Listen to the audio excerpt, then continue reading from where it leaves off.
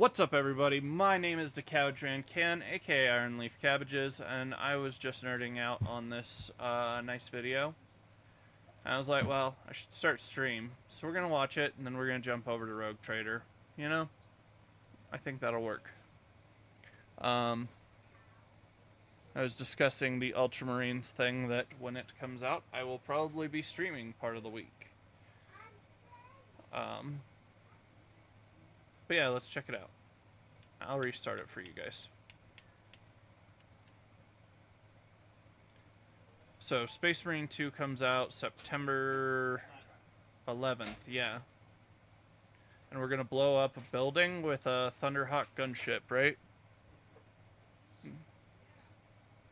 Oh, I'm sorry. Wouldn't it be a... Oh, what is it? What is that lighter? Is it arc lighter?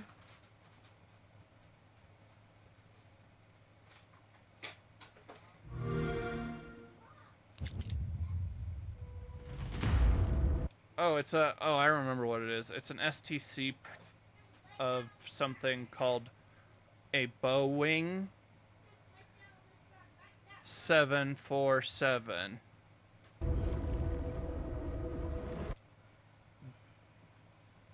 Though, if we wanted to hit the Imperium State building, we would need a B-52. Was it a B-52 or a B...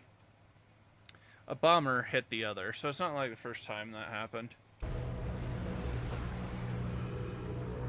Welcome to Space Marine 2, the newest installment in the Warhammer 40,000 franchise. I very highly suggest, I'll pause it for a second, I suggest they are not around. This is not my normal family-friendly content. There is some blood.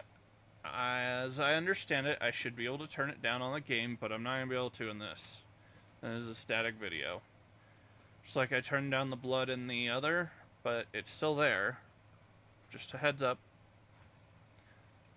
Shout out to the Samoan homies who are supporting. I appreciate y'all. To you by Saber Interactive and Focus Entertainment. I'm Oliver Hollis-Like, creative director on the project, and today I'm going to take you on a tour of... I'm Oliver Hollis-Like, creative director... Right there. The music shouldn't have been what it is right now. It should be the Chad music. Like the Chad beat as he, like, stomps up. Like, sup, homie.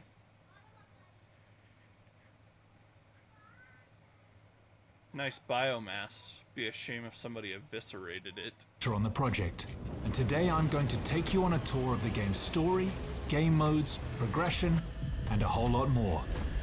Giving you a taste of what's to come when the game releases on September 9th. Space Marine 2 is a third-person action shooter set in the grim, dark universe of Warhammer 40,000. The game's campaign mode allows you to experience this epic story either solo or with up to 3 players in co-op.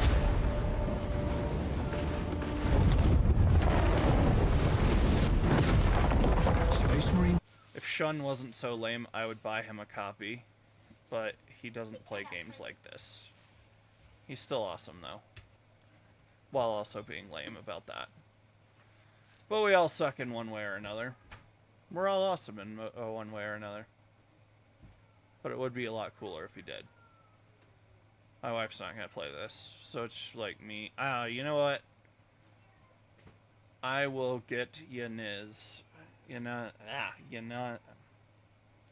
Yaniz to do it. 2's story begins a century after the events of the first game. Recording too, so that he's like, courage and honor, Captain brothers. Demetrian Titus Kinsmen, is a genetically enhanced super soldier and hero of the Ultramarines. We'll eradicate your kind from the galaxy. Titus has returned to the Ultramarines. You're a lieutenant now. Where he is demoted to lieutenant. Will that be a problem?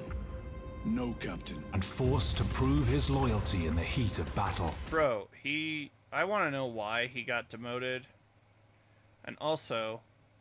On a loyalty in the... Is that your problem? Sicarius? Marines. You're a lieutenant. Also, guys, just first-time viewers, you need to understand something. I love the Ultramarines. every single company of the Ultramarines except for the second company. Mostly because of their leader, you might know him, Cato Sicarius. Insert I, Cato Sicarius meme here. But yeah, like, Cato Sicarius is a jerk. Fourth company all the way, though. Love me fourth company. But anyways, yeah. Uriel Ventress.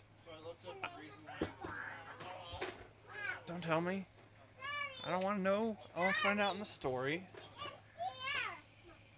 But, I mean, it is probably because Cato is in the way.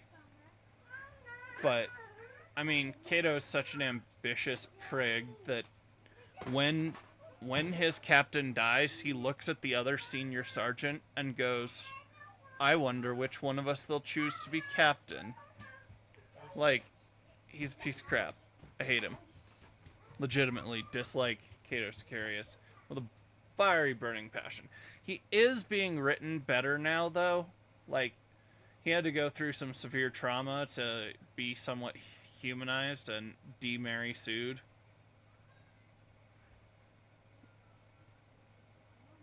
I wanted him to die in the warp, though. Not gonna lie. Lieutenant now. Where he is demoted to lieutenant. Will that be a problem? No, Captain. And forced to prove his loyalty in the heat of battle. But Cato On a Sicarius distant is all world, about that, he must face forcing one of people to prove humanity's their most fearsome loyalty. adversaries, the Tyranids.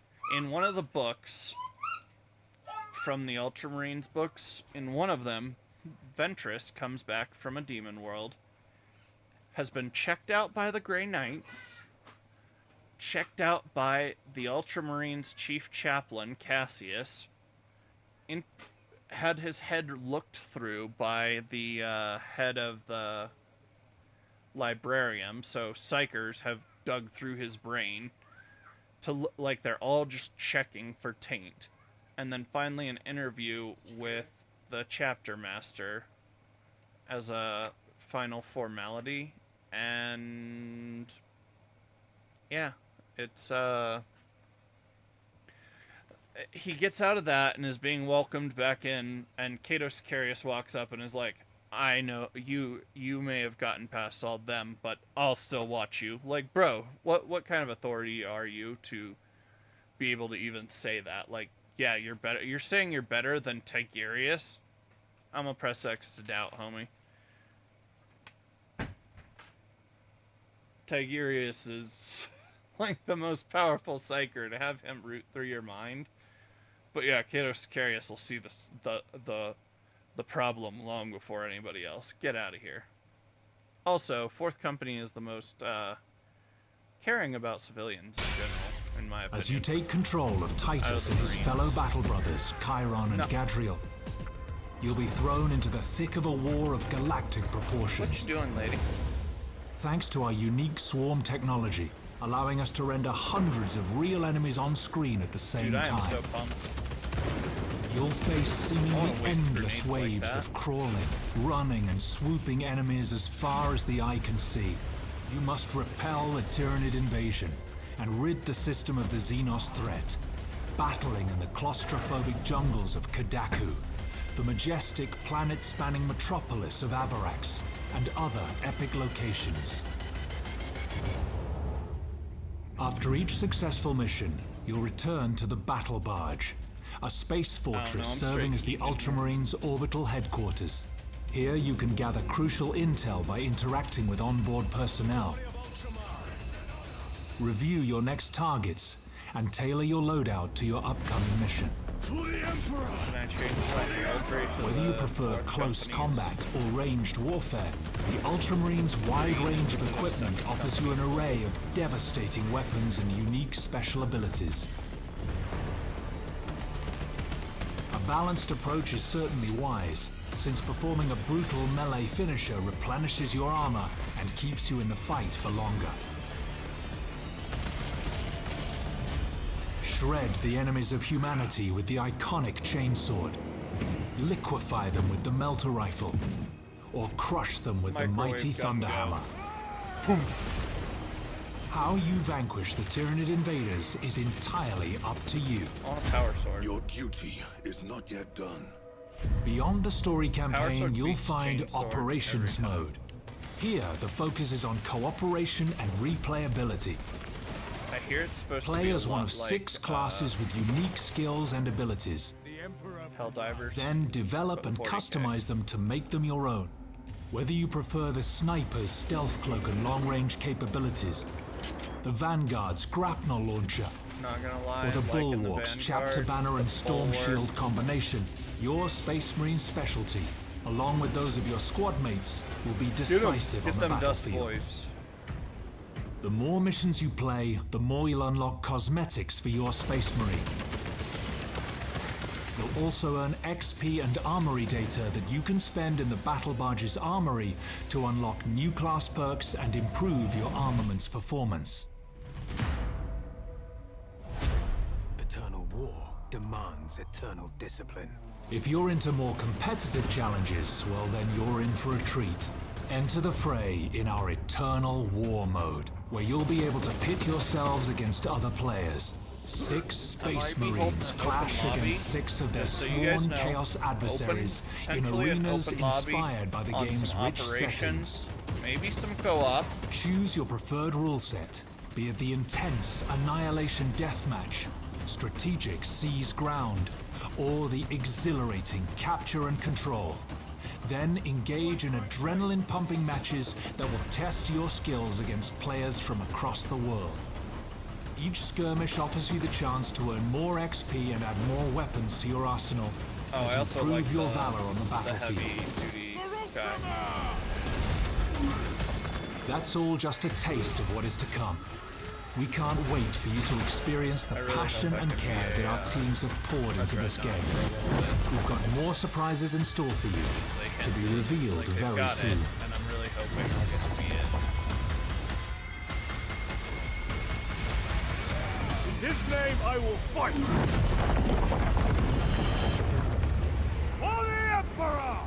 For the Emperor! Oh, sorry. Pre-order headphone the warning, standard, gold, or ultra editions and defend humanity on September 9th, when Warhammer 40,000 We're going- Space Marine 2 launches on Xbox Series. guys. We're gonna go. Heed the call of war, We're probably gonna for go your ultra. craft is death. Alright, anyways. Up. That should be updated at this point. Didn't expect an update, but okay. Owlcat Games. So yeah, might be doing some open lobbies when Space Marine 3 comes out, or 2, 3. When it comes out, I might be holding some open lobbies for co-op, possibly. Definitely for operations and some PvP, we might get a nice group together and make it so we don't got any randos, we're all just... It's all just part of the Cabbage Corps.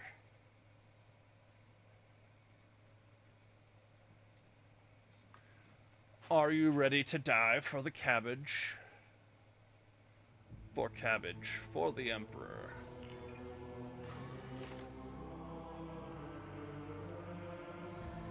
Oh, I do need to go leave a review. This game is great. Whew. I will need to refill this soon, I think.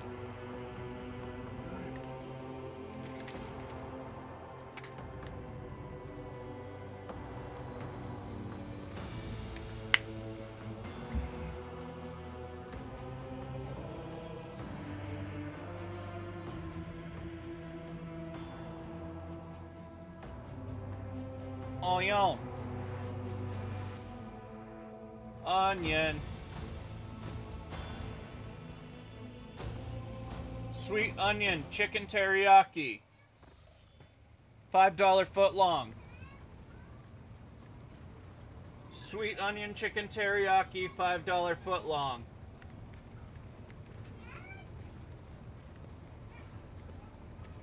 Onion.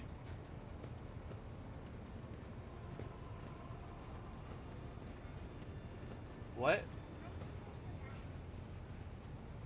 What What's she doing in the bathroom? Go tell her I called her. I gave her sister permission to get a shower, not her. Oh, I believe we were doing something or other. Joe Starr. Mr. Starr. Allow me to thank you again for helping me with the cargo, Sherin. I am sure the Ashmags who squirreled away my goods won't give up so easily, and I'll hear more about their scheming yet. Let's strike a deal, Sherin. I will watch your back if you do me a favor and watch mine. Well, enough jokes. Is there something you wanted? I heard you had a falling out with Cassia. You even threatened to kill her. So, Vigdis is snooping in on my Vox line. I wasn't threatening your navigator. I didn't even think about it. I was just relaxing in the good company of fragrant Amasat, sweet-scented Laho, and a handful of new friends from the upper decks. And right in the middle of the fun, the Lady Navigator swoops in and starts jabbering about how her head is about to split from the cacophony of colors coming from our cabin. Long story short, Sherin, I had the misfortune of getting a taste of what your officers have been going on about. They say when the Arcelio girl becomes upset, everyone in the vicinity loses their minds and is overtaken by Agi. And it hurt like anything. I can only remember everyone huddling in a corner, wailing like klaxons. As for Cassia, I think Cassia was flustered by the state of our clothes, which were very meager back then, as you understand. Before I could get my bearings, the poor thing was gone. The whole situation was awkward. As for the threats, they were addressed to one of the girls I'd been foolish enough to invite to our little party. That Casa used the confusion to pilfer a full pouch of Laho from under my nose. Alright, I need to explain Lo, a common form of recreational stimulant that consists of rolled paper stuffed with a plant-derived substance. When lit, the substance emits smoke that is inhaled through the tube. It's sort of cigarettes with a little bit of a stimulant involved.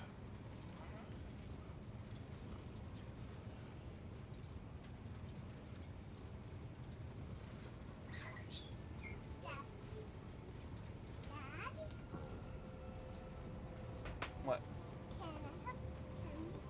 Have you summoned your sister? Tell her I said hustle.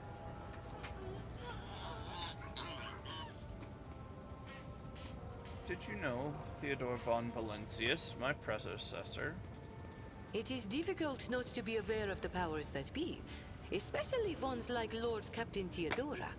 But we never met personally, as the difference between our positions was far too great. Theodora was a mighty ruler, the center of her own universe, and I, a pathetic commoner, was nothing next to her. But you were kind to me, Sherin, and in my eyes that puts you above your esteemed aunt, or whoever she was to you. Sweet onion, chicken teriyaki, $5 foot long. Your full stream name, by the way, now. What? Yes. Your full stream name now is Sweet Onion Chicken Teriyaki, $5 foot long. Okay, but they were great. Right, Fifi? I said right, Fifi? Dad, Yeah. what did you want? This tastes like not liquid IV. Thank you. Come closer. Tell me what it is you're trying to... Can I have a popsicle? Can I have a popsicle? What? Can I have a popsicle? What? You can't. Can we have a popsicle? What? You have your headphones on. Can we have a popsicle? What?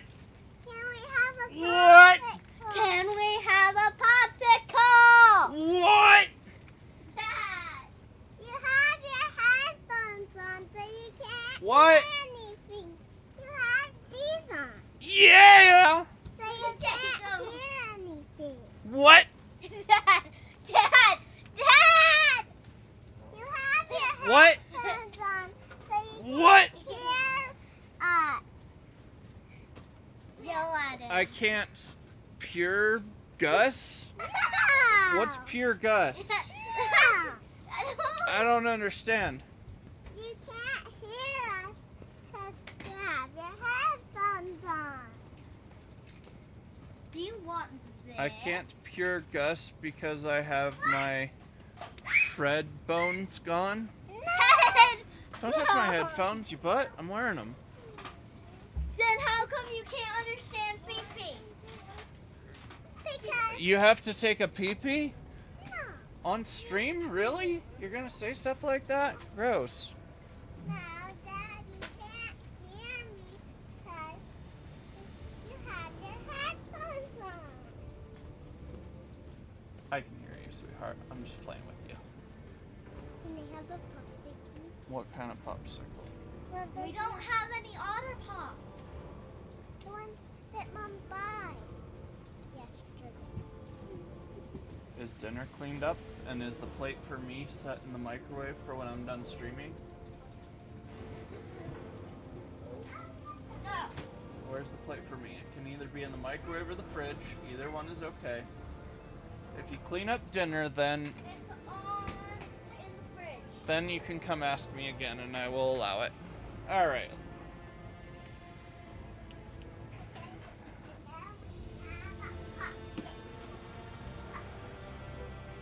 You keep using words I don't understand, like calling me Shireen. The language on Ifrit, my home world, is quite different from the one spoken in the Coronis Expanse.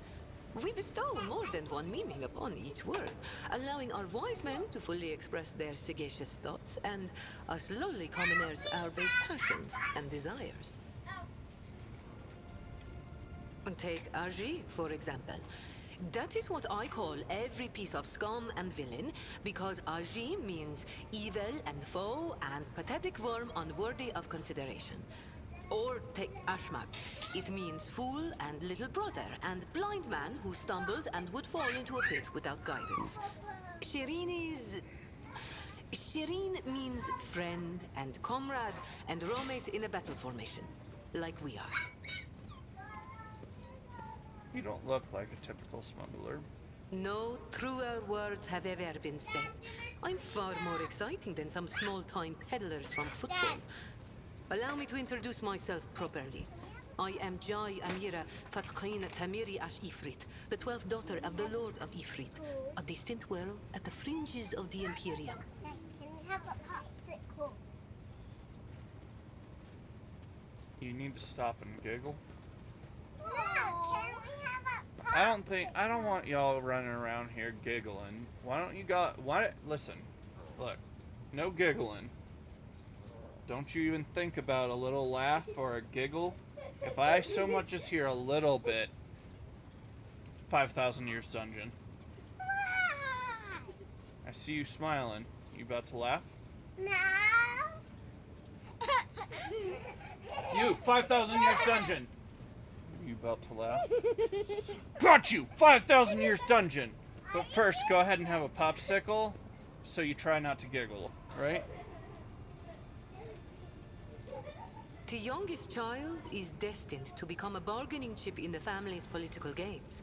But I was unwilling to accept such a fate, and wanted to choose She what to wanted to become be a and which path princess, to follow. so I When I married learned her the off Exalted to One watches strengthen over our alliance hundreds of with other Poland. worlds amidst distant stars, I understood there was an entire world of opportunities beyond Ifrit.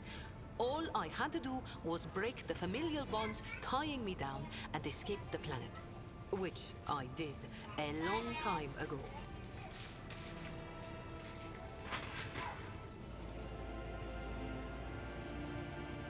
How did you escape from Ifrit? I convinced my father I personally wished to oversee the inspection of imported goods. I had to get experience so I wouldn't Onion, bring shame on our open family, stuff. didn't I? I made friends with Open traders, your brother's missionaries, and popsicle. soldiers at the port. I listened to their stories, studied the charts, learned what documents I had to forge to escape the planet. A kind word here, a shiny coin there. And here I am, in the iron belly of a ship, braving the void in search of a new life. Why did you choose to come to the Coronis Expanse? The Coronis Expanse. A gorgeous name, isn't it? But this backwater wasn't my original destination when I escaped Sherin. Oh no, it was the rumors of incredible freedom that brought me to the Coronis Expanse. Freedom that is generously bestowed upon everyone who can survive in these parts. All doors are open here. You can become a saint, a mogul, a kingmaker, or anyone you like, really. Here, hard work pays off.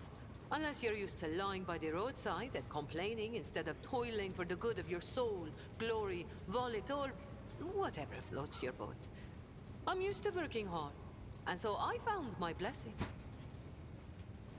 Judging by your implants, you've had quite a few close shaves over the years. Consider it a mark of my trade. This year, Xenos. Dumb-headed orcs. Who knew that we weren't the only ones to get tempted by the wreck of that raider?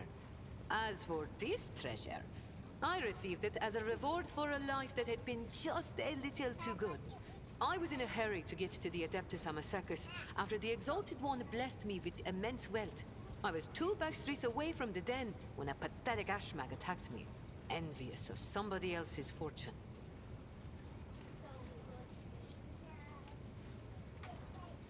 Okay, that's what I thought.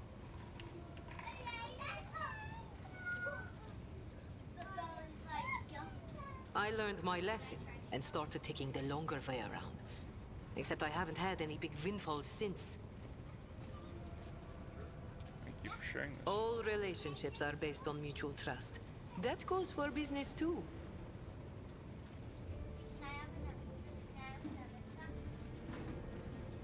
Was there some business you wish to discuss? Oh, Sherin, I did manage to spark your interest.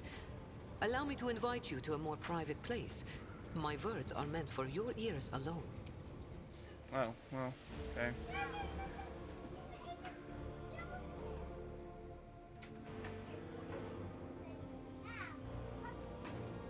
Hey.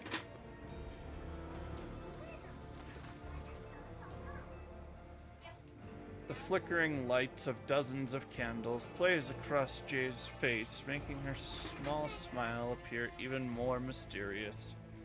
Shireen, the Exalted One himself brought us together the day you crossed the dame's threshold.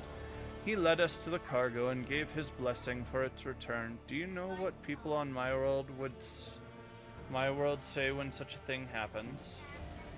What's gained is to be shared with your neighbor. She points at the containers in front of her. One contains a polished Aldari rifle, a rare model, and the other holds an ornate sword. I am sharing what I've gained with you. Please accept these humble gifts in honor of our wildly successful, though suddenly struck friendship.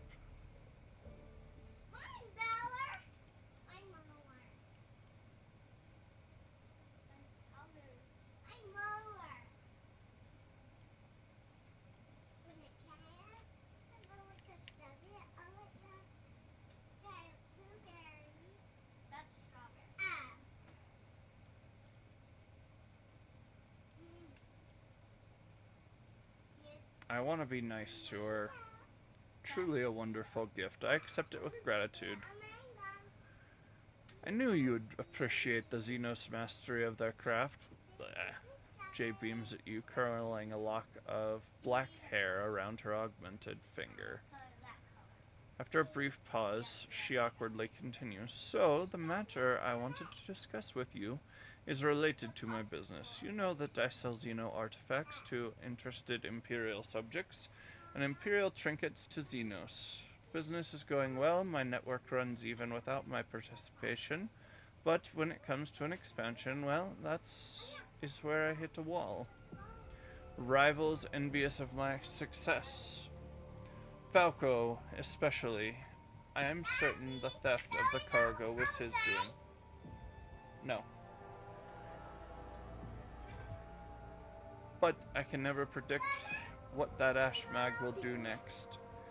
And while the Imperium's authority may be fragmented in the Expanse, it could crack down on my profession at any moment.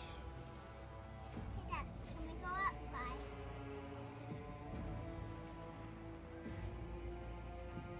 If you were slightly less useful to me, I would have brought you to justice myself.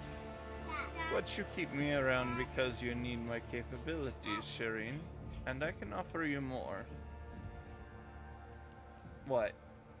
Can we go outside? No. I already told Joestar. No. You had a popsicle. Be grateful for what you get. Joestar, eat on the white floor so that if it spills it can be wiped up. If the rogue trader put in a good word for me with the servants of the Adeptus Administratum, I could become an official trade representative of the Imperium. Just imagine it. A little scrap of paper will offer me and my agents protection against Ashmag schemes far better than any refractor field. And even the Inquisition will have to think twice before they mess with me because I'll be a representative of the law in my own right. And the best part is all of this will cost you precisely nothing, Shireen. All you have to do is stop by the Administratum Palace and obtain a certificate from the Master of Seals. My informants tell me that the palace is located on Dargonis, your capital world. You see how everything has aligned so wonderfully, and of course, I will repay you in kind.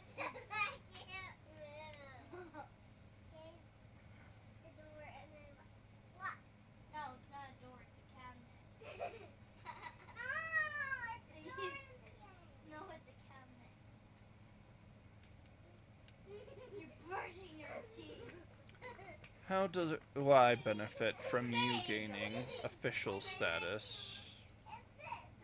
Besides being in receipt of my eternal gratitude, Shireen? Wouldn't it be beneficial to have someone in your retinue with the weight of authority behind them rather than just another pawn? One slip of paper and I will be able to extend my network to systems far beyond footfall. My agents will be your eyes and ears throughout the expanse. Shall take it into consideration.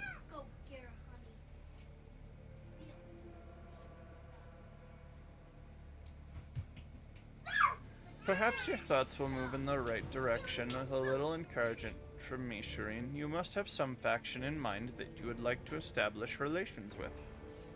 The severe Drusians, the hot-headed pirates of the Kaz Basilica. You merely need to use the right words, like a key for a lock, and people will open their hearts to you, or their wallets. I will arrange everything, you merely have to ask.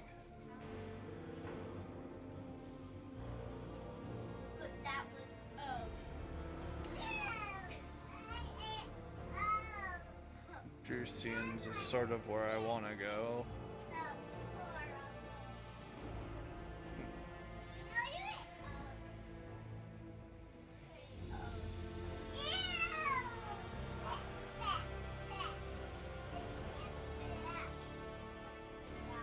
I want Navy, but that's not there.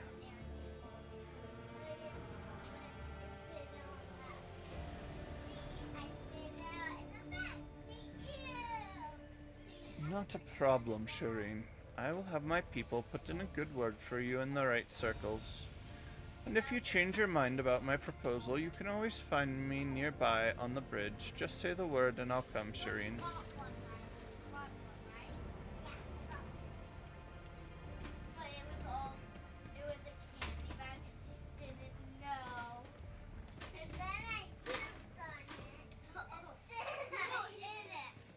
Alright.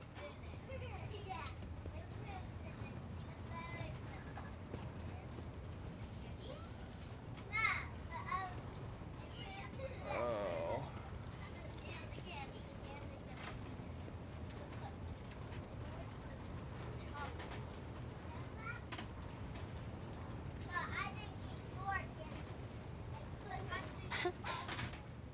Words cannot describe how boring the bridge is without our stimulating conversations.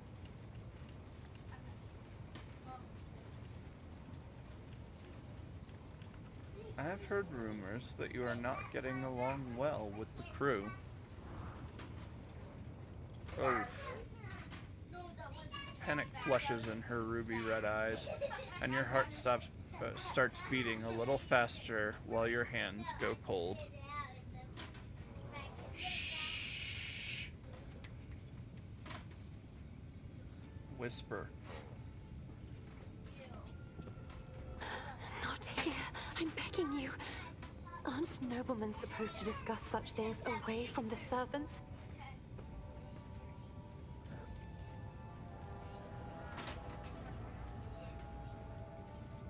Let's go to my study. No one will disturb us there. Then lead the way, and I will answer all of your questions.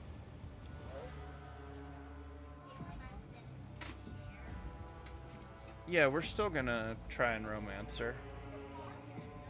What is it you wanted to talk about, Lord Captain? I have nothing to say to your unfounded accusations about my conflicts with the crew. I cannot recall having a single quarrel with any of your people during my time aboard.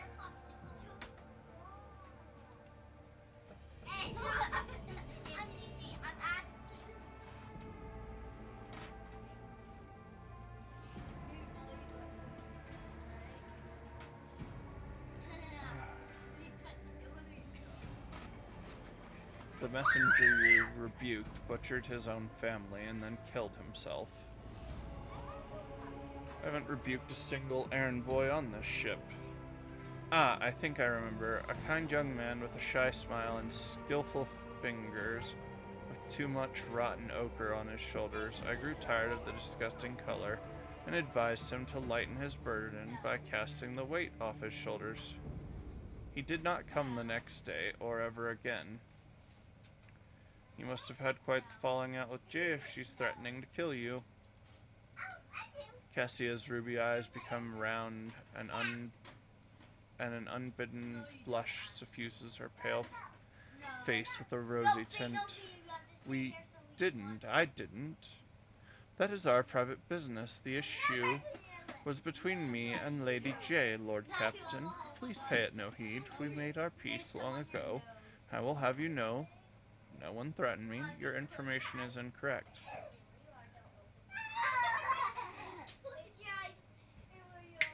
Ladies, quiet down. I gave you a treat. I need you to be quiet while you eat it, okay?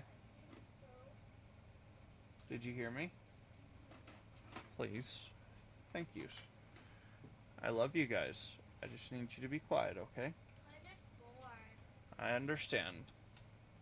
Can we call Nana? Perhaps in a little bit. Okay. I agree to that. In a little bit? That's not the phone. Is right now? Let's go now? No. During the warp voyage, you gave the wrong orders, which led to the vessel shifting off course and the service bay being destroyed. I saw something in the warp, something vast, predatory, shimmering with indescribable colors. It came from nowhere and stared at the ship with hundreds of hungry eyes. Right there in our path, I decided to change the course, while it was still possible but did not want to so panic. Would it have been better to tell the crew we were heading straight into a monster's gaping maw? The officers are reluctant to be quartered next to your chambers because of the constant emotional outbursts it causes them. Some of them even maim themselves and others. I already told you I cannot control my abilities. What else do you want from me? Will I be assigned a pariah chaperone? Will you put me in suppressing shackles? Would you mind telling me why you needed 100 species of bird and what you used them for? Admittedly, I am at a loss myself. The day we arrived on Footfall, I sent a request to the ship's quartermaster and asked him to get me a songbird. But he never asked for clarification. Shortly before we left, I had a countless number of cages delivered to me, all wrapped in bright red panic with flickering tints of fear. There was a bird in every one. I was so excited, I thought I would have hundreds of friends. I thought I would have 100 friends instead of just one. They were squeaking so piteously. I let the poor things out. Even fed them my breakfast and dinner, but the stupid birds would not stop chittering. Even after bedtime, they were dashing about the room, smacking me in the face with their wings, and defecating. I became... Shh. I became angry, and suddenly they started pecking at each other's eyes and attacking me. I think I became afraid, and they fell over dead. I do not think I want to keep pets anymore. I think I have heard enough. Will you share your thoughts with me?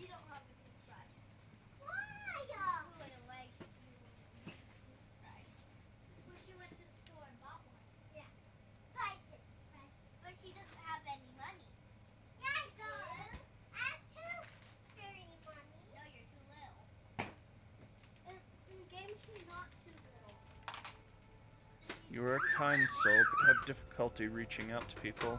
I could teach you the art of communication, if you like. That would be wonderful. My education on Uric 5 was cut short. He needs to stop screaming, Onion.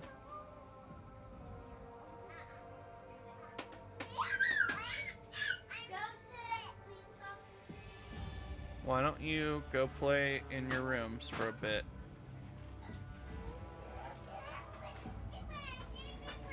Show me you can handle things without... Show me that you can handle things, and I can probably get either your mom or your uncle to give their phone to you to call your Nana. Not right now, I can't. That would be on... yeah. Was cut short, but I had realized by then that the wisdom of books is a poor substitute for the wisdom of experience. Very well, since we are done with this misunderstanding... Huh? Yeah. Yeah. I would like to change the subject. It would be only fair for me to ask you a few questions now, wouldn't it? Cassia hesitates and continues in a less confident tone. Do not mistake me. I'm not going to accuse you of anything. It's just that you are the most worthy interlocutor on the ship, and you are always so busy.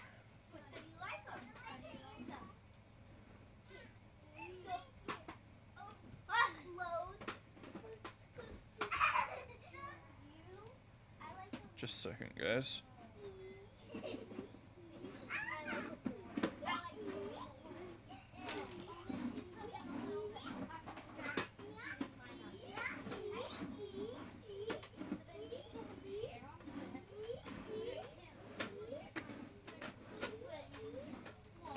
And you are always so busy. What would you like to ask? I read a treatise by Pastius de Mobius very recently. He claimed that subjects would never believe their new ruler was better than the old one unless the old one had been a tyrant. No matter the circumstances, the low-born rabble become deluded about their prospects and rebel in favor of their base desires. What do you make of that?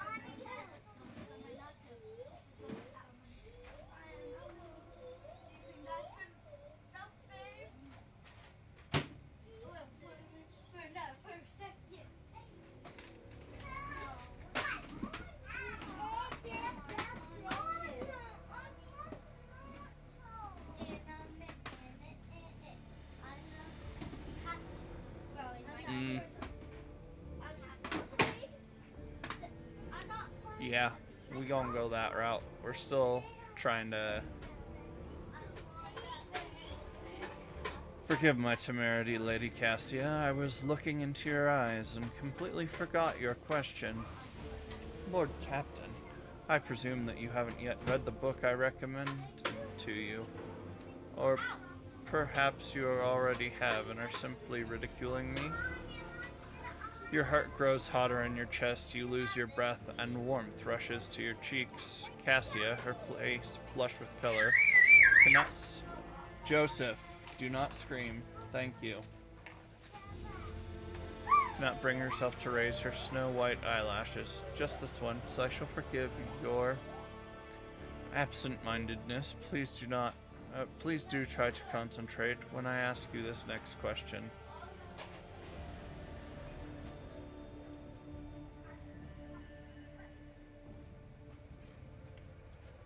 According to the 20 tomes penned by the preacher Ostech Stefan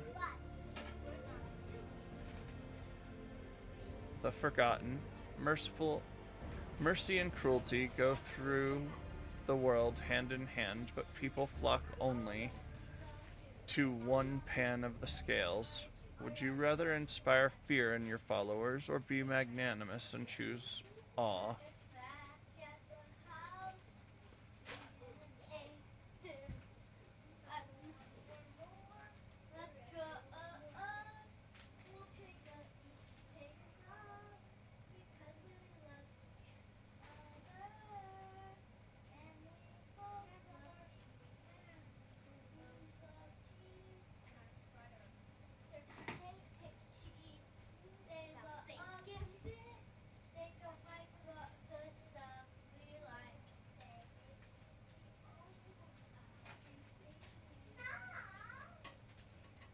One must be a tyrant, a friend, and a jester to one's subjects. What matters is that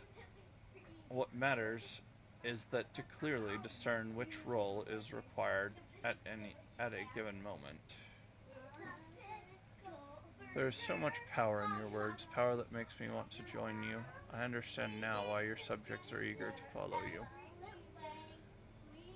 We may not think alike, and I do not always understand your motives, and yet, may I be candid with you? Please do, continue. I must confess that sometimes I can hardly bear the burden the house has placed upon me. I feel I am not doing my best. Tell me how you, the heir to a protectorate, can bear the responsibility for billions of lives day after day and not stoop under all the weight.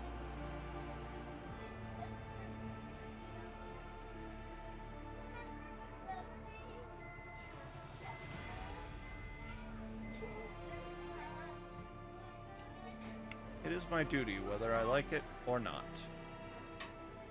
Thank you for your patience, Uriel. You are helping me to see the world in different colors. A novel experience for me. Our conversations hold a special place in my heart. Allow me to bid you farewell for now. I am heading back to my chambers to consider today's conversation.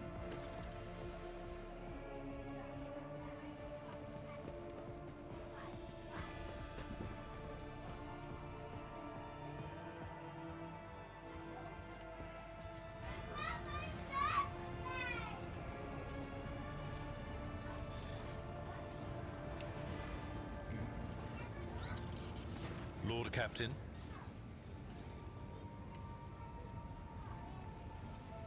Lord Captain. Imagine dismissing Abelard.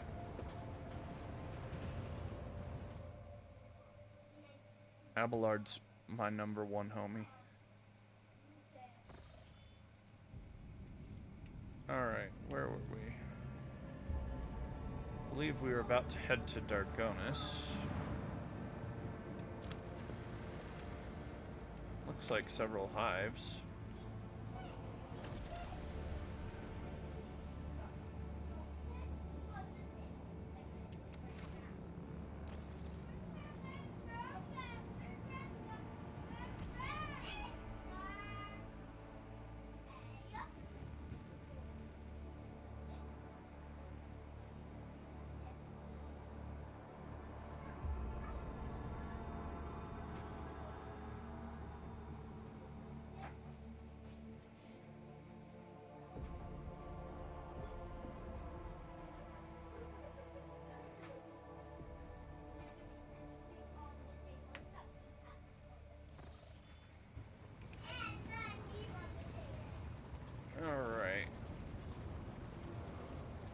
did want to see.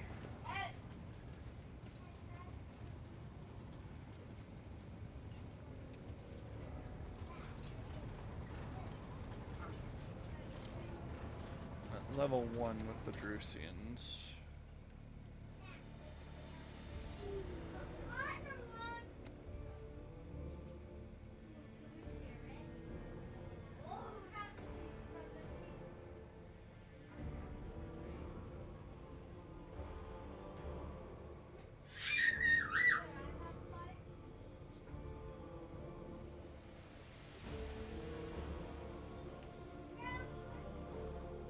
Cause see, I want to get Sister Argentia running this kind of stuff. A heavy bolter. I want this power claymore for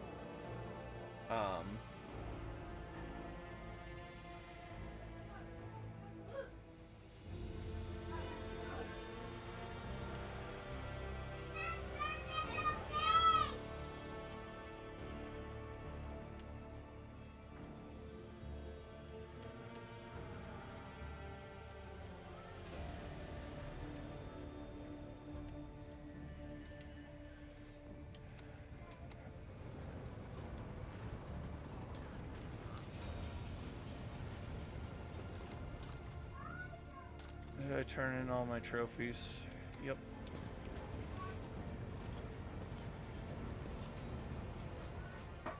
Alright. Mundus Valentius.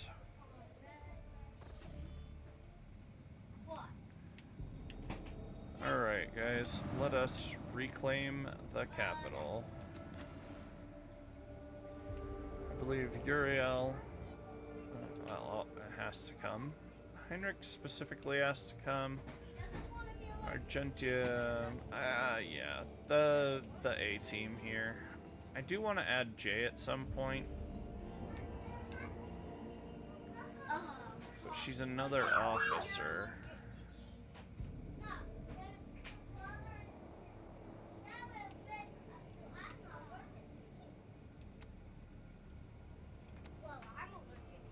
Alright, I'm gonna go with her. I upgraded her.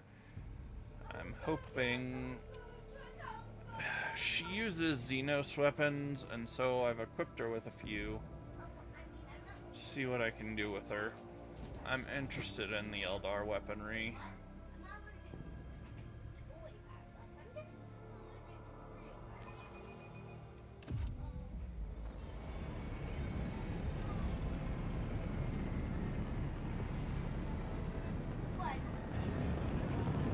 Glory to the great rogue trader. Long live the rogue trader.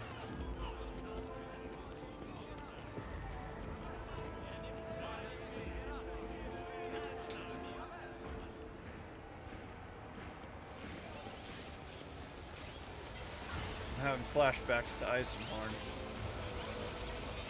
The arch is gonna get blown up.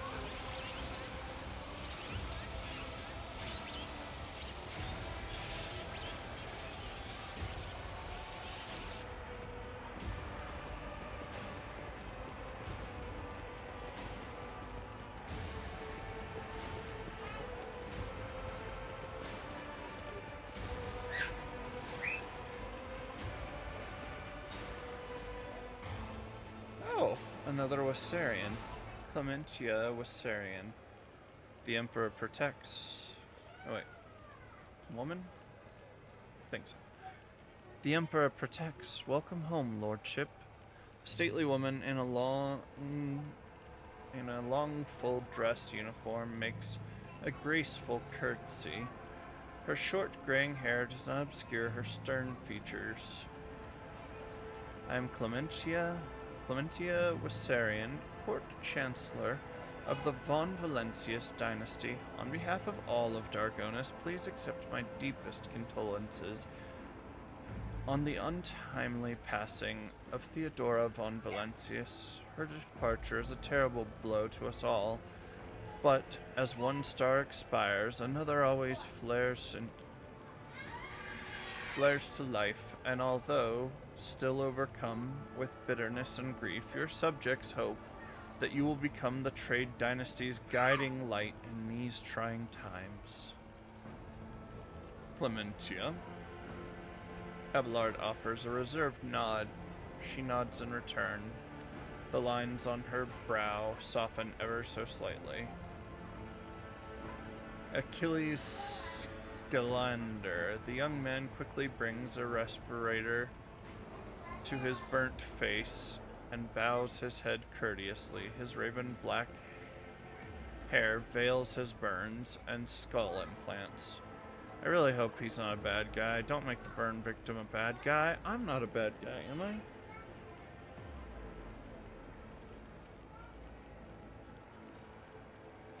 His raven black hair veils his burns and skull implants, and his thin metal fingers creak quietly as he offers a welcoming gesture. Achilles Scalander, secretary at the Administratum Department. I hope your journey to Dargonus was not darkened by unwanted troubles.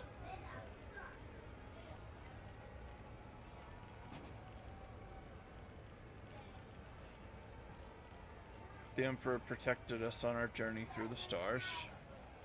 Achilles makes the sign of the Aquila, and may he remain merciful to us to the end of time. Does your lordship wish to survey the grounds, or perhaps we could sate your curiosity by answering any questions you might have?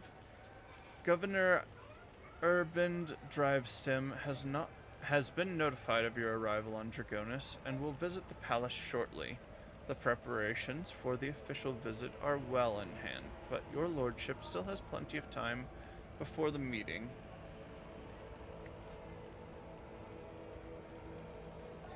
Hold on, Clementia. What did you say your last name was? You heard correctly, your lordship. I am of House Wissarion, Lord Abelard's granddaughter and direct descendant. Oh heck, I need the thing. Let's get some metal going.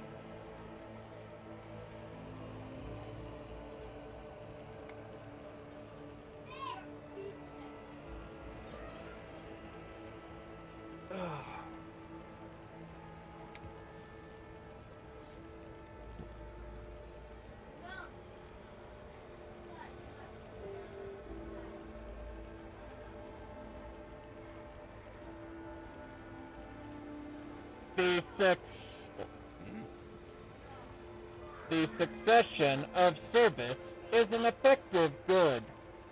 It grants new generations understanding of their function within the mechanism. Chancellor Wissarion has held her position at the Von Valentius court for many years. She earned Lord Captain Theodora's respect through acts of great perseverance. There's no room for doubt. Blood has nothing to do with it.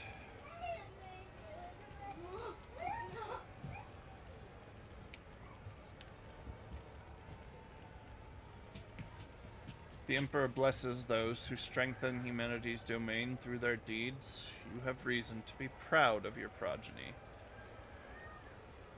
Thank you, Lord Captain. Why isn't the governor here with you to greet me? Apologies, your lordship. Governor Drivestem's residence is on the other side of the world, by the Administratum Palace of Dargonus. We sent word as soon as you entered the system, but it takes time to travel the great distances of your domain. Chancellor Wissarion appears unruffled, but you cannot shake the thought that the governor's lateness is a subtle political gesture designed to test the limits of what is acceptable when it comes to interacting with the new rogue trader. I would like to rest in my chambers before the meeting. Where are my chambers? Achilles Scalander. They are very close, just down the hall. They are very close, just down the hall. That is also where the study and the audience chambers are.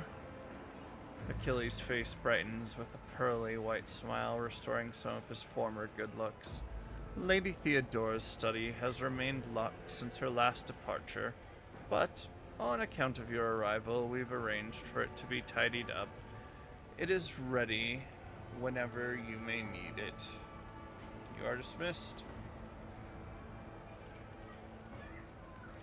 I apologize for my bluntness, but I have a request to make. Perhaps, before the meeting takes place, the illustrious Lord Captain could spare a few moments for a conversation with me. I'm certain you will find my report on the state of affairs in the Von Valencius Protectorate most useful.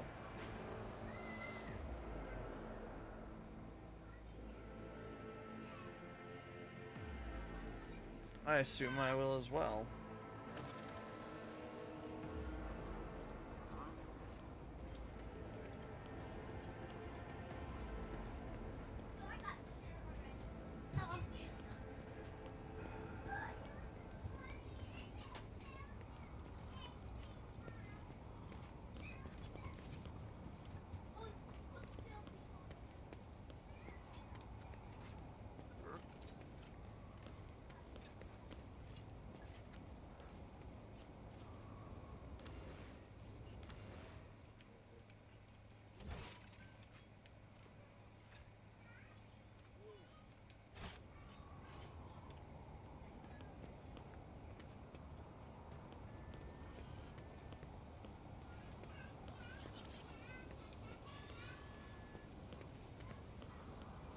An ancient cogitator linked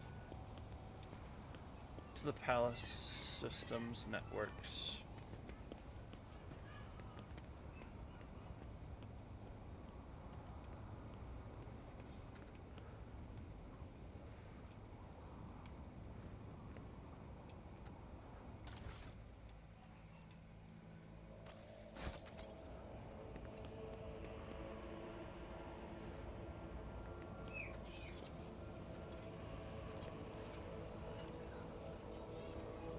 A living fruit-bearing tree in the heart of...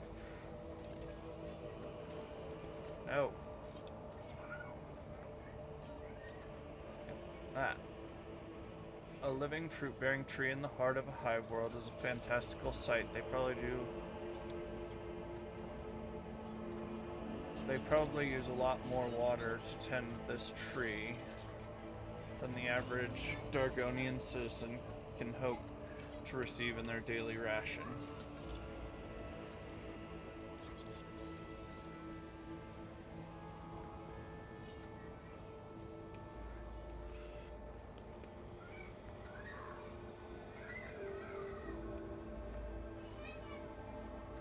You will stand when I am present. Okay, you're good.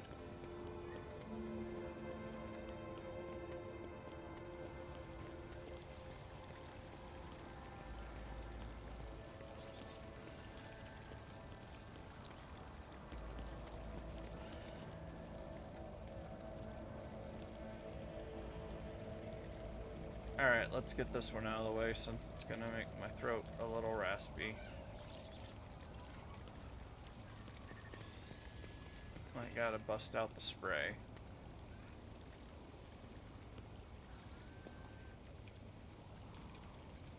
What a lovely day it is, your lordship. Your presence only makes it better.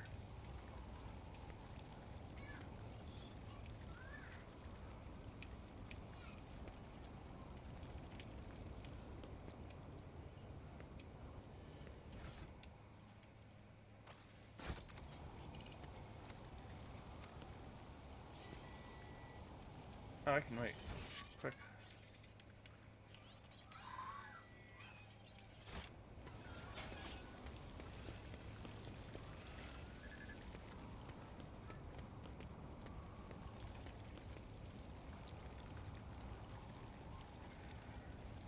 Let's hear the bad news, bud.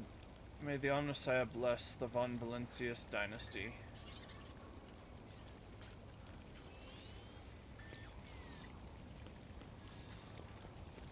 Oh, I thought I'd have to actually talk to people.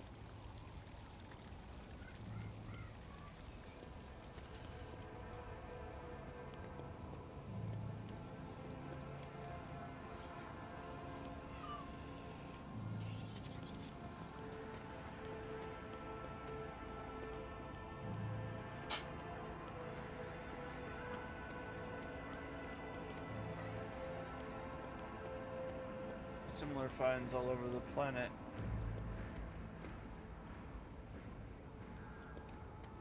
Your lordship, do not worry about your trophies and treasures.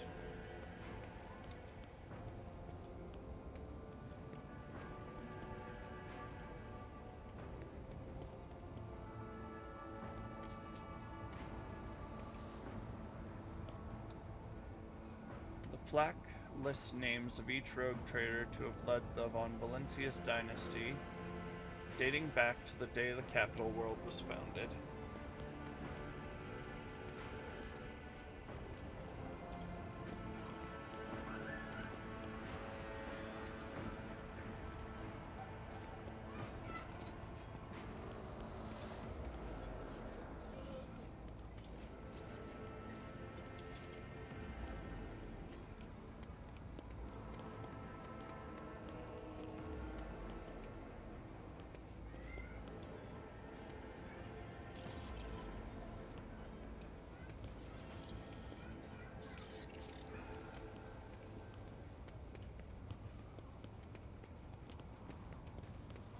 Gun batteries at the ready.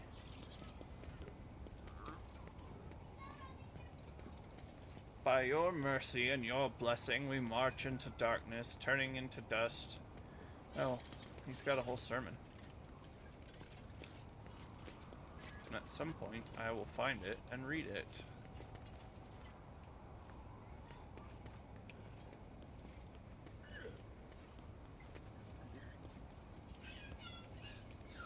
Alright, so that's what's over here.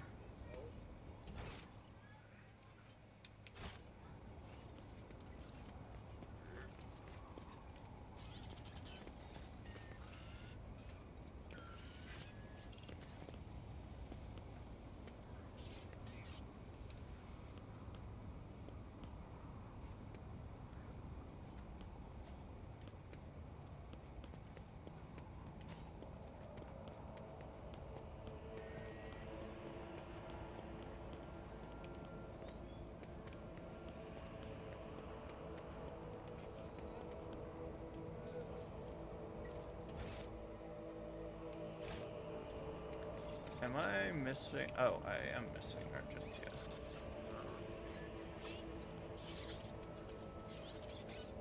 Okay, she's having a little fun at Mass here.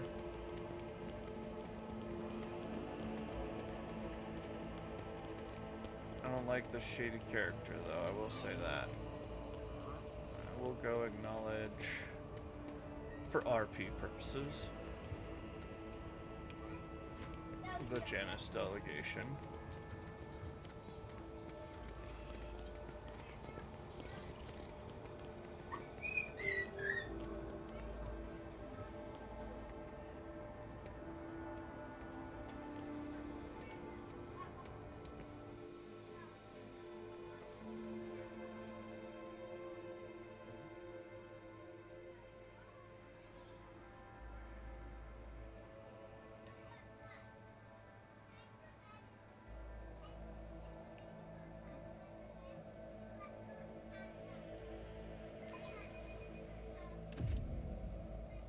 I want to find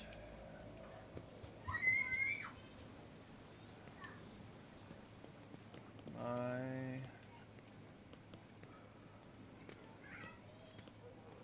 welcome, your lordship. Let me inform you of the location of the chambers on your dynastic estate. Carry on. The main throne room is up the stairs and straight ahead. Your subject Achilles Skylander informed me that he humbly awaits your opportunity to meet with you there.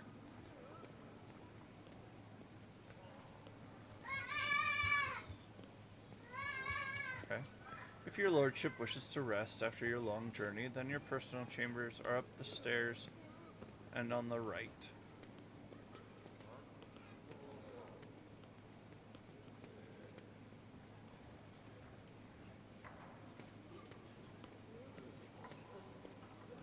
If you need anything, whatever your soul desires, I'll be right next to your chambers, eagerly awaiting your orders. Very well.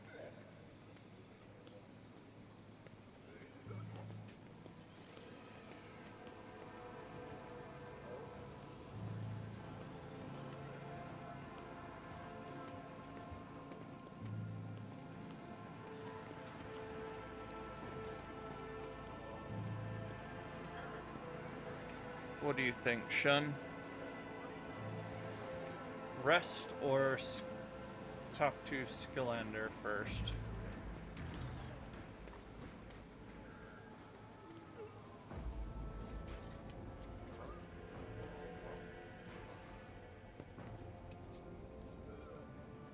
There's a faint mark on the polished mantelpiece, which was likely left by a glass.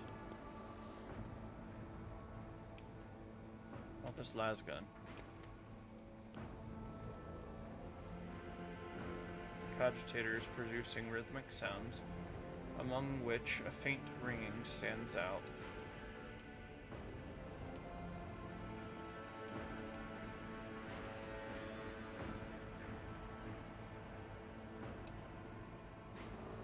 The antique piece of furniture was obviously well cared for, but it scuffs.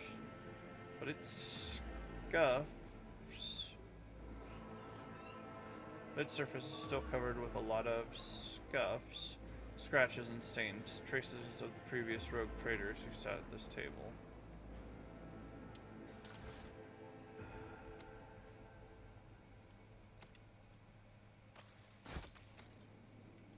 Stay faithful, and you will be rewarded.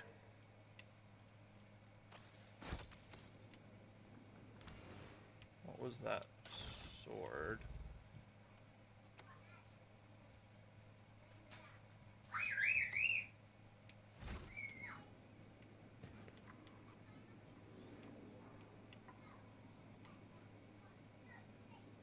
That is a Melta. Sturdy safe equipped with several bizarre mechanisms.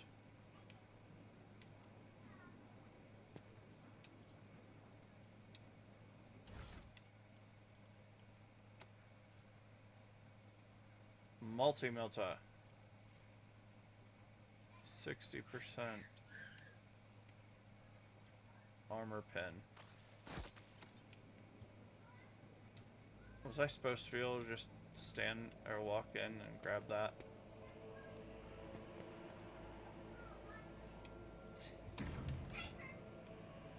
There's a pattern to open something?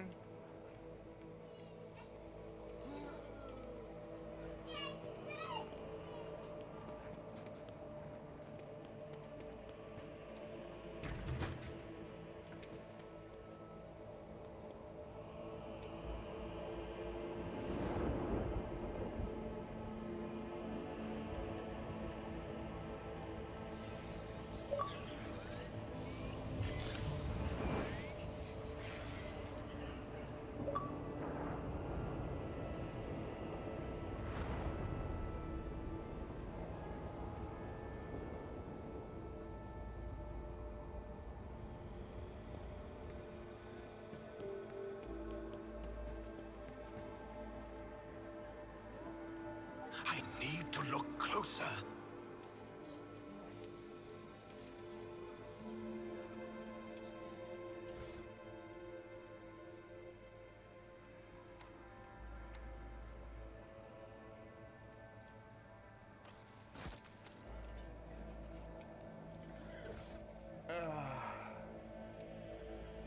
Nightweave silk, set of cons. Alright.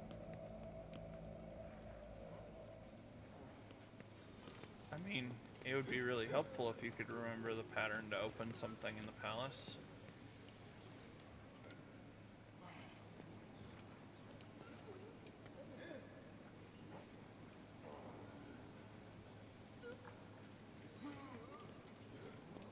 According to the inscription on the statue, this is a gift from House Gaprick to the Von Valencius dynasty.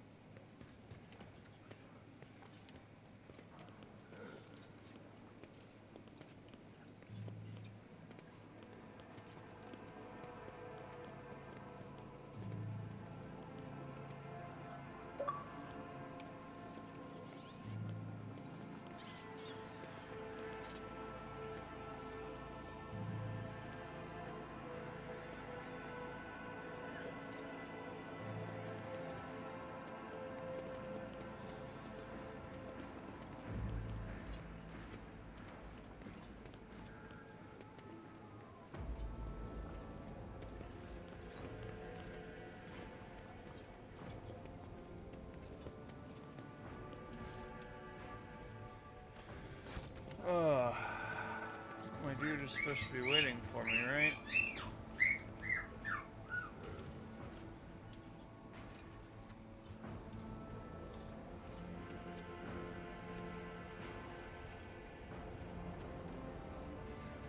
Oh good, I don't have to walk all the way back if I want. If I don't want.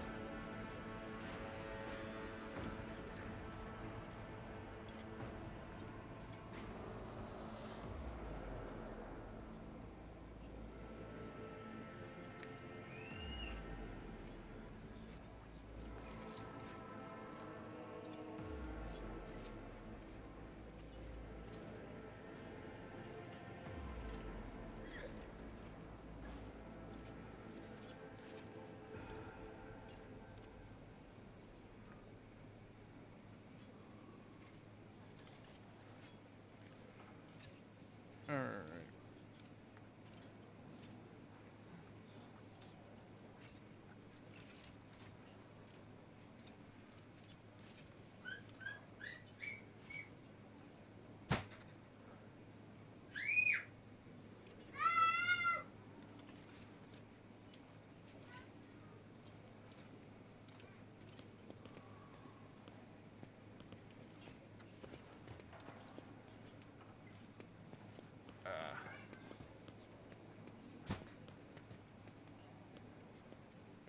Oh, there you are, Achilles.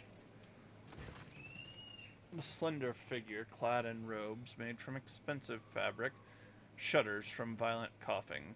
Pressing a gilded respirator to his face, the man takes several deep breaths.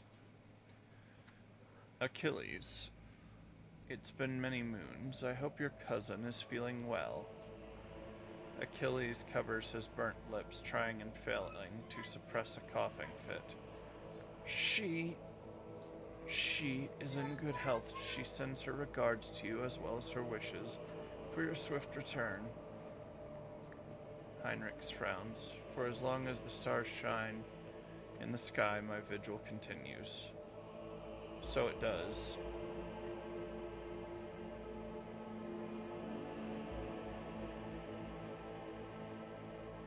I'm not so foolish as to fail to notice a conversation in code. Your insight deserves credit, rogue trader. Then again, I expected nothing less from Theodora von Valancius's successor. Allow me to introduce Achilles Scalander properly. In addition to his duties as Secretary of the Administratum, he acts as an agent of the Golden Throne under my aegis. Master Scalander was transferred into my remit by a colleague who is engaged in other matters in the Coronis Expanse. I'm sure you will find Achilles' service useful, especially when dealing with the schemes of humanity's foes within the borders of your protectorate. Greetings, Lord Uriel von Valancius. Allow me once again to express my deepest condolences that on the loss of the Lady Theodora. Dad, Mom should be back by now. She is getting medicine. I will do everything I can to track down and destroy all of Conrad Voigtvir's accomplices on the capital world.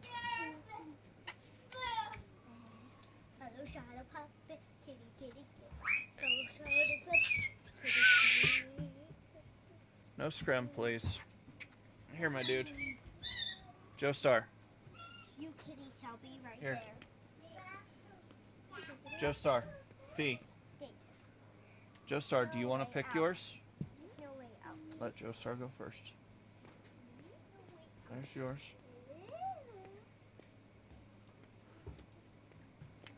I might buy you that thing.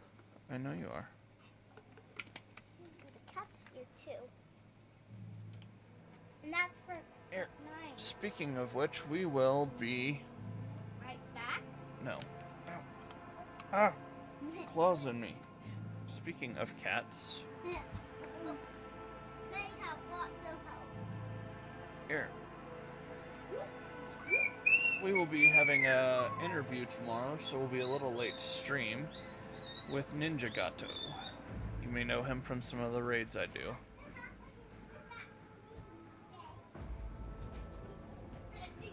Okay. Do you know anything about what has become of Conrad Voigtbia? The former Master of Whispers is a heretic and a traitor to the dynasty. Word of his treason reached Dargonus too late. Conrad came to the planet and left it almost immediately once he had sown discord in the minds of the gullible and naive.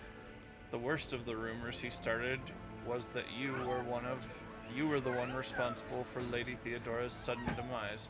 Of course, your loyal subjects did their best to skin alive anyone who showed signs of doubt. But it seems unlikely the Wardens got to everyone who has allowed doubt into their heart and now nurtures it in secret. Ah, jeez.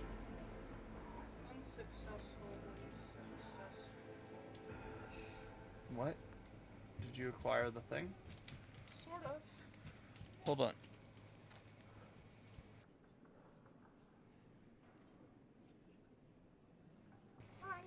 We'll be right back.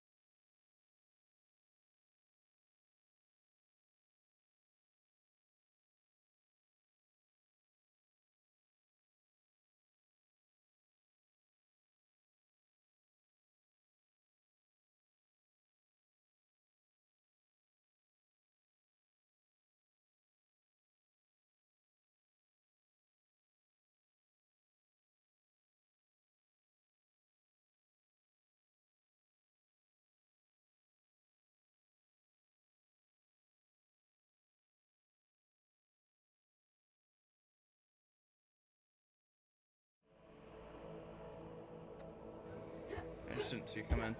Sorry, not gonna talk about medication and stuff on stream. Oh, you promised me a report on the present state of affairs in the Protectorate. I've already forwarded all official reports to your Seneschal. As for the conversation we're having right now, I wouldn't trust any paper or data slate with its contents. You see, Lady Theodora, may the Emperor have mercy on her soul, was perfectly aware of Dargonus's political environment. You, however, have only just arrived on the capital world, and I thought it would be best to bring you up to speed. Frankly, the nobles of Dargonus, much like the nobles of most worlds, are akin to spiders in a jar, ready to pounce on whoever is weakest, or whomever they deem to be the weakest. The nobles of Dargonus are well-respected, rich, and powerful individuals who held Lady Theodora's favor for many years and found ways to rise above the rest. Jeez, dude. By diligently serving the rogue trader. Every family pursues its own selfish interests, and each one expects that with the transition of power they will retain and even add to their lands and wealth. The families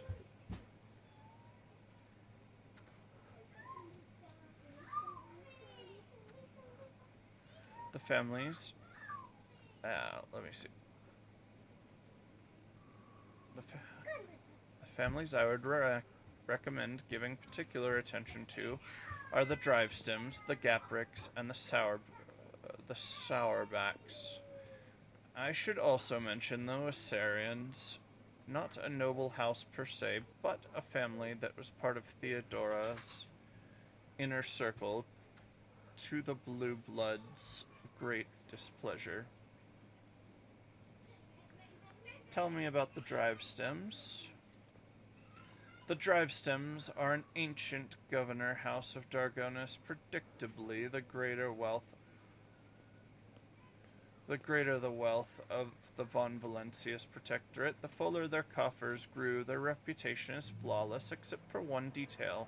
We have evidence that Urban Drivestem's rivals seem to have the misfortune of regularly falling victim to Xenos raids. I find these attacks are always a little too advantageous for the Drivestems. We lack solid proof, and it might never surface. The closer an official is to a rogue trader, the braver and safer they feel. I would just like to remind everyone that rubbing shoulders with Xenos is a heresy that can be overlooked only in the case of the von Valencius heir, not his servant. What makes the Gaprix special? The Gaprix hail from a remote forge world. Among their distant relatives, there are many servants of the Omnissiah, and the house itself is close to the cult of the Adeptus Mechanicus, both in spirit and in their business connections. The Gaprix oversaw the industrial shipments within your protectorate until recently. Ever since the astropathic communication with Kiava Gamma was severed, they've been quite concerned about the security of the planet placed in their care. What can you tell me about House Sauerbach? Religious and hardworking, the Sauerbachs own many enterprises, including distillation manufactorums that produce promethium. I must note that lately members of the Sauerbach family have been prone to overly liberal statements about the von Valencius dynasty. They believe that Lady Theodora is a bit too keen to leave her worlds without proper oversight. I can give proper oversight, and I know the family I would probably do it with. Would like to know more about the Wissarians. The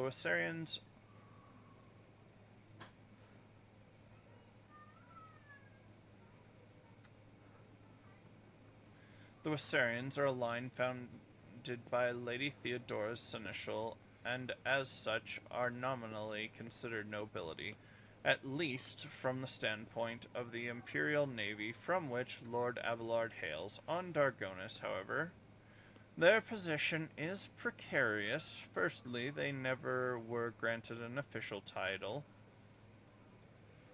a process which has been impeded for decades by the old houses of Dargonis, and secondly, the other families do not see them as equals, but more as upstarts clinging to the rogue trader's favor. The Wissarians are responsible for the capital world's fleet and the majority of the cargo shipments on domestic routes.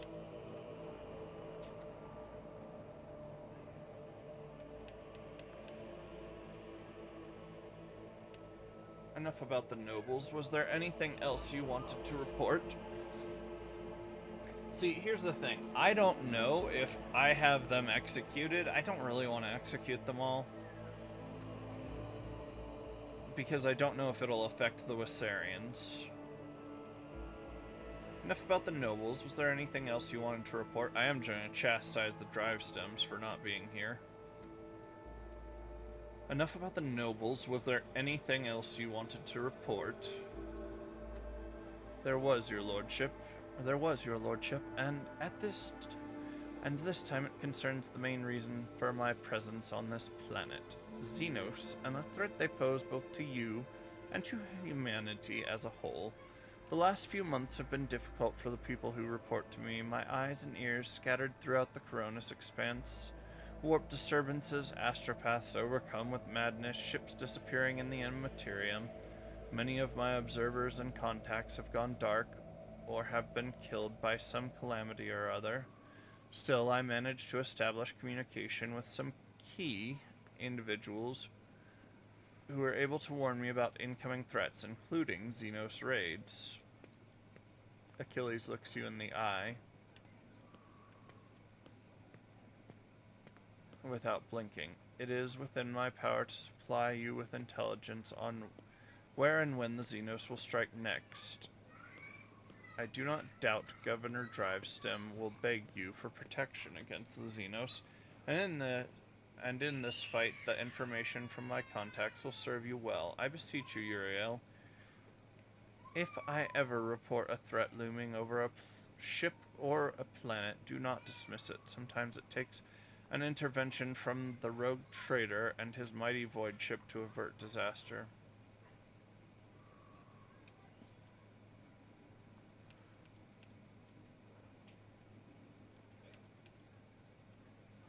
So wait, will it, is the question, affect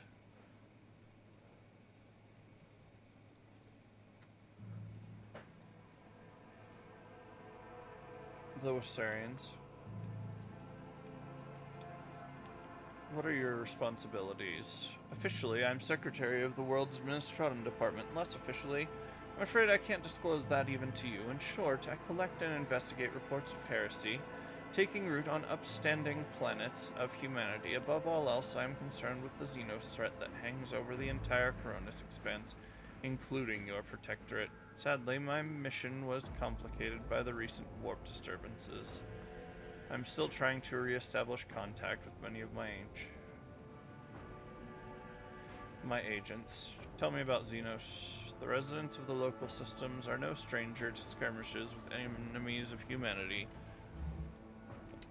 But recently, the loathsome beasts seem to have completely flown off the handle. We're receiving reports from ships that made it through the warp to Dargonis, both they and the colonies they departed from being attacked. We've identified the breed that posed this threat, the Drukhari, humanity's ancient and insidious foes. Be vigilant on your travels.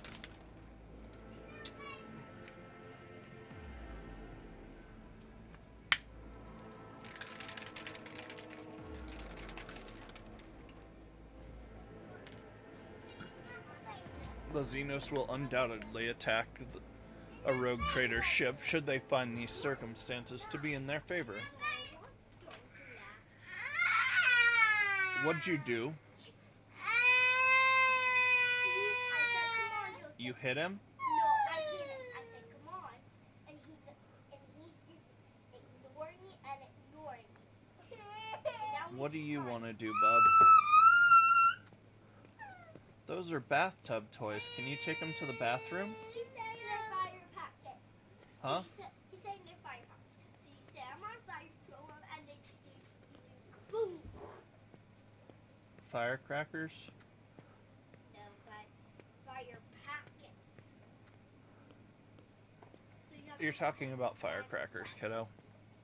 Oh, Humanity, ultimately, in the host of humanity, there are those willing to grovel before our enemies in the hopes of a valuable reward. You may be interested to know that we are on the trail of such heretics. Achilles glances at a data slate. Overwhelming evidence indicates that a plundered void station in Langren's belt is being used as a base by a band of pirates who are not above dealing with Xenos. I was unable to persuade the Chancellor of the need to dispatch a ship there, but perhaps you would like to pay a courtesy call to these scoundrels yourself? Do you know anything about the cult of the Final Dawn?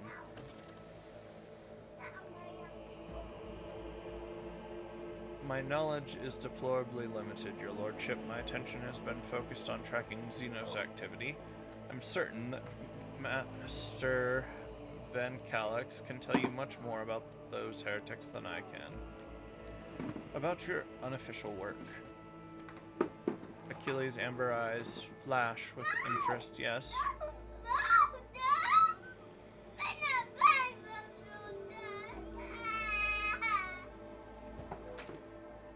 Whom do you truly serve?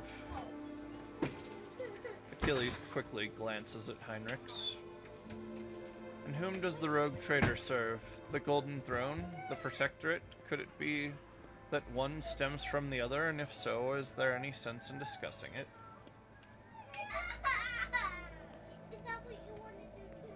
I have other questions. I'm gonna be rude. After you deflected. Scars on your face, what happened? About 5 years ago, there was an accident. Several tanks of promethium exploded in the storehouse at my estate. I was burned alive under the rubble. The Emperor preserved my soul, and the skilled physicians of Dargonis saved my body except for my lungs, with which I had to part. I presumed the incident was an attempt on my life, but the identity of whoever was behind it remains a mystery. I must take my leave. According to the message I received a few minutes ago, Governor Drivestem has arrived at court. I imagine the Chancellor is already preparing to arrange the meeting. All that's left is to notify her that you are ready to see your bend.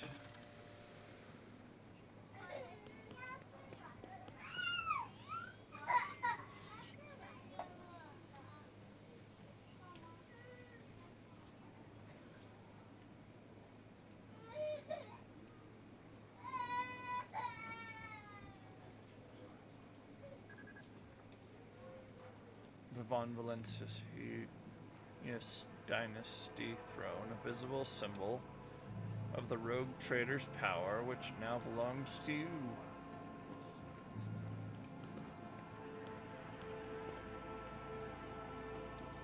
Let's talk, your lordship. Clementia bows her head politely. For a chancellor to a rogue trader, she is dressed rather simply. A parade doublet, polished boots, and a comfortable cloak. She bears a saber in a gilded scabbard, whether for show or protection one could not say. Only her ring with the Wassarian coat of arms indicates that she is of the highest social stratum. The governor is waiting on the periphery of the palace. Please let me know when you'd like to see him.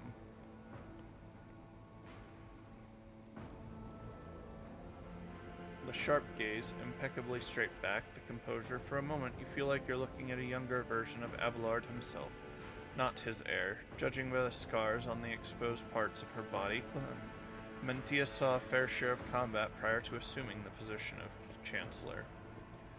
Achilles Scalander, does he cause any problems? Why, none at all, your lordship. Secretary Scalander is an outstanding individual and a loyal servant of the Von Valencius dynasty. In Lady Theodora's absence, we collaborated on a number of issues related to the well-being of your domain, and he has proven himself quite capable. I don't know why, but even the governor trembles before Achilles, which is unusual for a man of his, shall we say, standing? The last words bring a slight smile to her lips.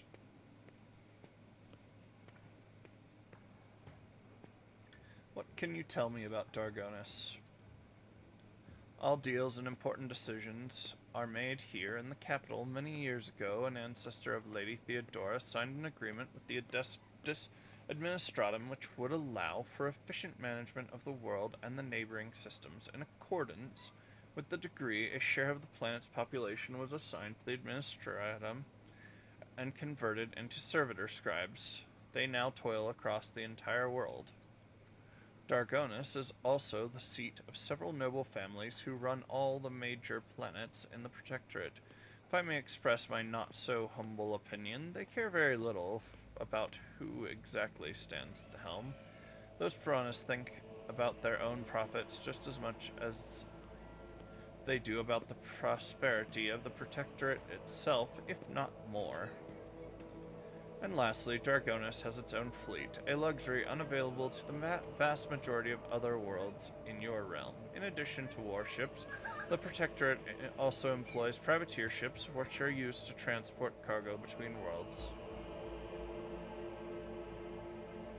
Does the capital stay in contact with the other worlds in the Protectorate?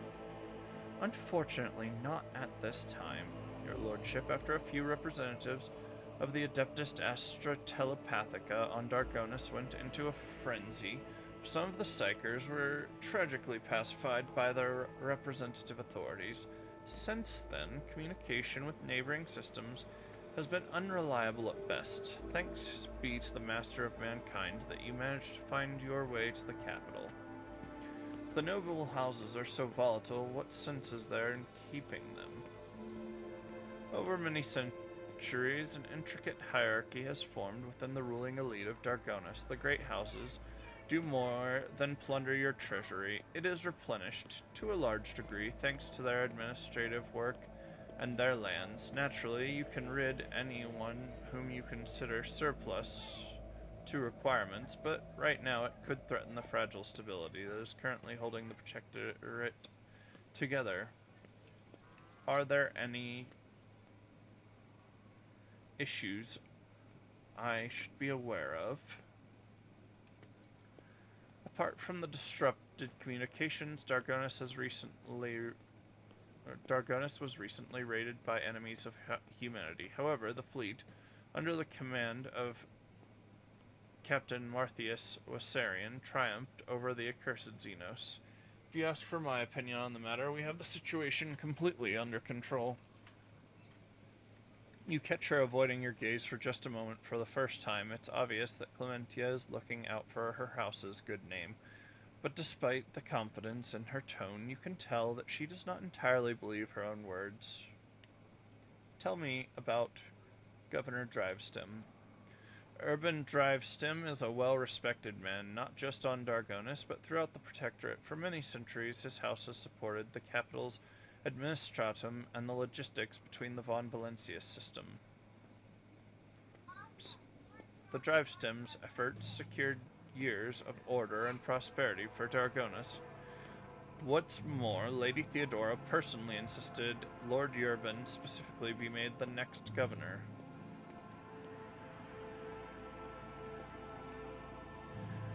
The way you speak of Drivestem, I hear a hint of either contempt or resentment.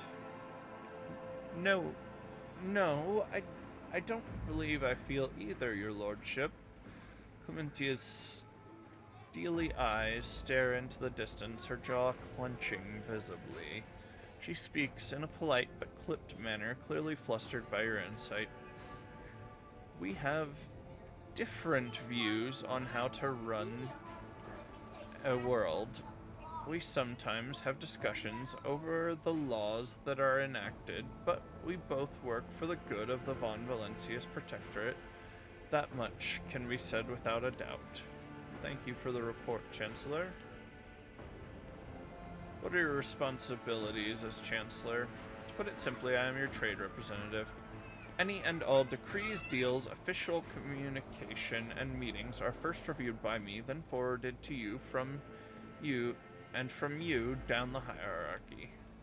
My purview also includes overseeing your lordship's property, the palace, the estates, the many gardens, the other demesnes on Dargonis that you have inherited from Lady Theodora, and whenever you are present on Dargonis, consider me your personal secretary.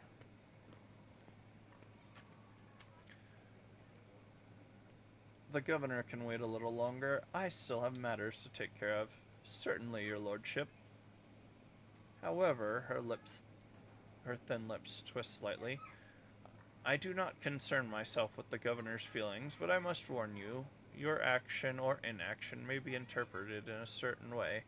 Now, if your lordship will excuse me. No, if you make me wait, I shall make you wait. How do I bestow a title upon my excellent seneschal? We're on Dargonis. I will check the secretary's reports and keep an eye on the logisticians. Master Denrock does his job well, but a little scrutiny goes a long way with him.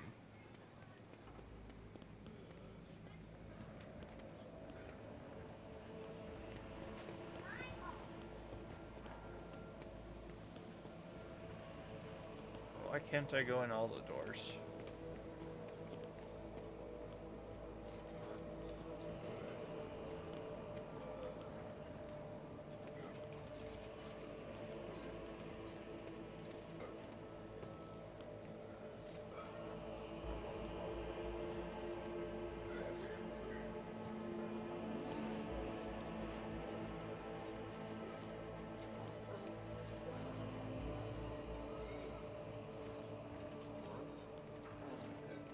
So wait, where's the treasure room?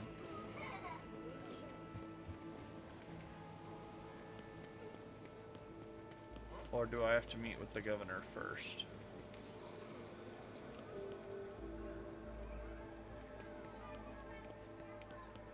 see no couch, but I could be mistaken.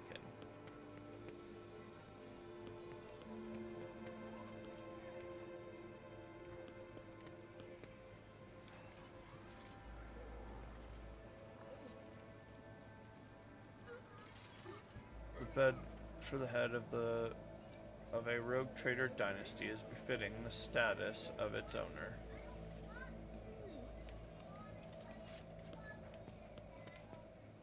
There's a room back there. Let me in.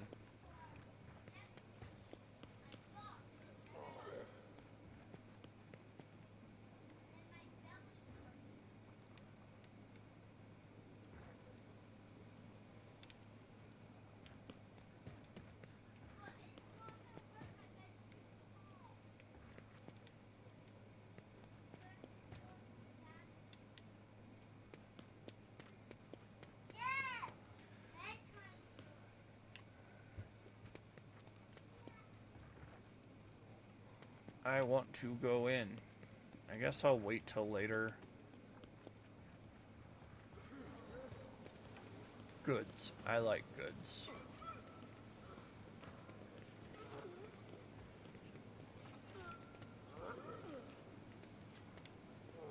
I'm just robbing dudes' toolboxes.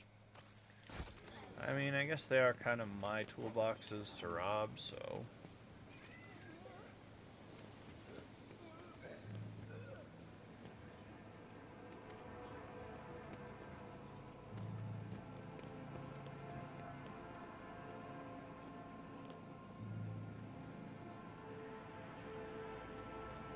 Alright. I'm ready to see the governor. Clementia bows before leaving. I shall arrange for him to be escorted to your study. I wanted to meet him on the throne. Uriel von Valentius, 20th in his line, rogue trader, keeper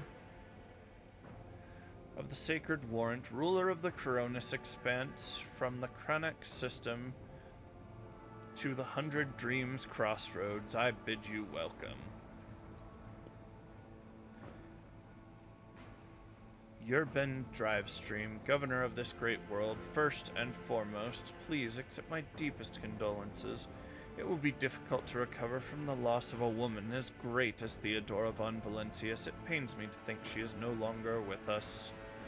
The citizens of Dargonis and of the entire Protectorate grieve alongside you. Please allow us to declare half a year of mourning so that we can honor the memory of our beloved lady.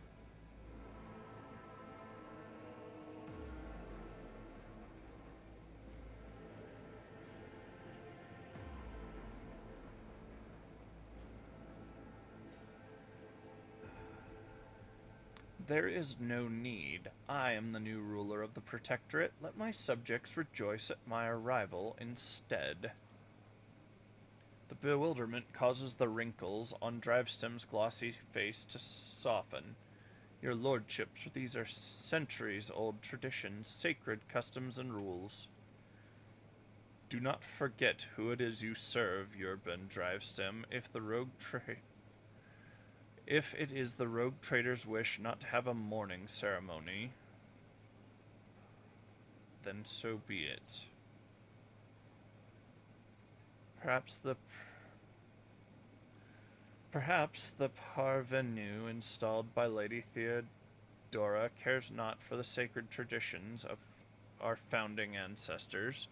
The governor gives a meaningful nod in Abelard's direction, but Uriel von Valentius is a descendant of the true children of Dargonis. It behooves the ruler of a world to honor its customs.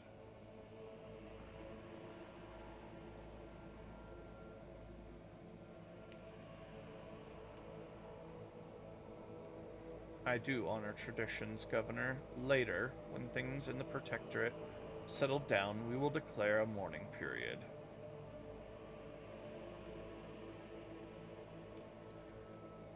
As you will, your lordship.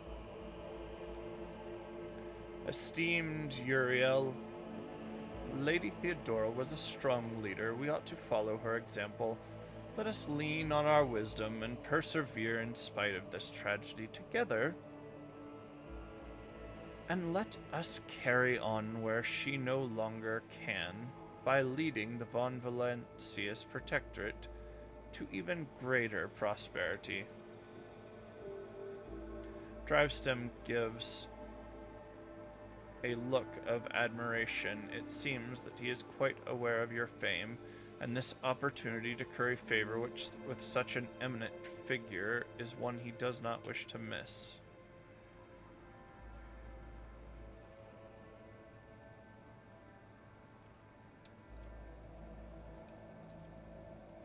Alas,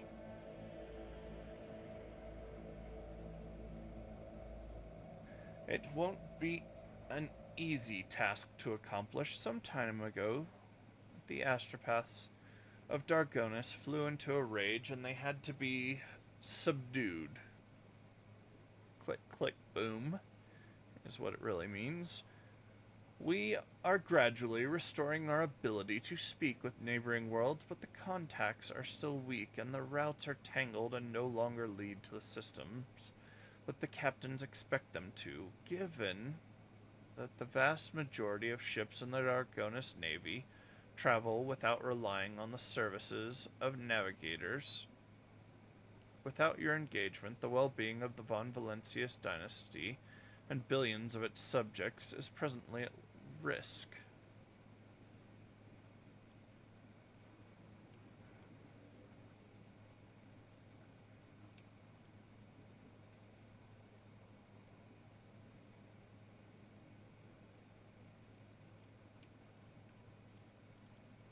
We met a ship from Dargonis not too long ago. The ship was transporting a strange artifact and went mad during the flight. This is truly a regrettable bit of news. What's more, leaving Dargonis has been forbidden for several cycles now. It seems the Wissarian family has once again failed in their primary responsibilities. We will investigate this at once, as well as the fact that the ship had to acquire a permit with the Administratum seal.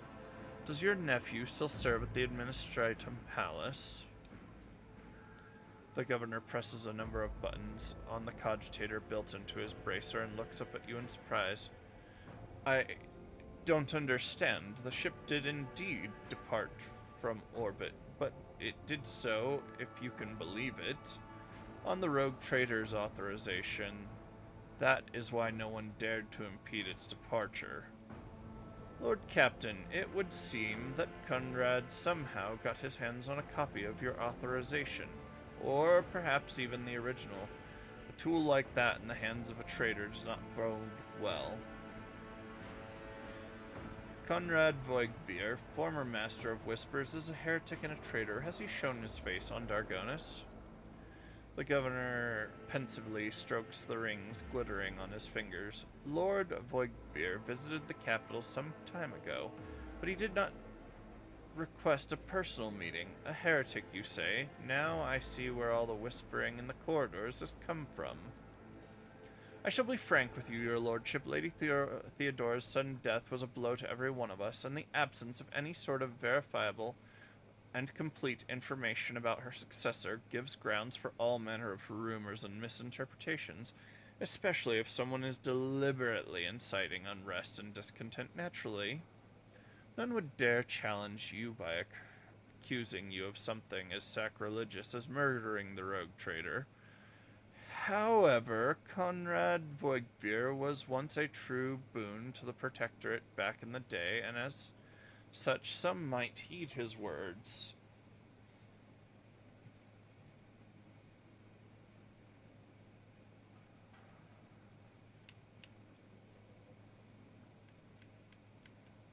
Subject all who have dared to make heretical remarks about the rogue traitor to servitude imperatus. Imperpetuous. Machines aren't prone to dissidence. I shall immediately make all the arrangements so that your order can be carried out properly.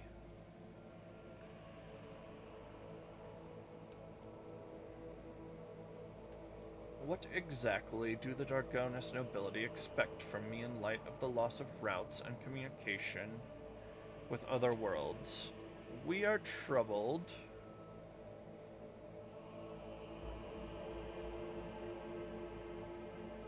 We are troubled by the fate of the agro-world Janus that supplied Dargonis and other planets with foodstuffs. Empty stomachs can drive even the mildest rabble to revolt. 3 meals from anarchy theory. Furthermore, House Gapric is perturbed by the loss of communication with the industrial world Kiava Gamma, which is in their charge. But if you wish to know my opinion, the world that deserves your attention the most is Penal World Viabos 6, one of the key mining suppliers in your protectorate.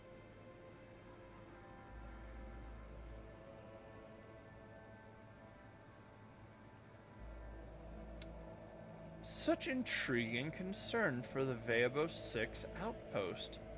Doesn't your house happen to own the extraction stations there? Dry Stem's beady eyes widen in fear. Your lordship, I beg of you, do not interpret my words as an attempt to influence your decisions in any way. You see, without Vivo 6, the manufactorums on your worlds will need to make haste to find new suppliers elsewhere and arrange for new shipments, and in these troubling times they run the risk of delays and other most tragic mishaps. My only concern is for the prosperity of the Von Valentius dynasty.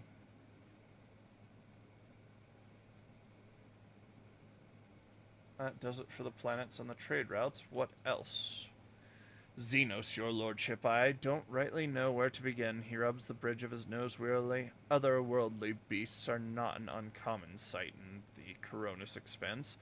They have been a menace to the worlds this side of the Maw for decades, but now those abominations are on the rampage. They show no signs of fear as they attack ships, either damaging them to the point where they become unfit for transport duty or outright gutting them.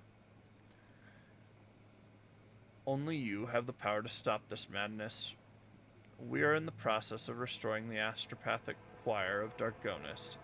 Luckily, we were forced to slay only some of the deranged psychers, although those that remain are yet unable to transmit messages. I hope Master Scalander will keep his word and offer you his support in the war against the Xenos. According to his reports, the region of Viabos 6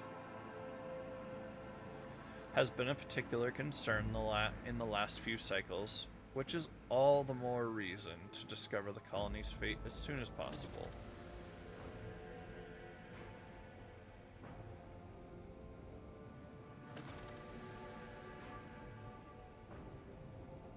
Now, to issues on a smaller scale. There is a certain degree of tension in the capital due to the unorthodox succession of the Sacred Warrant. Chances of uprisings are minimal, of course, and the spreading of rumors is nothing but a sign of weakness of mind and spirit.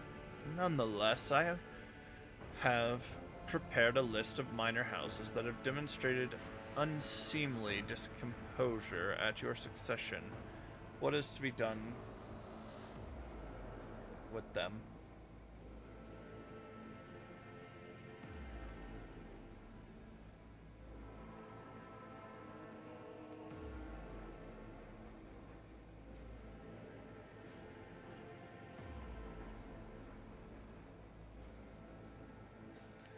That is not a good way.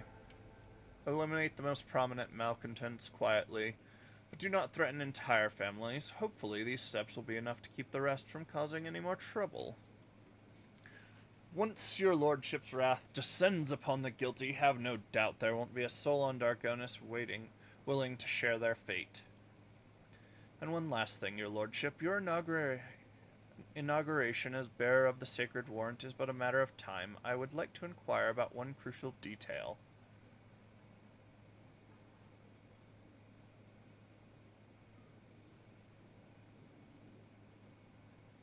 I imagine you are intending to uphold the centuries-old tradition, bolstered by an equally long-lasting friendship of being represented on Dargonis by one of the noble houses. I presume that, as before, this duty will be accorded to House Drivestem.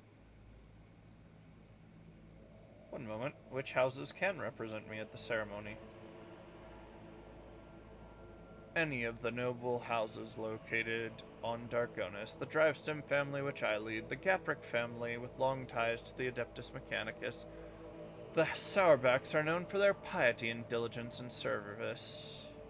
Perhaps I should also mention the Wissarians, who have some influence, but who are not actually of noble origin. Any one of these houses would be honored to represent you at the ceremony. Well, Governor, let me tell you who I've chosen. Your presumption is wrong. I will bestow this honor upon the Wissarians. Abelard turns to you and bows respectfully. Lord Captain, to accompany you at such a critical hour is the greatest honor for the Wissarian bloodline. Have no fear, we will not fail you. Governor Urban Drivestem tosses Abelard a look that lacks even the smallest shred of respect. Forgive my boldness, but I must remind you that the Wissarians, whose lineage traces back to a navy officer, are not of the Dargonis nobility. Such decisions may have adverse effects on your subjects' loyalty, your lordship.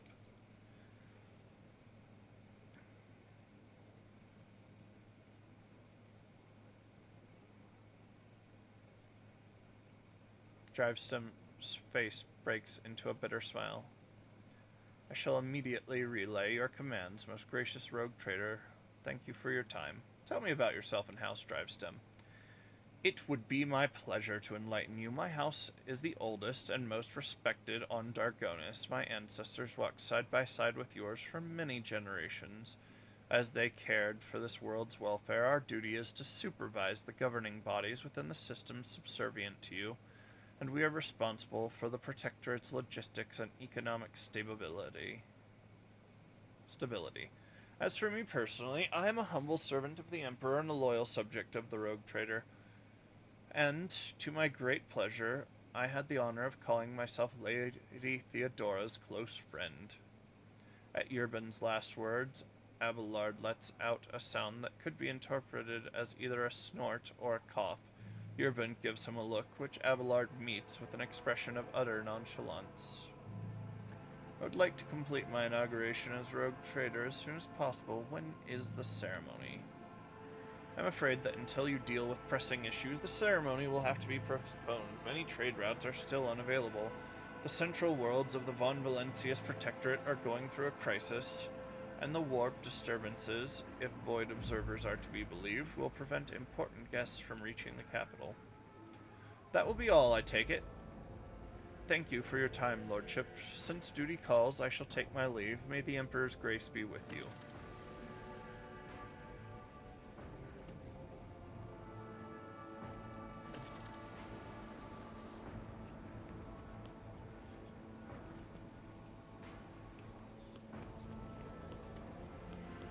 How do I get in?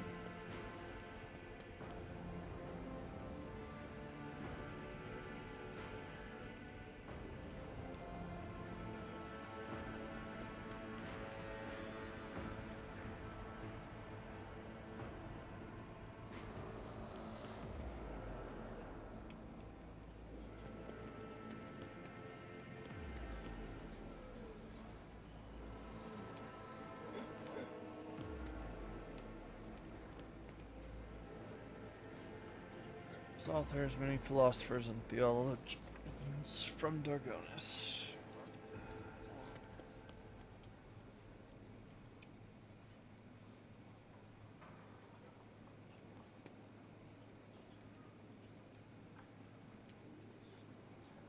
The remains of the plaque can be seen on the frame. Alas, the inscription is completely indistinguishable due to the patina.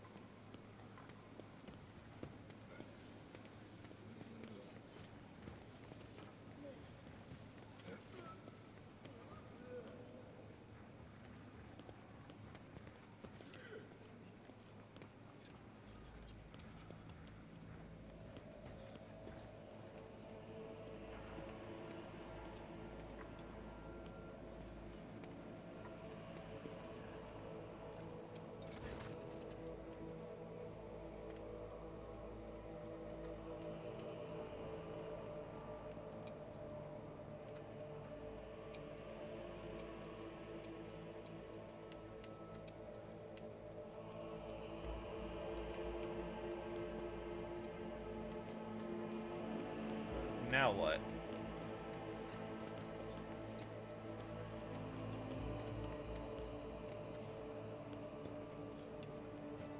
I suppose I shall just run down the problems here.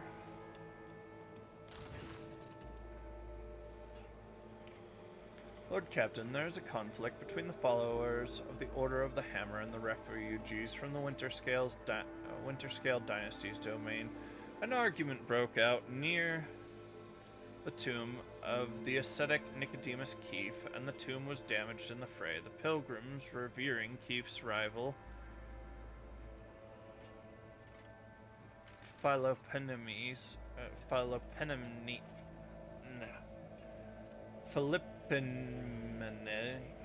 of Malpai, claimed Keefe to be a thief who has stolen the relics of Saint Cognacius and disturbed the sacrament of his resting place to sate his greed. The Order of the Hammer is furious at the heretical statements and the desecration of the ascetic's burial site. What? Yeah, who is Nicodemus and Philomenus?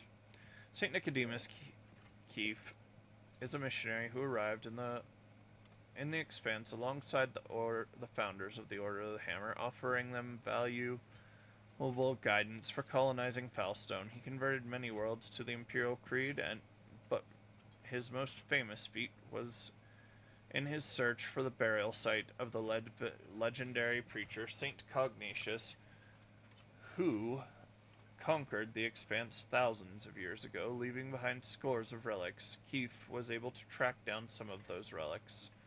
The order is named after the power hammer of Saint Cognacius, Piety's charge. Philoppenes of Malpai is a priest from the Winterscale domain. He preached in the same times as Nicodemus Keefe and denounced him for the false veneration of Saint Cognacius. He believed Cognacius preached the incomprehensibility of the highest wisdom to the people, and that any attempts to learn would only lead to heresy. He called the search for Saint Cognacius's burial site blasphemy and the collection of relics looting and soliciting. In his opinion, the sacred object should not be congregated in one place, but should find haven across many worlds. The relics are power, and their aggression gives way to pride. What say my advisors?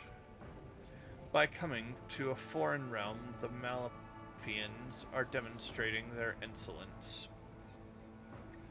Penance should be imposed on them.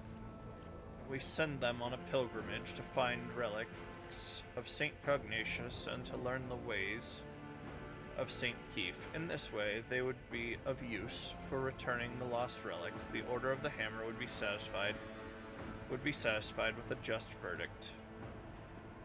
There was a similar case of belief dispute at the 5th Ophelian Cathedral.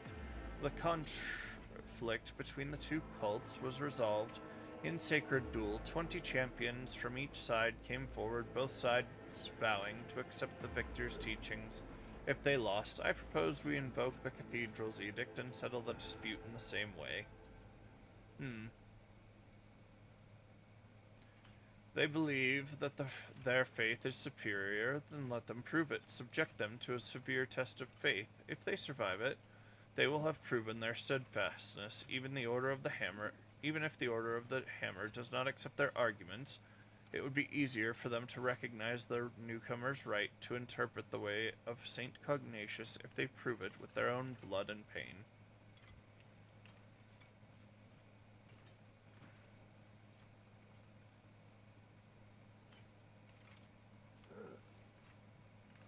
Ooh, a soul pattern power sword.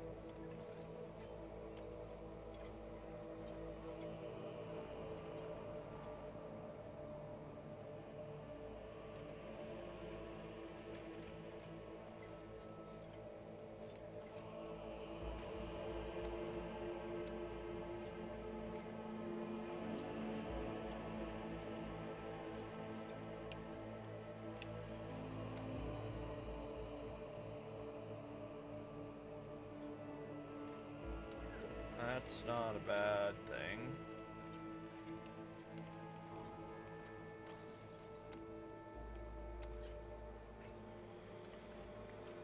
Chance to reduce.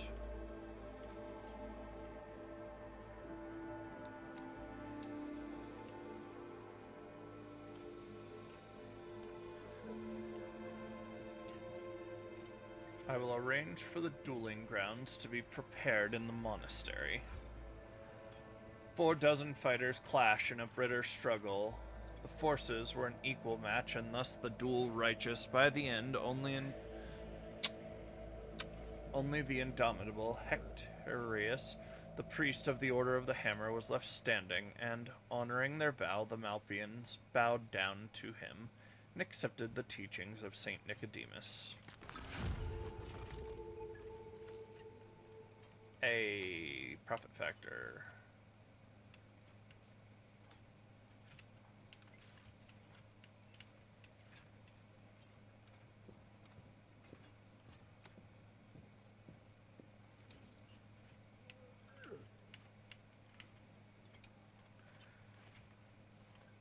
Oh.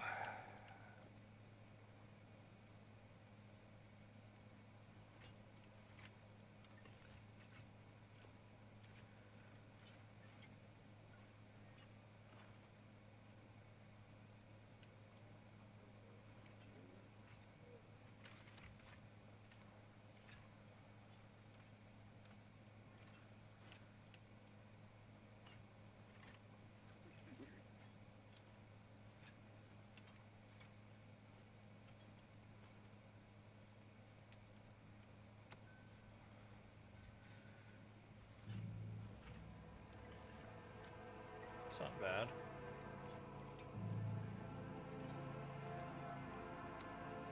All allies gain 3 times dogmatic rank percent critical hit chance.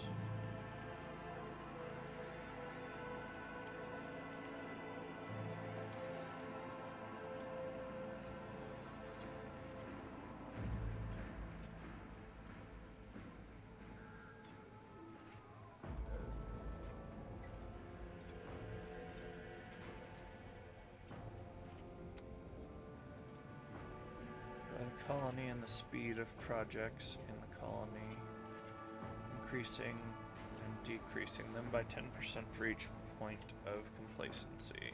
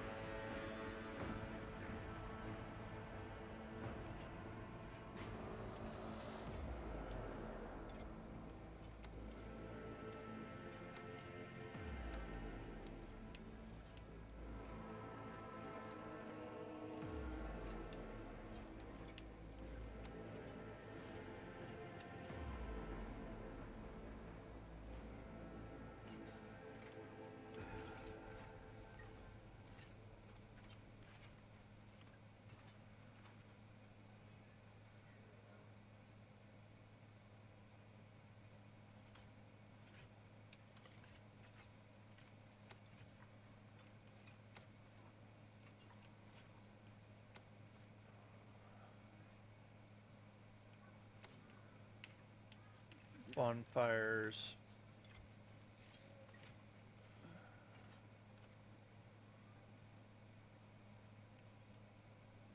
I want a crusade.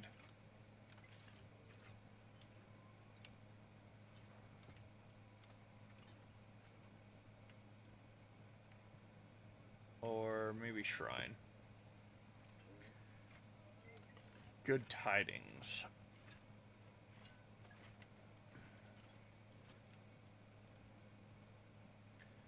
Yeah, we're doing that. We'll go shrine.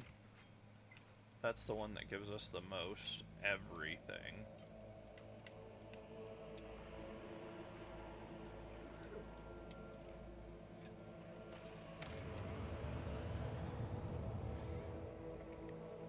All right.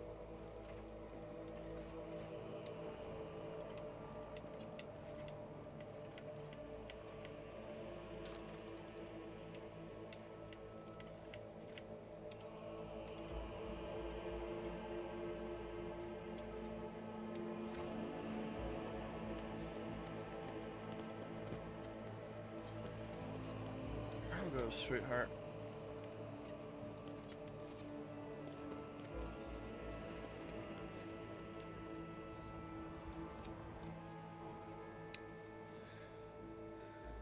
Tis a thing that do happen.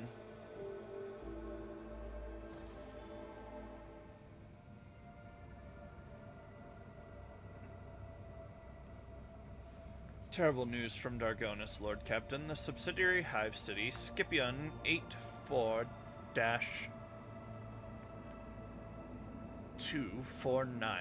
has been destroyed in a series of cascading failures. Production is halted. Millions have broken their vows of obedience and are fleeing. Many of them are perishing in the wastelands and overloading the transport lines leading to neighboring hives. In the surrounding residential sectors are becoming increasingly agitated by the influx of refugees. What is your directive regarding the distribution of these refugees? What is the cause of the catastrophe? It is still unclear. The noble houses are throwing the blame at one another. Agents of the venerable Achilles Scalander, stationed at Scipion 84-249, died heroically while trying to save the population from disaster. Their final reports mentioned some vulnerabilities in the industrial sectors of the lower hive, but did not go into further detail. Additionally, all your servants are currently busy with investigating the causes of the crisis, but are not doing anything to deal with its consequences.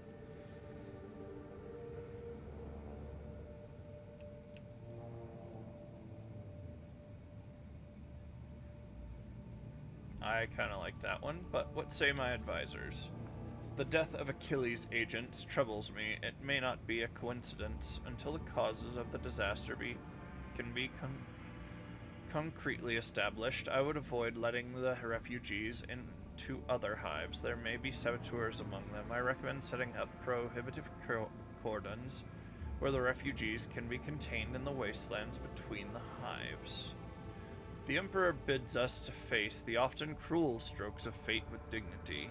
If the other hives do not wish to accept the unfortunate victims of this tragedy, then let the victims themselves teach those living in the hives a lesson in resiliency and humility. I'm sure the ecclesiarchy will aid the refugees in constructing camps to survive out in the wastelands and establish a community of proud desert-dwelling martyrs. Such harsh conditions will be a crucible for fortitude and fearlessness. This tragedy, a feat of spirit. The noble houses are trying to wash their hands of this. How predictable, and yet there is a duty to see that the planet meets its tithe obligation and brings glory and revenue to the treasury in your absence. Let the aristocrats take care of the refugees and make sure they don't stop until every last refugee has some task to fulfill.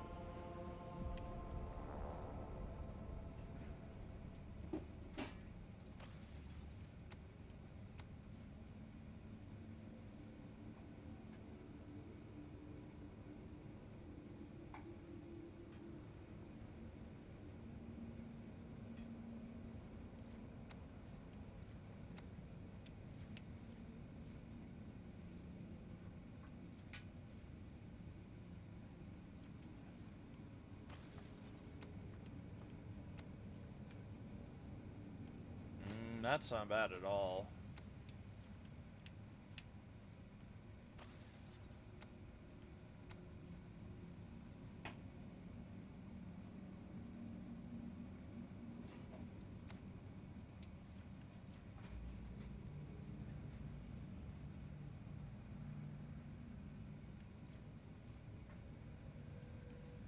Which one was this one again? One deflection.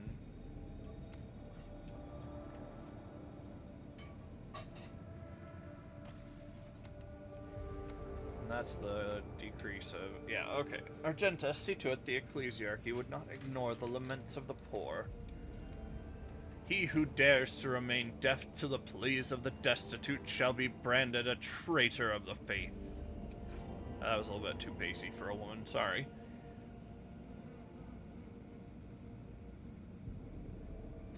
Large labor settlements were set up around the ruins of Scipion 84-249 where the refugees from the wastelands and neighboring hives have been rounded up. In the harsh wastelands scorched with industrial poison, with only a bare modicum of food and clean water, the settlement residents begin their arduous and dangerous task of rebuilding their fallen home. Many of the elite ecclesiarchy's priests sought to share in this burden with the poor souls coming to their villages and preaching to them about the righteousness of hard work. Some pastors even chose to stay in the camps permanently, where the desert cults of the Aconite martyrs have begun to gather around them, glorifying the Lord Captain for granting them the right to suffer for the glory of the God Emperor.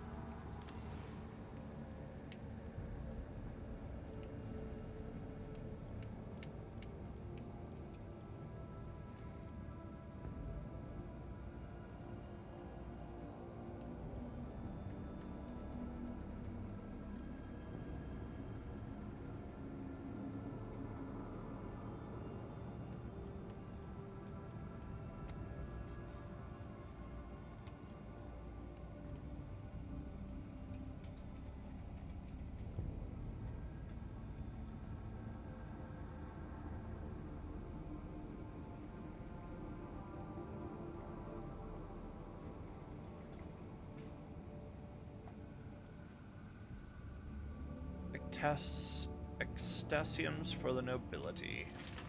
That is the one I want to go with.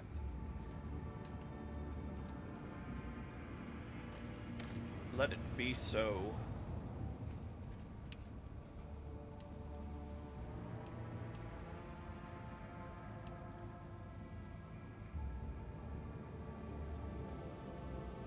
Escort ship.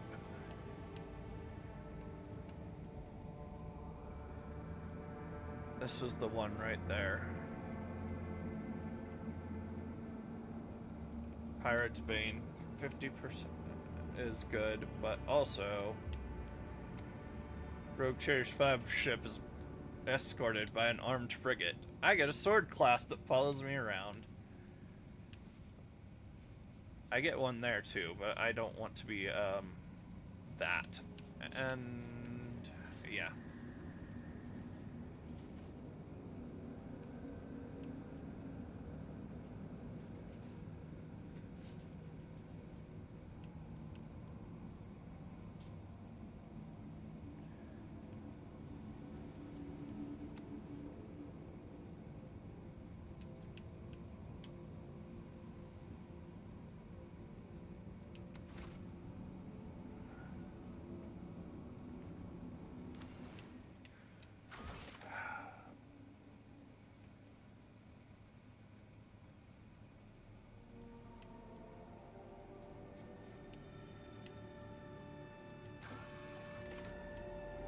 Blades in the void.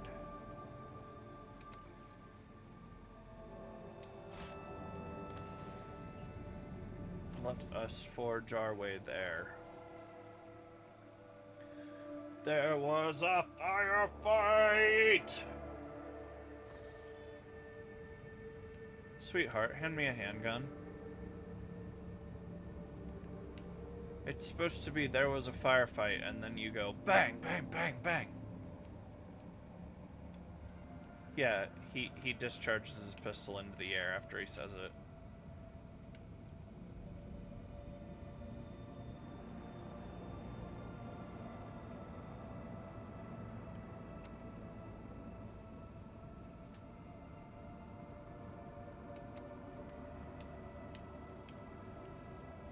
One should hope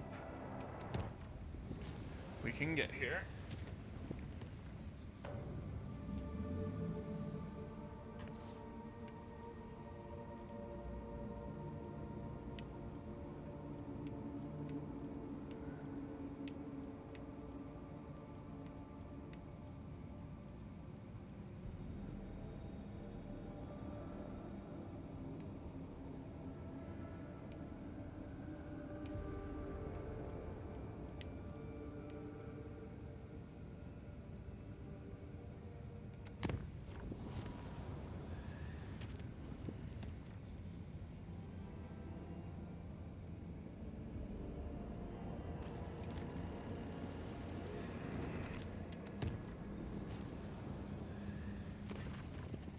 apologies for disturbing you, Lord Captain. I just thought you should know. The Lady Navigator has successfully guided the ship out of the warp's hold and left the Sanctum Navis, but instead of going to her chambers as usual, she headed for yours. Perhaps you'll want to prepare for this meeting. Thanks, Boxmaster, for spying on my, hookup? Oh, no worries. She just went to your chambers. Yeah, I've been flirty with her. Paying attention to that on the micro beads.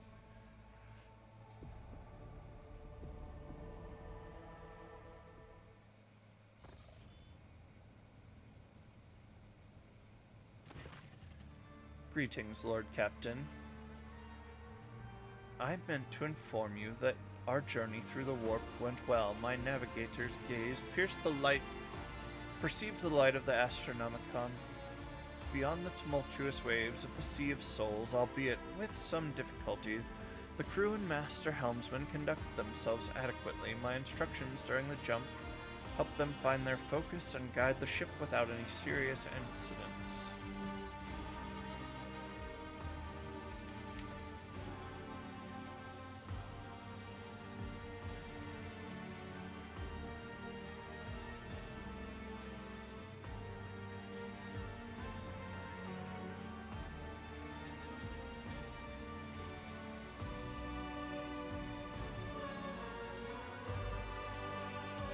Hey, sweetheart, does this come off, flirty or condescending?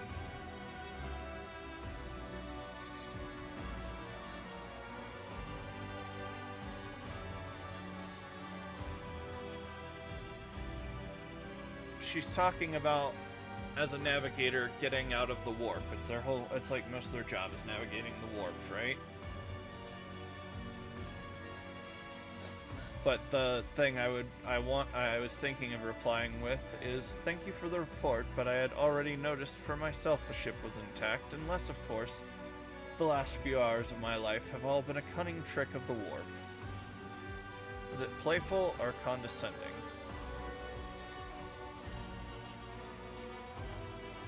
Okay. Thank you, Cog Woman.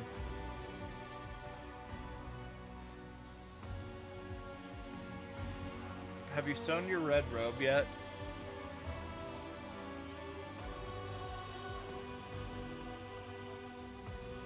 That's a slang term that the priesthood of Mars does not like. Cog. Because you're a cog. Because their symbol is a cog, they get called cog boys or cogs. Because you're a tech priest. I love you, sweetheart.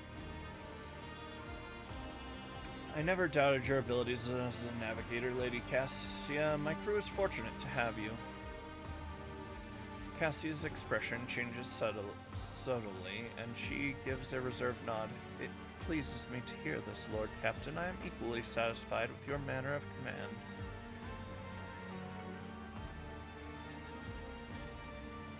Fidgeting awkwardly, Cassia glances around the study. I see you have many compelling works of art here, but precious few paintings. I, for one, do enjoy passing what little spare time I have with a brush in my hand. Why, recently I created a beautiful voidscape inspired by our travels together. I cannot show it to you quite yet, as still it only exists in my mind's eye, but the imagery, oh, if you could see.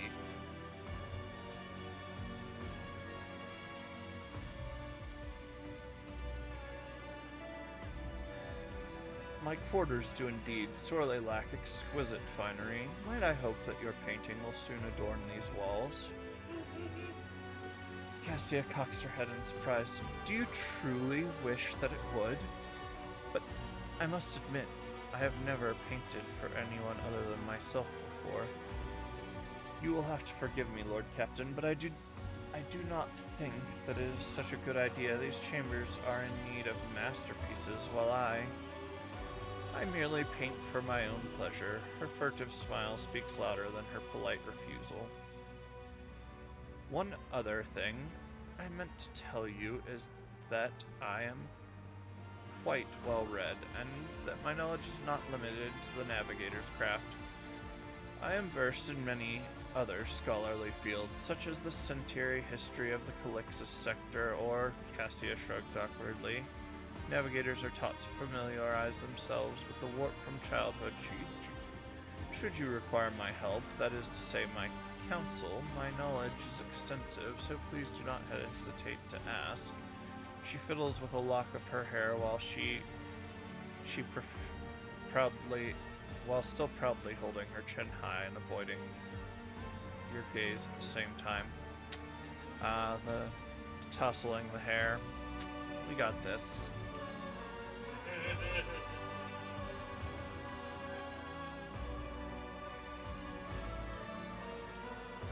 You have been blessed with many talents. Would you like to stay here and demonstrate some of them? Cassia takes a step away from you, scorching you with her disapproving gaze. Her voice hardens, becoming aloof. Rogue traitor, making such suggestive intimations toward the Lady Navigator does you no credit. I would ask you refrain from such frivolities in the future. With this, kindly permit me to leave your presence, Lord Captain. Cassia gives a courteous nod, gracefully picks up her cloak, and takes her leave. Ah, dang it. I should have gone with something else.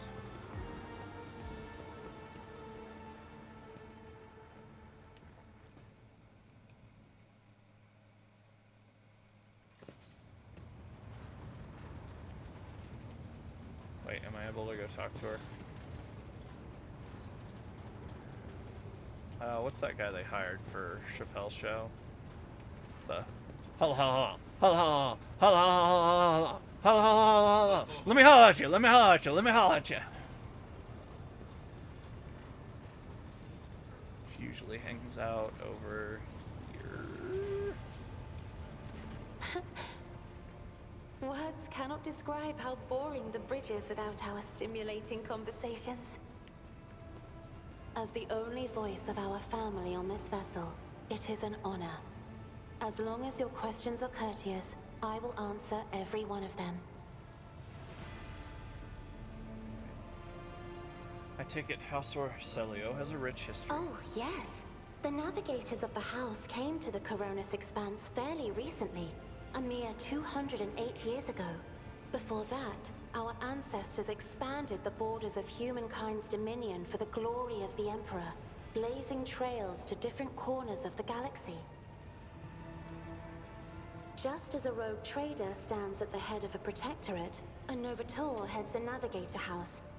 It is the Novator who decides where to look for alliances and which path their bloodline is destined to tread. As for our house, the transfer of power to a successor is currently underway. In the meantime, Great Regent Auronto Orcelio is ensuring the stability of the house. You lived in seclusion on a closed station until Felix committed his sabotage. So then, you must be the Novator's successor. So says Regent Auronto. Nothing is decided yet. Some people in the house become enshrouded in rolling grey clouds at the thought of me becoming the Novator. But even more are bound with dull leaden chains. They think I am not ready for such a burden. By all means. I have enjoyed your company. Thank you for the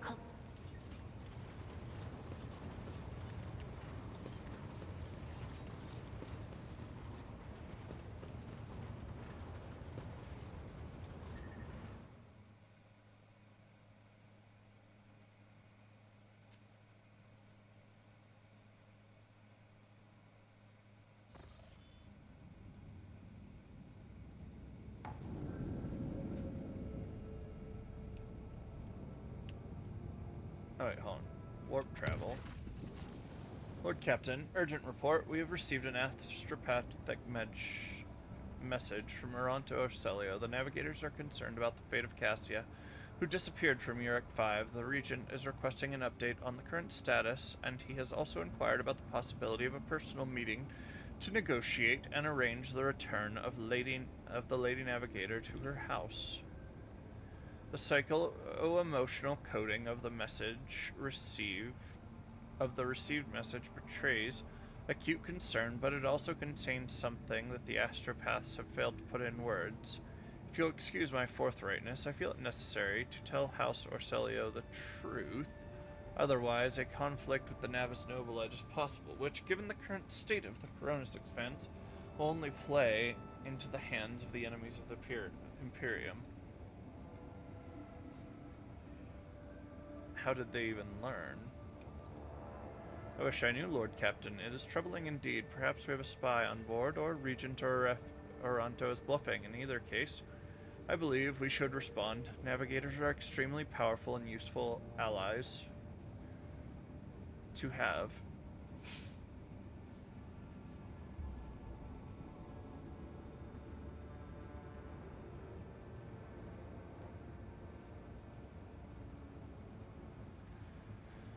Yeah, tell him I'll be honored.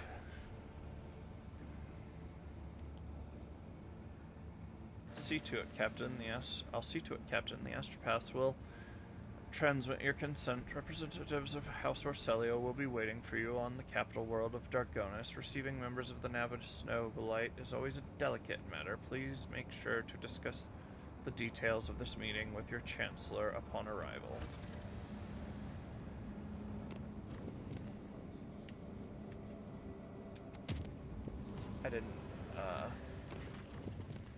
Lady Orselio was asking where she could find her. I sent her to your study. You can expect her there shortly.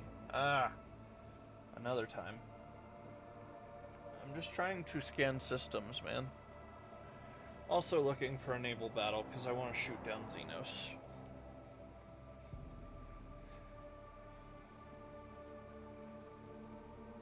What say you, Felinid? How are you today? Who's my Milo? Who's my good kitty with his bow tie? It is you, and you're a nice little puppet. Okay, I'm gonna set you down, don't clog it. Goof. What's funny is he's gonna walk like 3 feet away, stop, and then decide whether or not he wants to come back.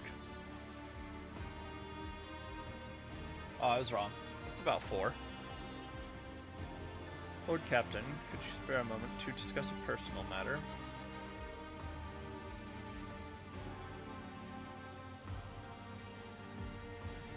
I am Lord Captain once again, I see. Surely you know you may call me by my name. I may, but I will not. I do not wish to overstep any boundaries around anyone, let alone the rogue trader himself. I admit I am intrigued. What is this personal matter? I'm rather embarrassed to ask you about something like this, but last I was here I noticed a curious tome on the shelves of your personal library, a rather heavy-looking volume bound in the worn gilded cover, with the symbol of the Adeptus Ministorum on it. Martyrdom of Saint Mysteria, I believe it was. Cassia waves her hand in the direction of the shelves, and the satin handkerchief slips out of her fingers. Oh. Cassia takes a quiet breath of frustration, but it does not escape your notice that her ruby eyes are intensely observing your reaction.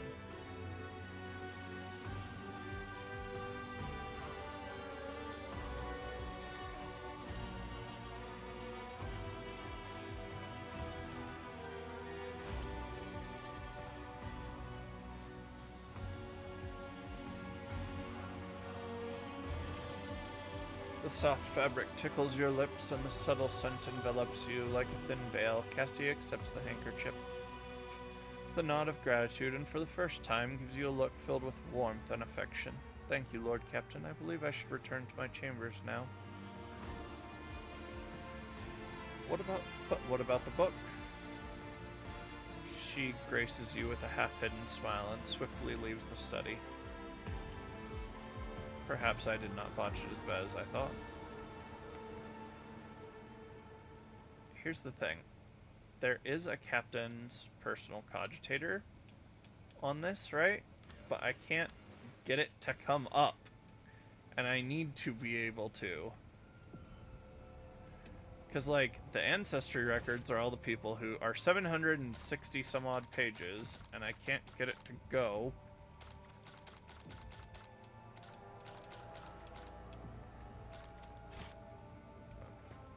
To where I need. Oh.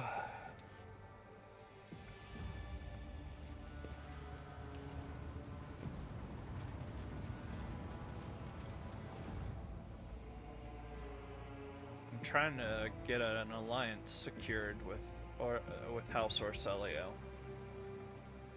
since she is most likely the next Noviter.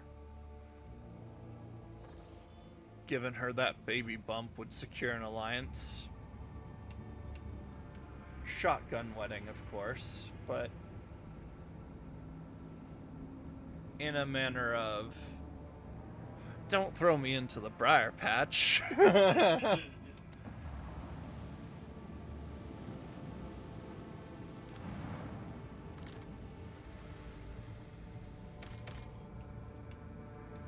I've always wondered why my grandmother loves that movie so much, and I found out that she went to see it when it came into theaters. That was her first date with my grandfather. To go to Song of the South in theaters. After analyzing the auger data, the officers were surprised to discover that the planet was once covered with oceans. Long ago, an unknown cataclysm caused the seas to dry out and turn the world into a lifeless desert. The most amazing thing of all was the skeletal remains of colossal oceanic organisms, some large enough to be seen from orbit. Life is fragile, even for creatures enormous.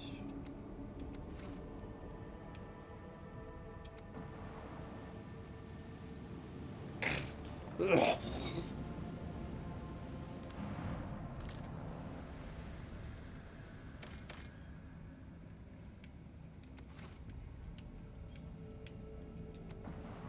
I got experience.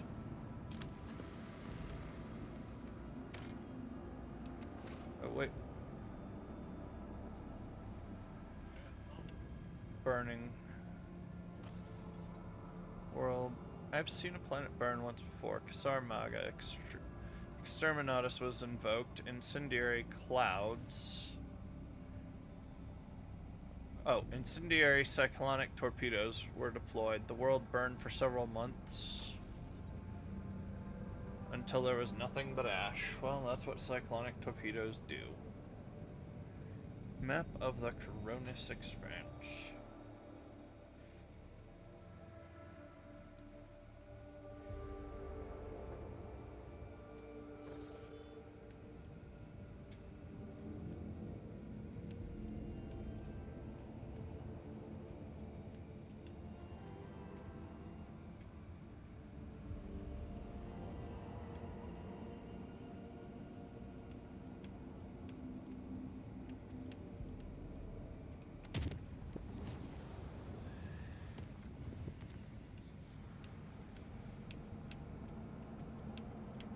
Go up.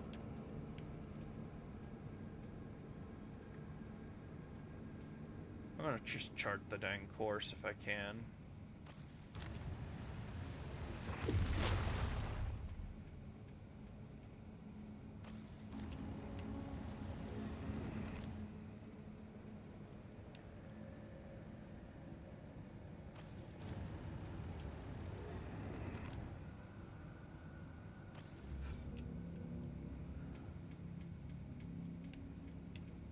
I'm still gonna hop, but... Oh, wait, no. Okay, we're going. A call for help has pierced the tranquility of an uneventful warp flight. Something sinister is afoot on one of the storage decks. 2 squads have already been sent to investigate, and both of them have gone missing. Alas, the only way to learn of their fate is a personal visit by the rogue trader and his retinue. Dang it!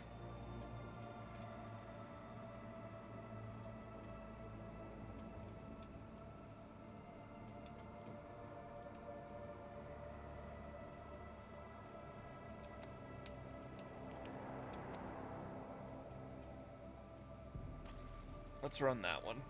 I want to see how that turns out.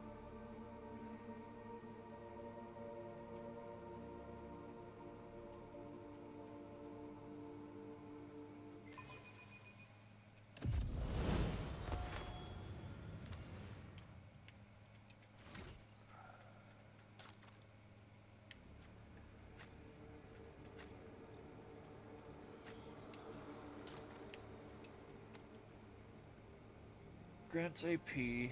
Grants 1 additional AP at the 20th character level.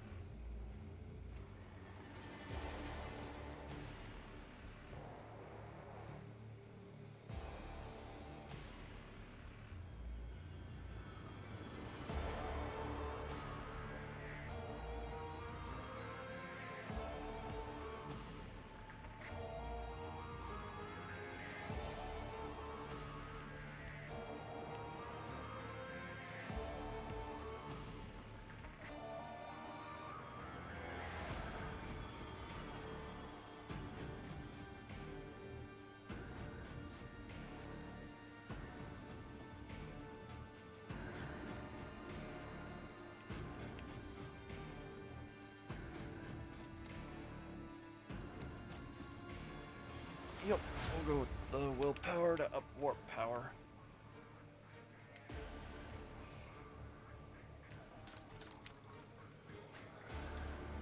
I made her a master tactician mostly to be able to shoot better.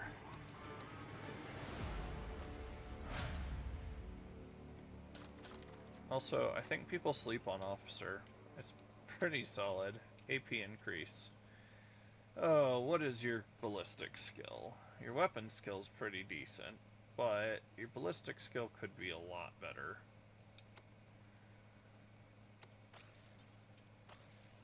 I need you to be able to hit stuff and shoot.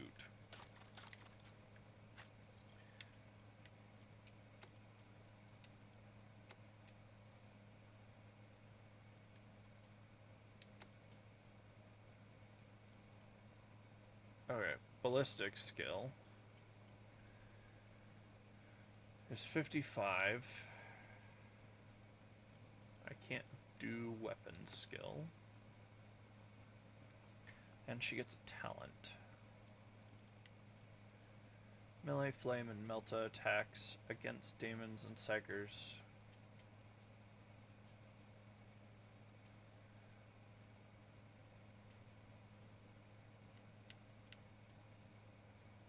The devotee gains 4 times willpower bonus to armor against attacks of demons. Warp damage.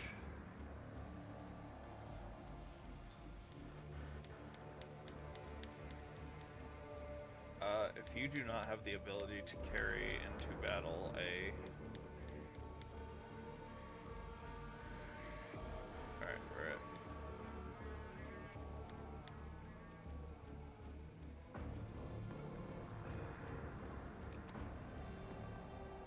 Yeah, we're gonna go with a Melta. And give her the multi-Melta I got. Because microwave gun go burr, and she's already carrying a really good shotgun, so why not? You know what I mean? Weapon skill. Actually, information.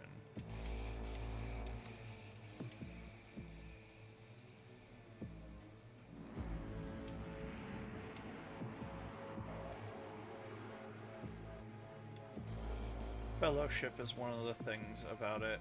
And toughness is the other. AP increase. Toughness is 60. Fellowship could be a lot better.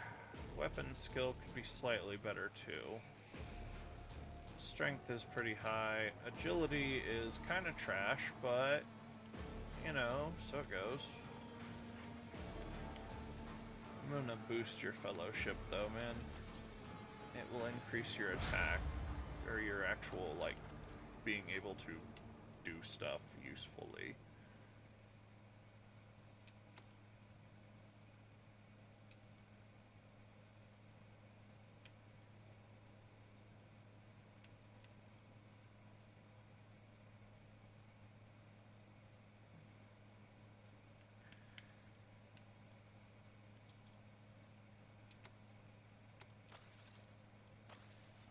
I need better that. And also, let's go to... Oh, not that. Alright, plasma gun time. We getting the real stuff.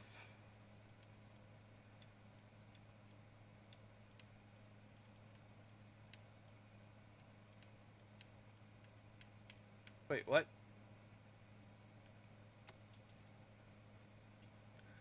Oh, that hurts so bad. Oh, no, no. I can't use the multi-melta. I burned it, and I can't use it. Dang it.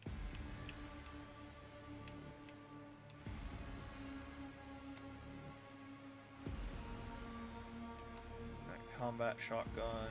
What is this? I need a better bolter, honestly.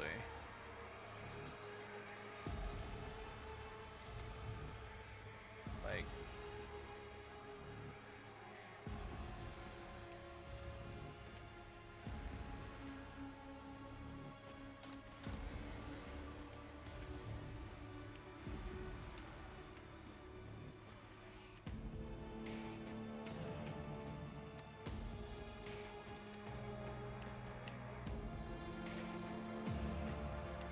Oh yeah, that was the thing I needed to do.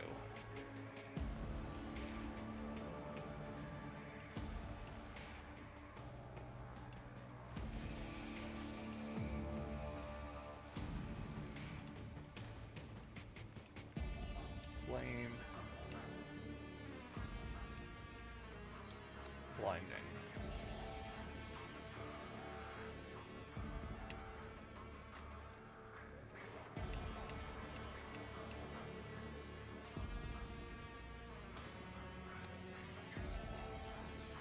A plasma grenade, my dude.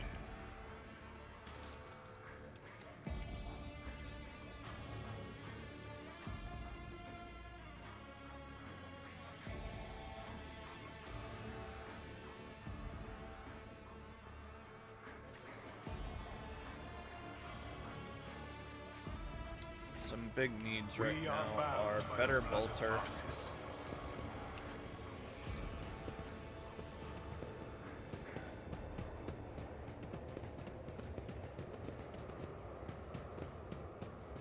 Oh boy, ghosts. Bet it's not a demon or something horrible like that. Don't you dare to cross us!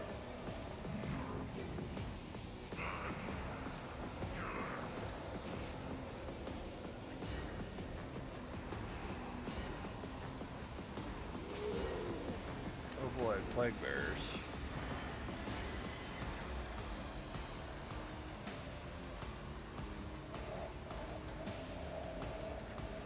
Abelard. I need you ready to defend on that side. And of course everybody else is back here. Magenta, go there. I'll command the front, I guess. Jay can go there.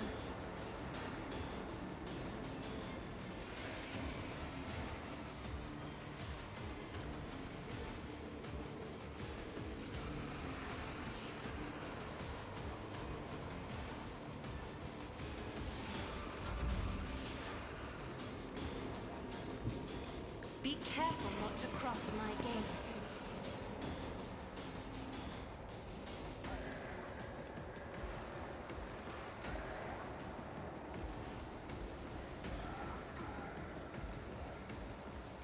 Isn't this a job for the stars?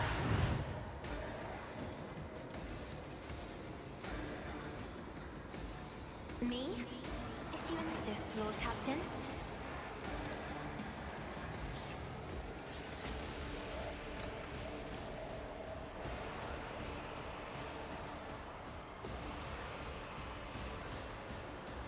If I may.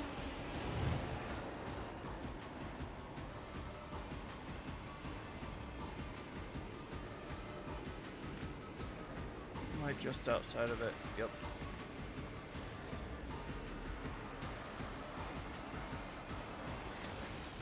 Set the front line about there.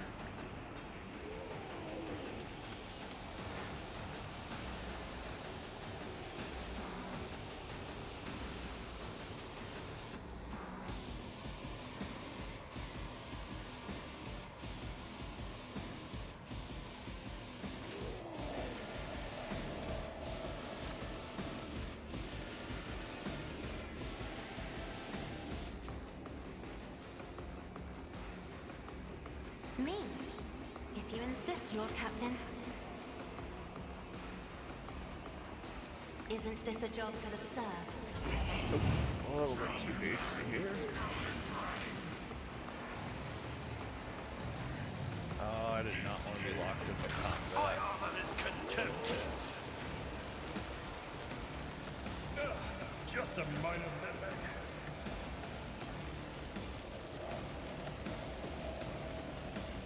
It will be done.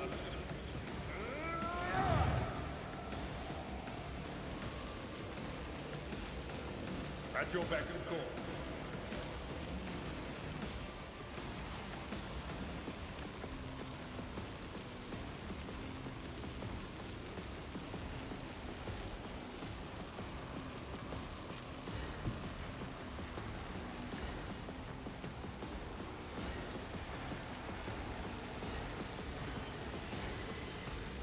Nope, I will not be able to reckless him yet. Indeed.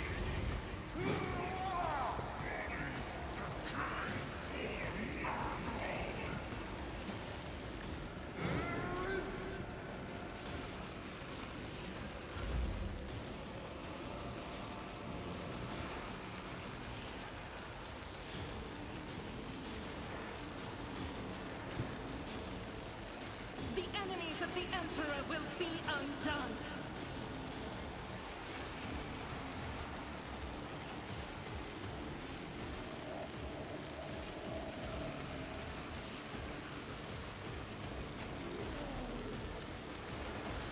Alright, let's be clever. I'll do it.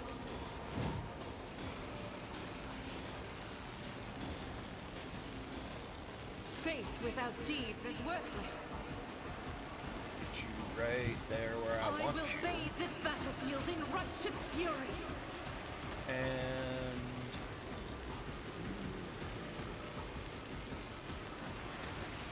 done. I'll do it.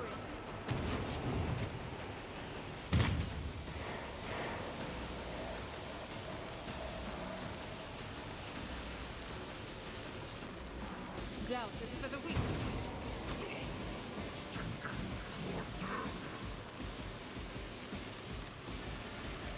As the Emperor commands, I act.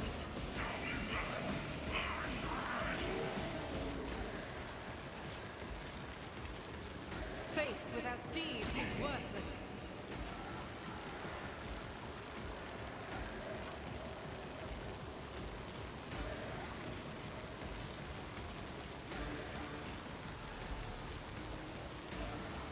As the Emperor commands, I act.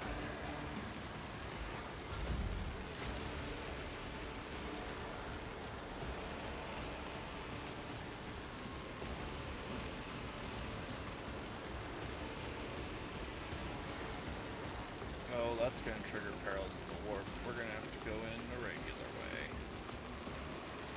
Devastating attack.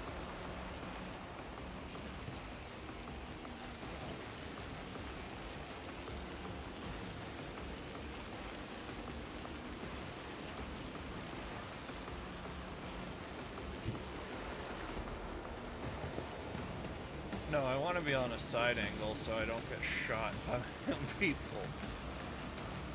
Oh, I won't object to it. no, what?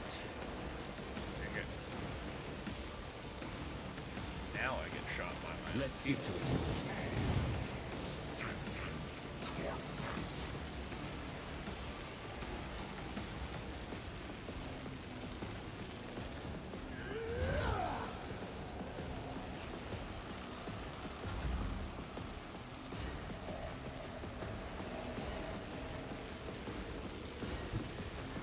Let us see what manner of Aldari crap you have.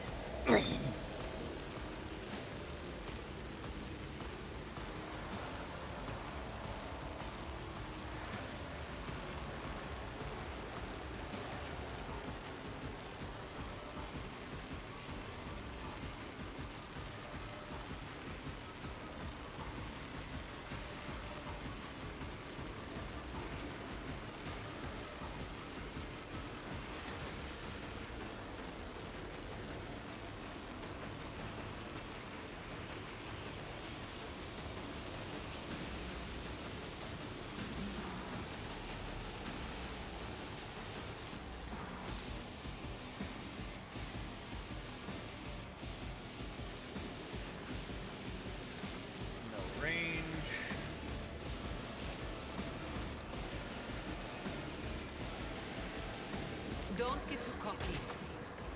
I missed.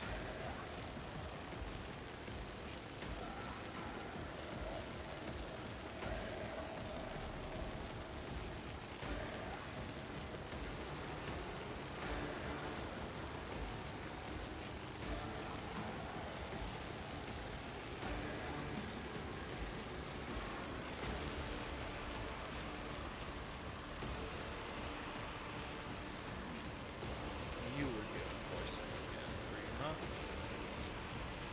You jest, surely.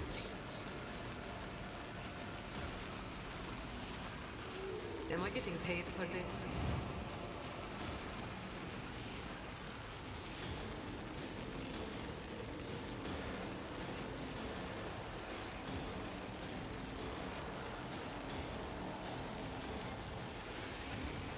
Tell me, and it is done.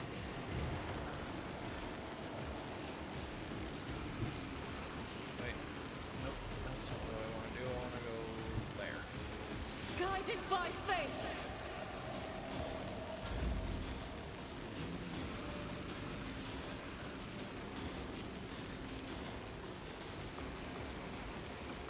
I can do that.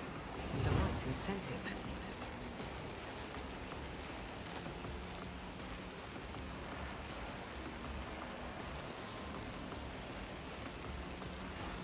You've got a problem? I've got a prize.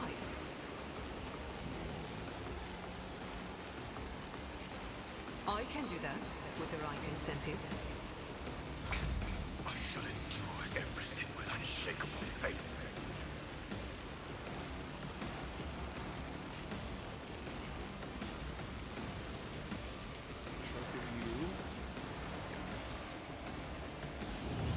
You. Voice of command. And then you will break their ranks.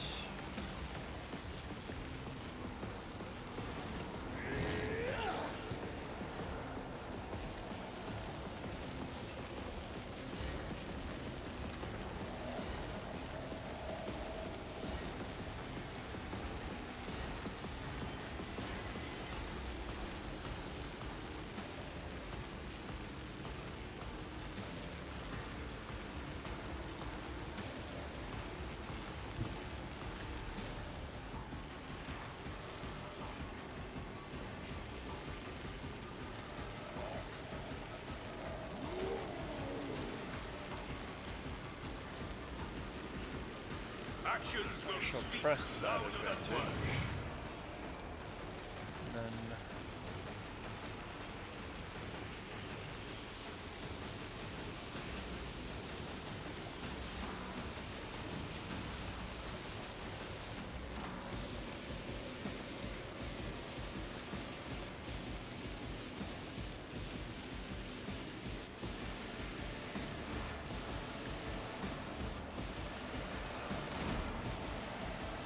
dodge.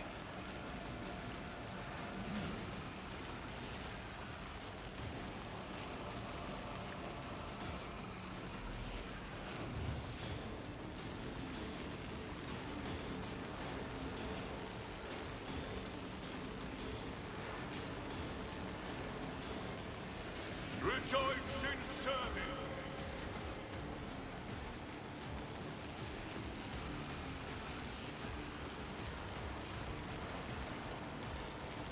But of course, Lord Captain. Natural. You'll recognize the man. Oh, lovely. Some undead to deal with.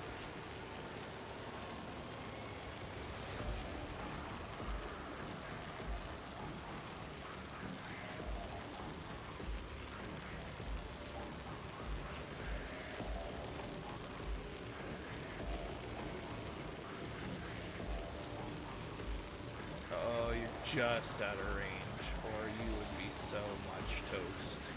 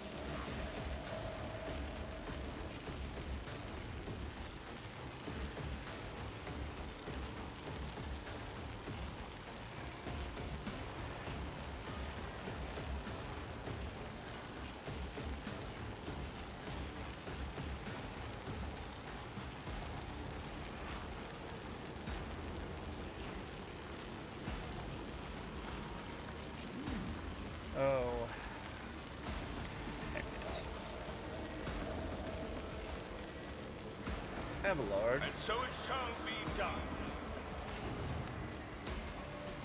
Do have another finest hour. May my wrath be thy undoing.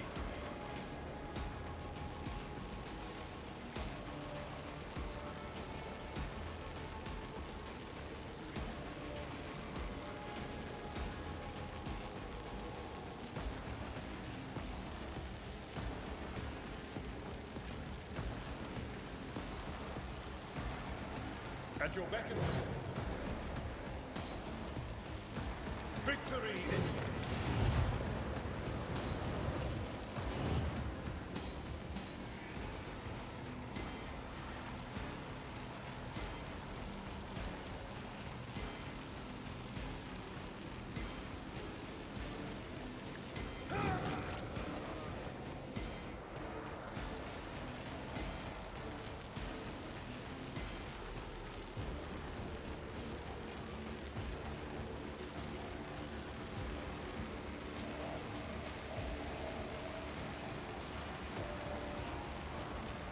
Nope.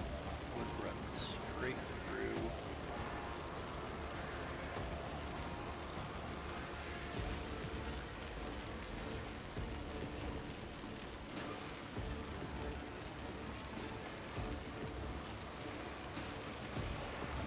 It will be done.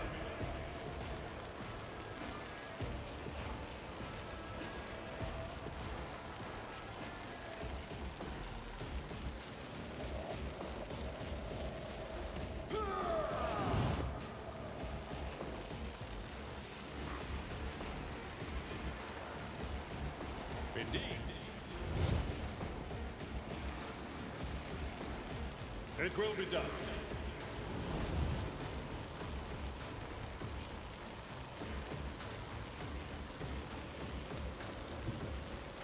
I know what I'm doing, usually.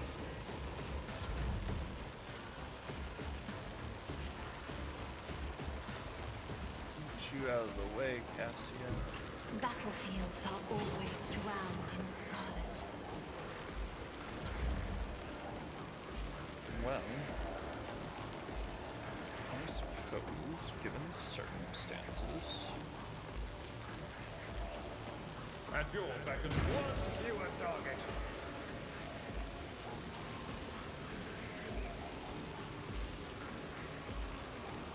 Victory is imminent. I will do my duty.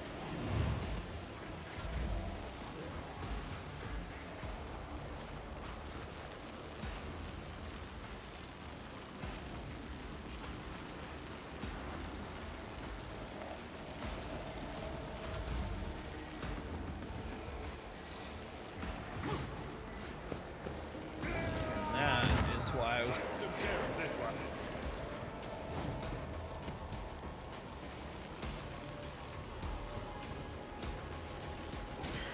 Help me, Lord Captain!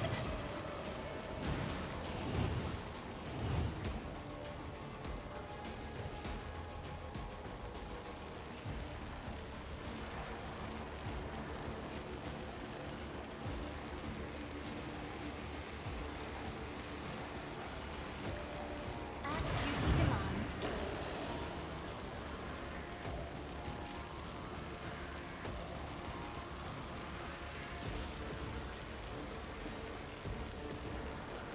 I'm not accustomed to being ordered around.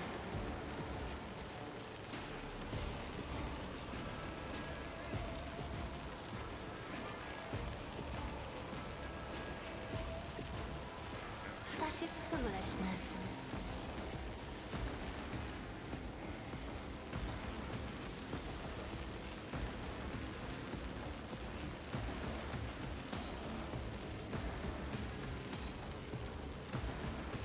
I'll do it.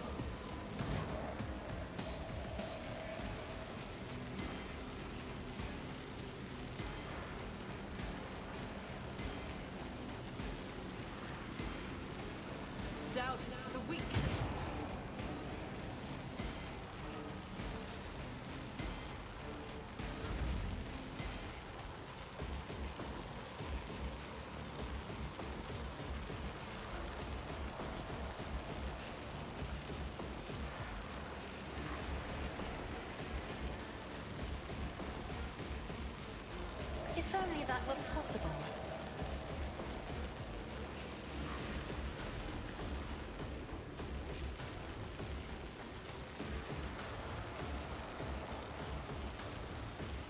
I'm afraid not.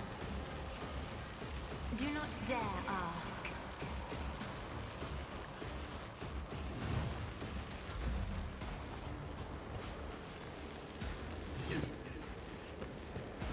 One to a target.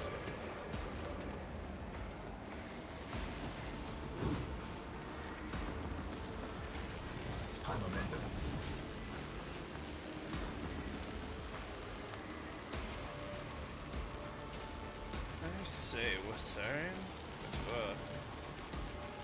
Sticky wicket, what? I've seen worse battles than this in my time.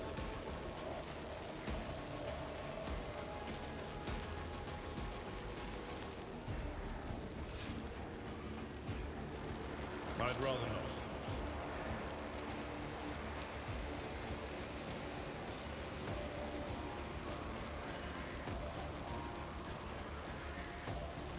I cannot do that.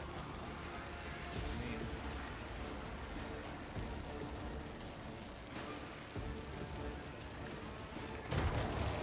just die. How about that? You die now. Viserion is in position to intercept other stuff.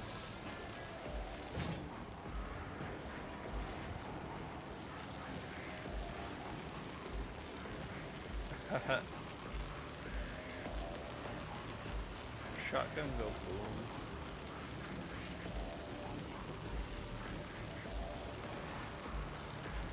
Faith without deeds is worthless. It has rending.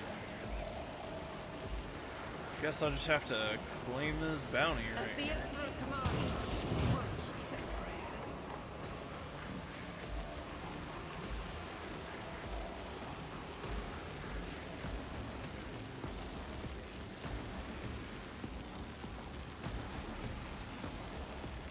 Stop.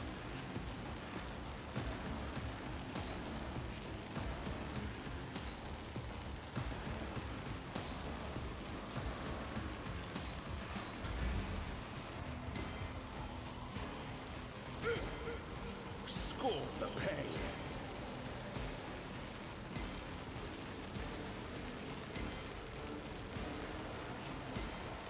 Why don't you fall back, to be honest? It would be smarter to fall back and grenade them. Get me a target. Dodge, dodge, parry, parry.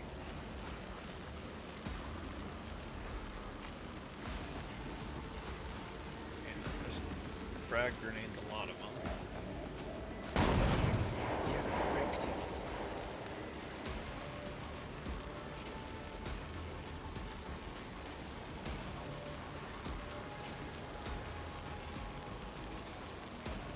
Oh, dang it.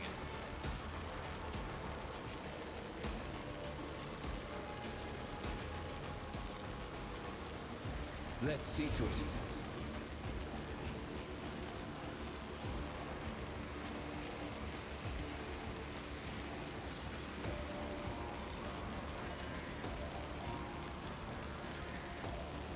I'll see our foes obliterated.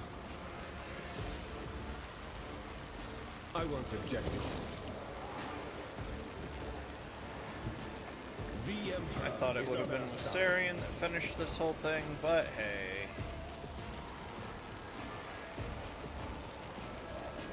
What pistol is he using?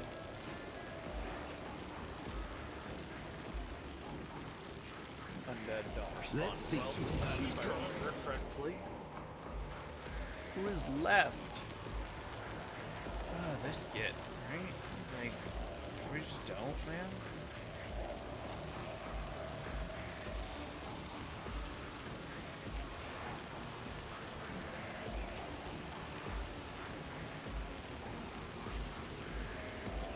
There's two of them. Where's the other? I got one. I got two. I need a foothold.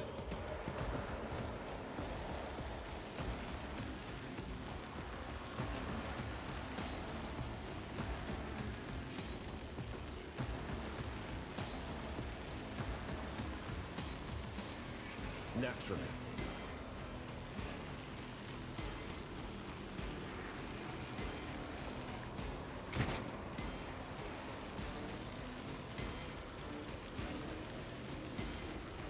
Let's see to it.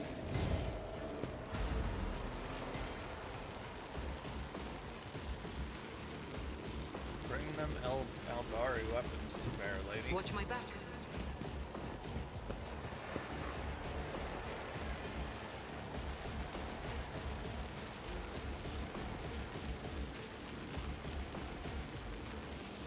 Don't get too cocky.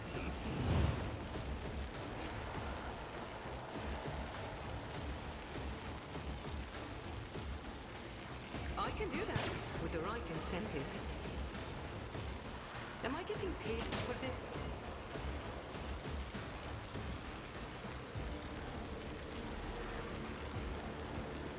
Take aim.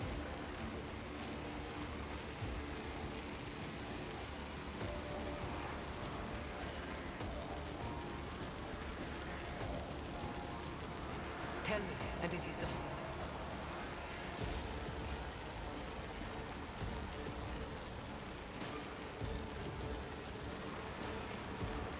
Me?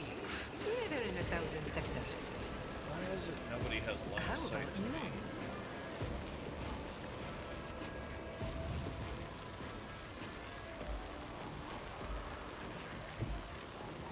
God Emperor, move through me. Be the fire in my heart.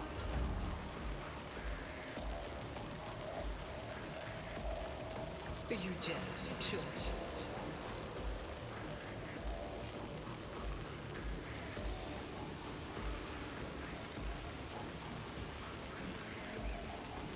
I won't do that.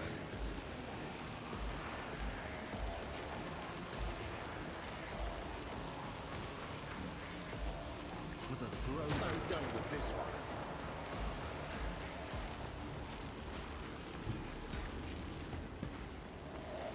Alright, we've got one more. No, I know. You asked me to try and find a naval battle. I will try.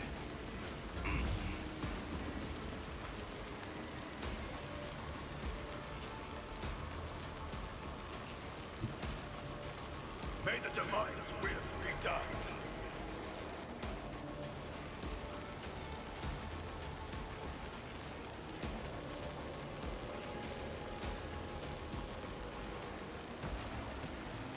Rejoice in service.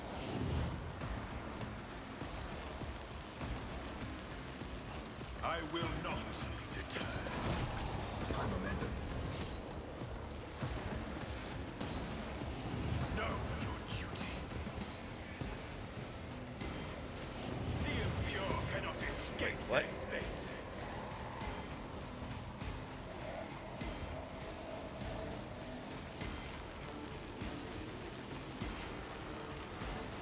More.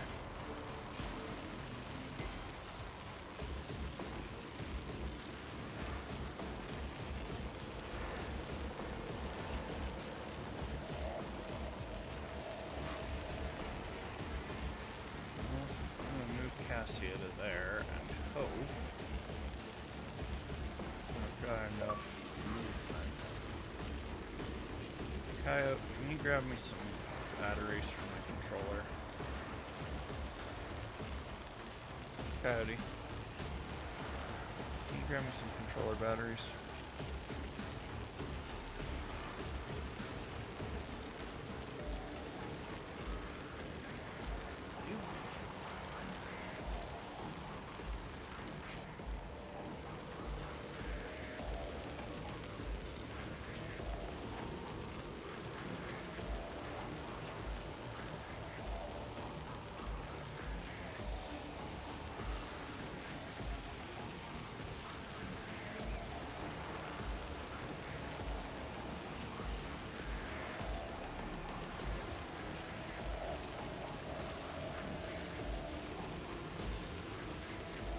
I want a melee fighter holding that in.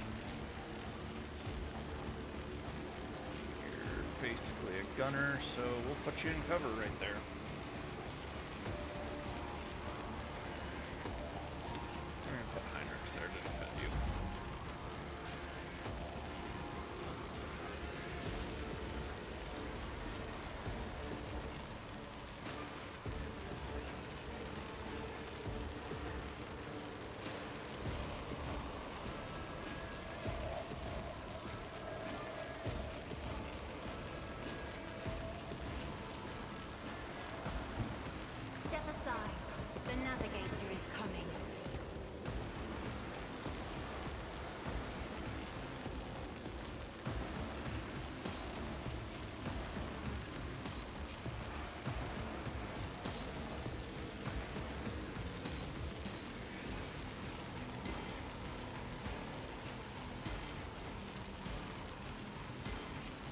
take the one that kills a guy I'm a navigator. immediately. Not another bird of hate. Or not.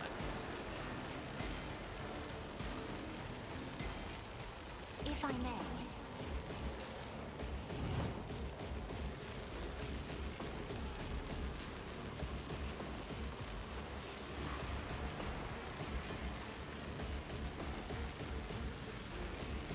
Isn't this a job for the serfs?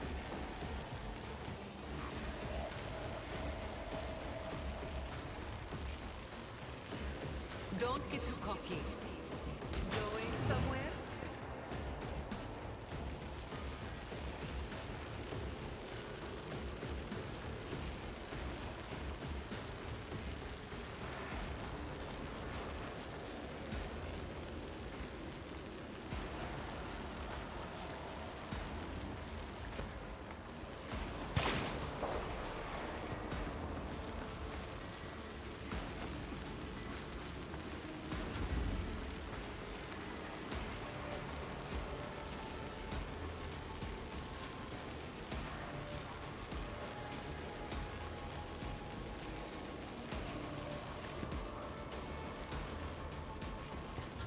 Dang it. Did not mean to do that, but okay.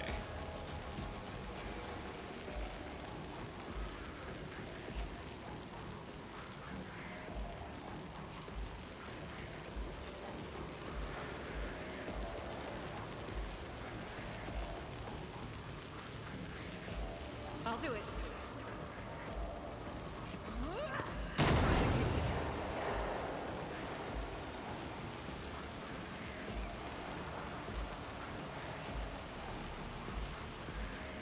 Doubt is for the weak.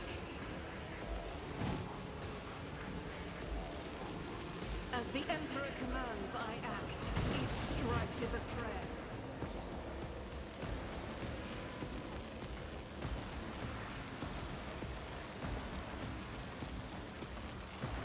Faith without deeds is worthless.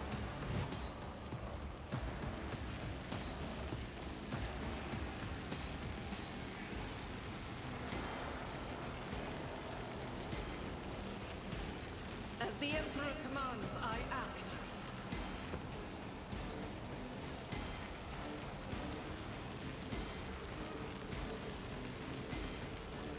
Doubt is for the weak.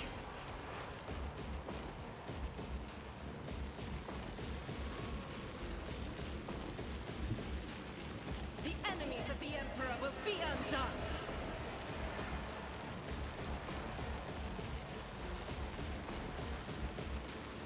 I'll do it.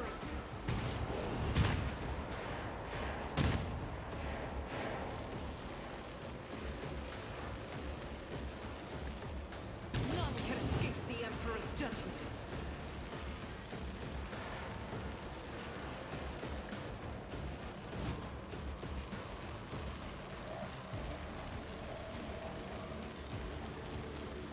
As the Emperor commands, I act. Armamentum.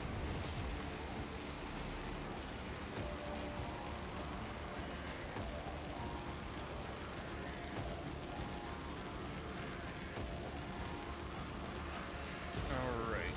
I'm gonna wait and...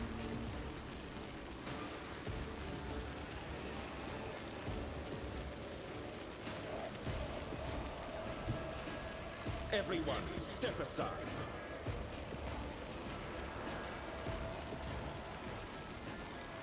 But of course, Lord Captain. Let's see to it.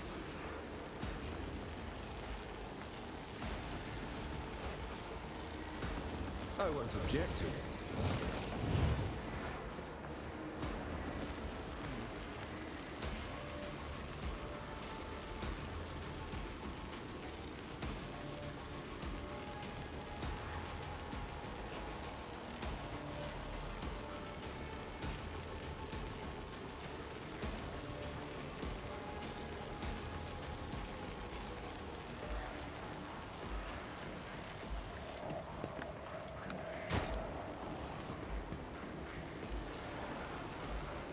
Wait, you gave me batteries, right?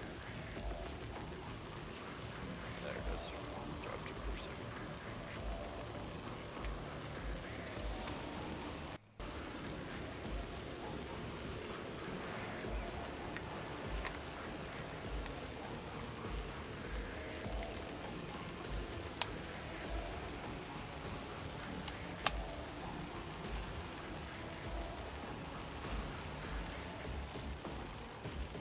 Did I already do this?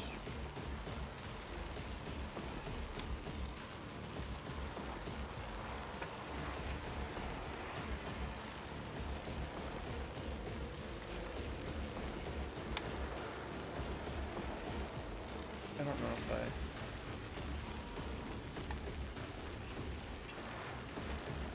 I know, right? Like, they could just avoid Nurgle by washing their hands.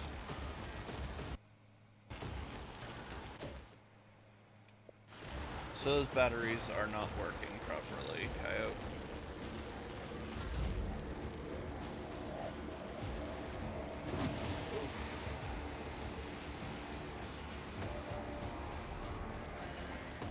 Pain of this mortal flesh means nothing.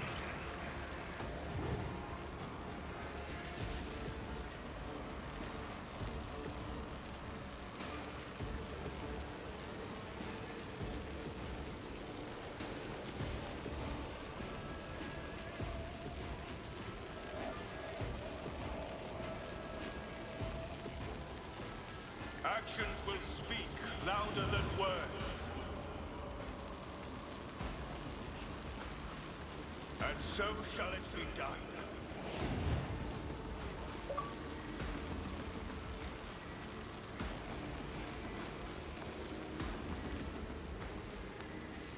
A warning to all those who seek to defy us.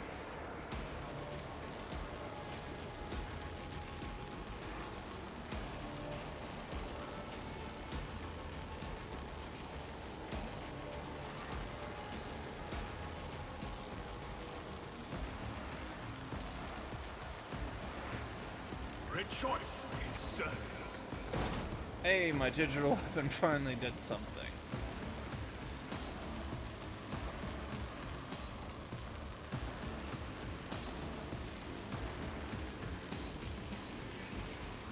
This is beyond me. The Emperor commands.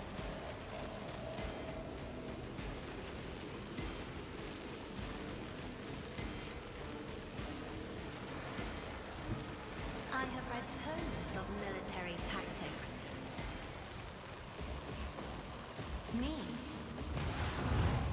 Melt.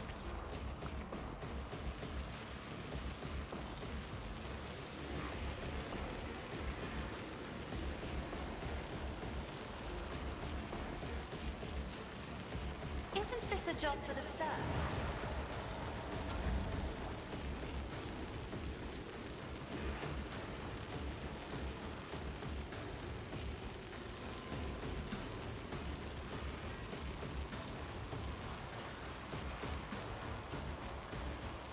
I can't allow myself to do this.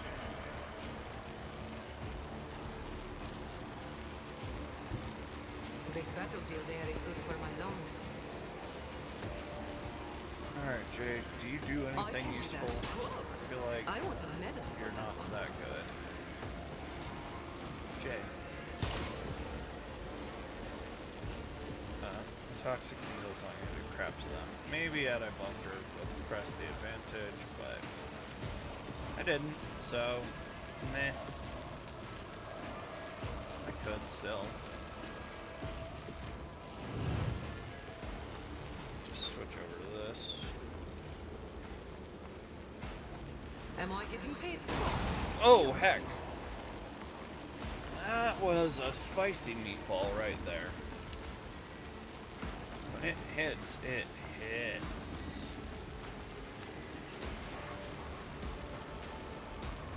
Oh.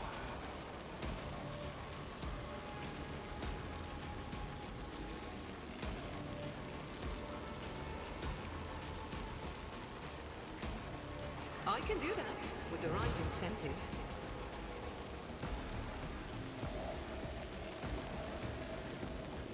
You've got a There it problem. is. I'll be right Got a back. prize. I gotta run to the head.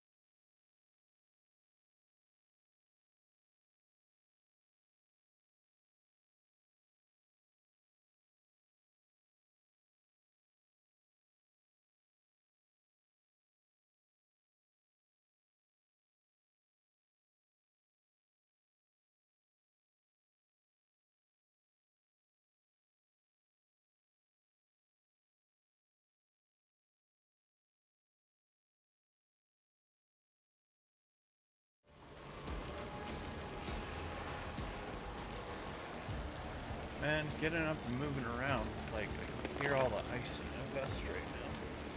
I'm gonna take it off for a little bit. It's getting bulky and hurting my back a little bit to sit without a good cushion there. Need to refill this one. Alright, I need Argenta to move up.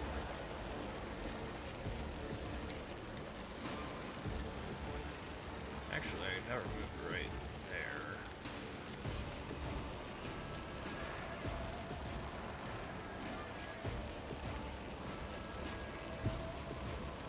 I will bathe this battlefield in righteous fury. Alright, here we go. In thy light I stand, and thy light I pray.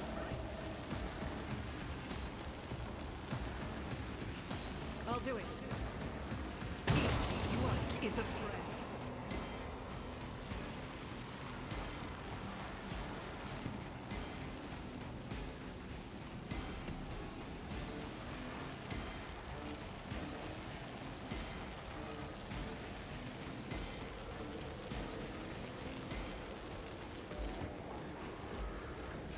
Doubt is for the weak. None can escape the Emperor's judgment. The Emperor. My faith is my shield.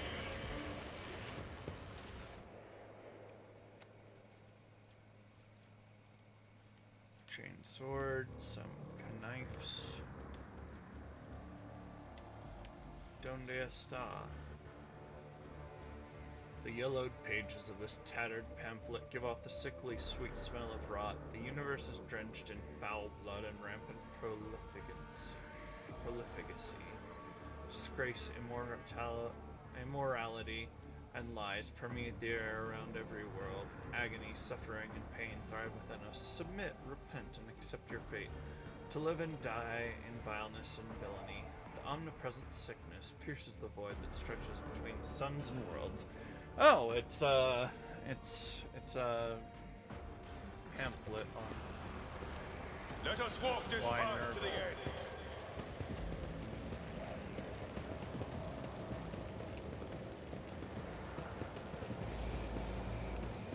Turn around. Eesh. We get all of them.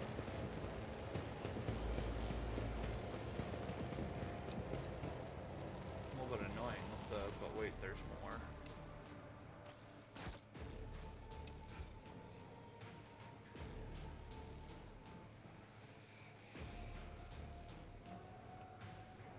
Well, at least I got this out of crew hands, so...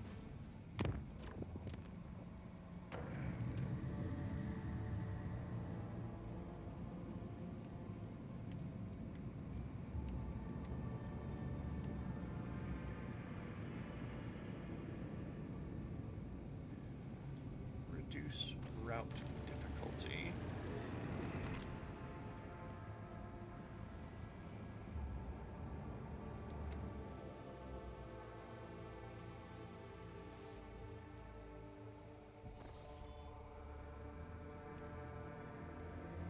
Lord Captain, we have cross-referenced the key characteristics of the system with our astronomical chart data. The planet Vivos 6 is located here.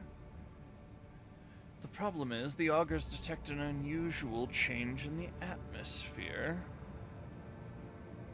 Not unlike a massive release of toxins. It appears that something unfortunate has happened to the planet's underground storage facilities. It is impossible to land safely on the planet just now. Unknown ships are cruising in the system. No need for any cog to analyze it. I can decipher this telemetry easily. Xenos. The armory and artillery crews are standing by.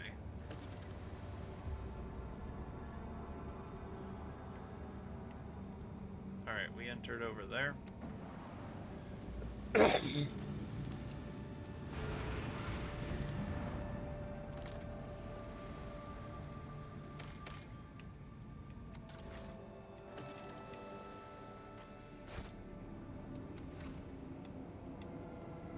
We're gonna creep in on them. Okay, let's see. wondering. This planet can barely sustain life, yet searches discovered a long-lost Imperial colony, one that was cut off from the rest of the galaxy centuries ago. The colonists live in conditions worse than any Underhive, yet they still venerate the Emperor and gladly welcome their visitors. The Lord Captain receives an invitation from the local ruler, Archqueen Princeps Domina.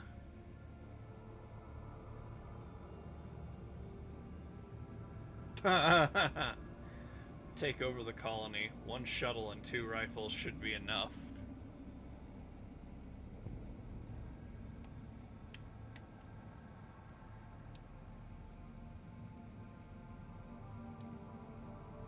Hey, Coyote.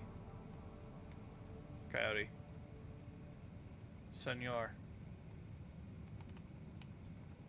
I'm convinced, I want to convince everybody that you're Hispanic, despite me being the one who is somewhat Hispanic. I think if I refer to you enough as Senor, people will start to think you are.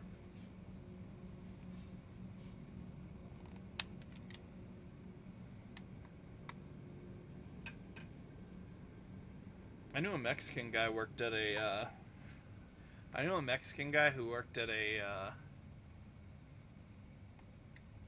Japanese teppanyaki, one of those, like, the knife twirling and all that places, and he knew just enough Japanese to to be passable.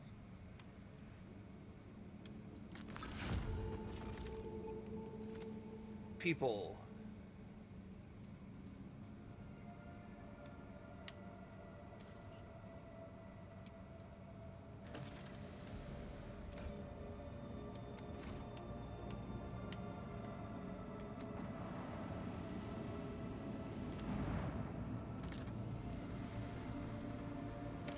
Also, if I can do 1 shuttle and 2 rifles to take the whole lot,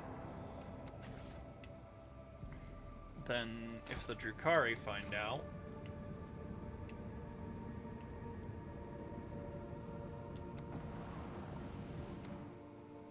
oh, I did not save before I did that.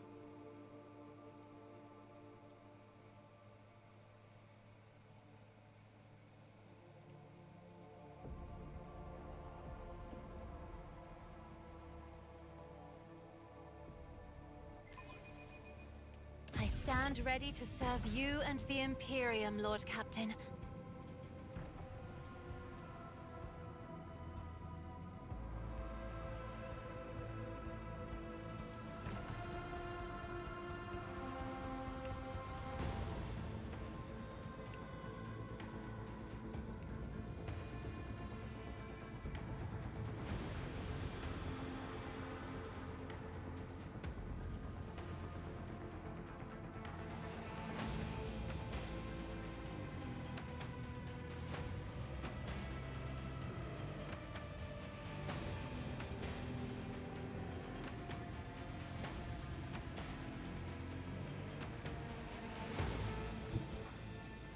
Helmsman, navigate us to the designated coordinates.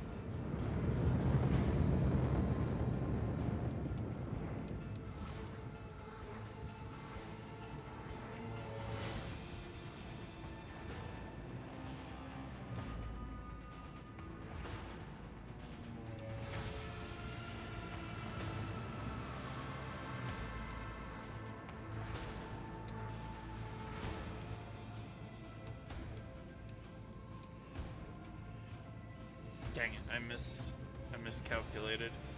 I should have shot a little bit further back, but we can probably salvage this.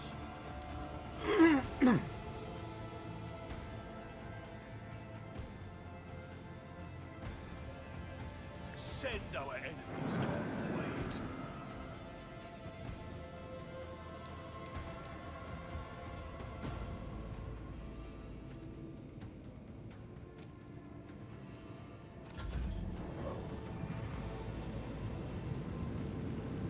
You're gonna catch my front. It's going to reinforce it.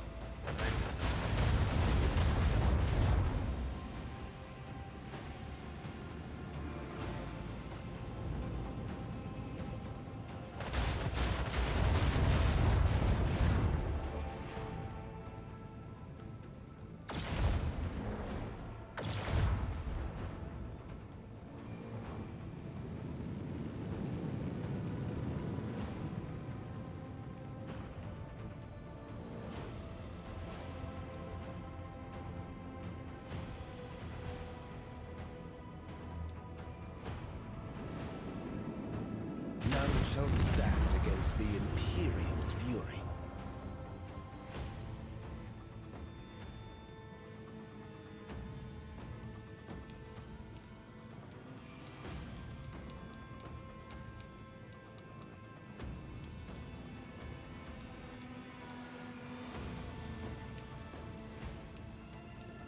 Come in on their backside.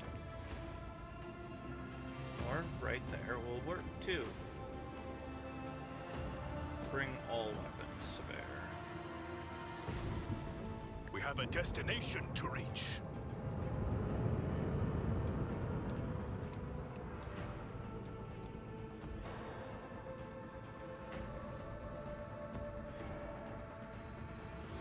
Deliver their demise.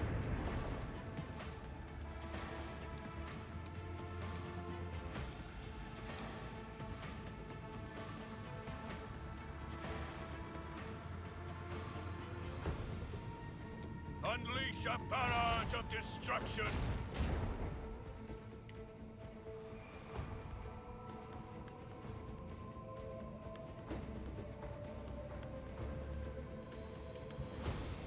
We're gonna come in behind them.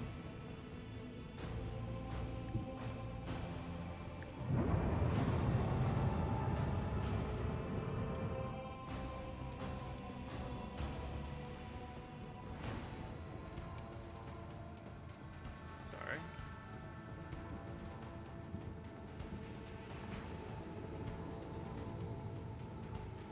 Show them the fury of our backstabbers.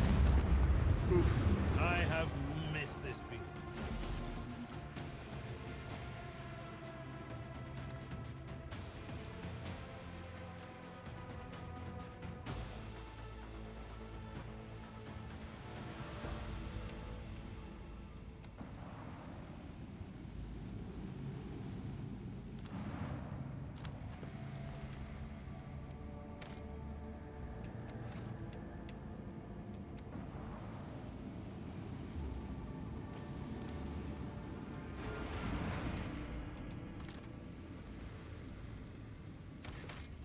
Swift and merciless retribution is a proper fate for many transgressors, but the Imperium permits using the convicts for hard labor on distant prison worlds, like Vebos 6, to atone for their crimes before humankind. Hundreds of thousands of rogues and lowlives toil in the mines of the Von Valencius Protectorate until death from exhaustion or some other unfortunate accident claims their forsaken souls.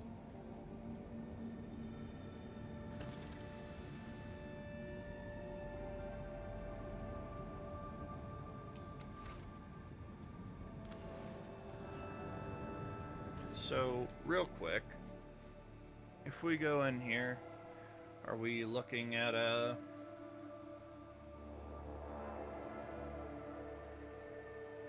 Well, one, I want to check my journal. Two, I want to trade that scrap while I'm thinking about it, because I really want to get in good with the Navy and buy better ship stuff. 98, 99, 100.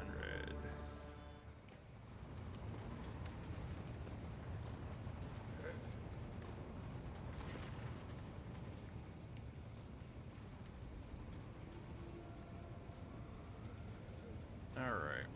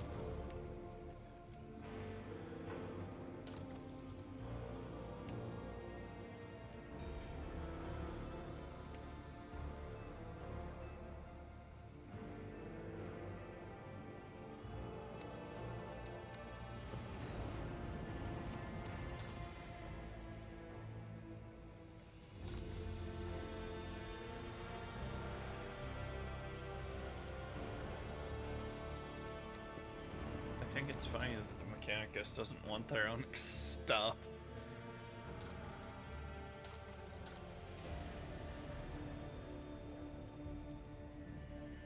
Like, they're worth 200, but that's not as much as heretic trophies or other stuff.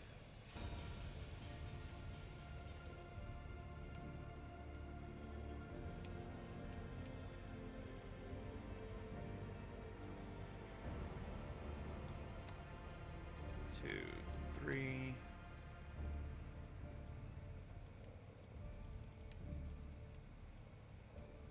Four.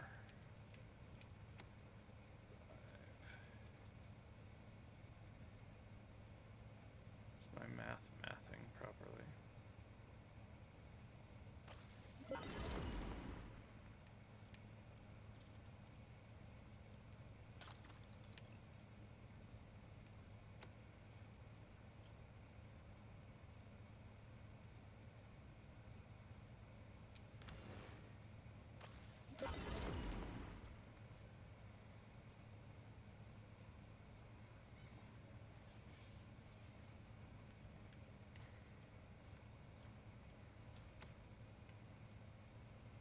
Almost enough to buy those.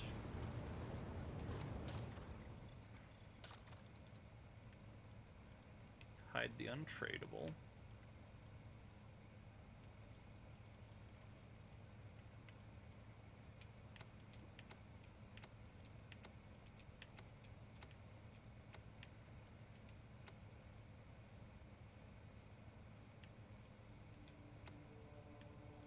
Straight 5,000. Enjoy. Another 3? Sure, why not?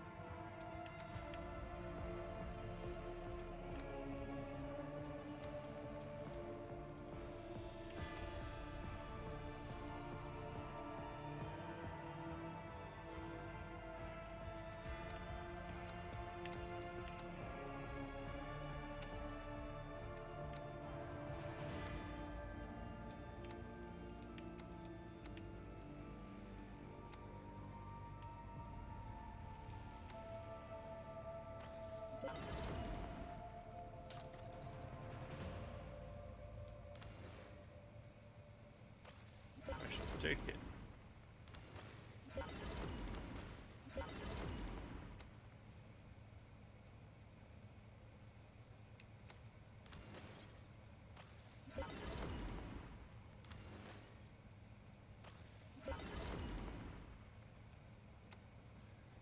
Where hits an enemy in melee range, the wearer's nearest ally gains willpower plus fellowship bonus temporary wounds.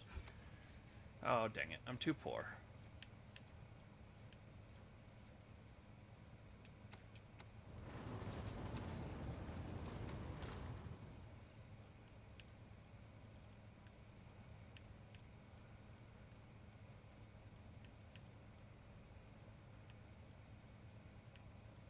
Heavy plasma gun.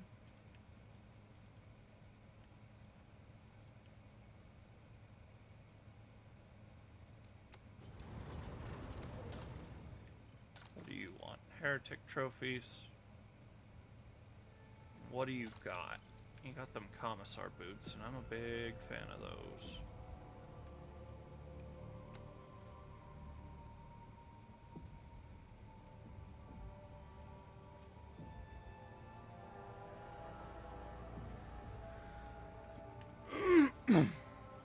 Upgraded boots.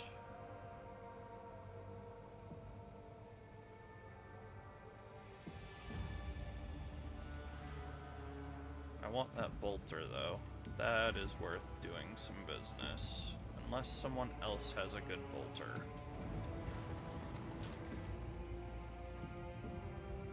Within reasonable buying power.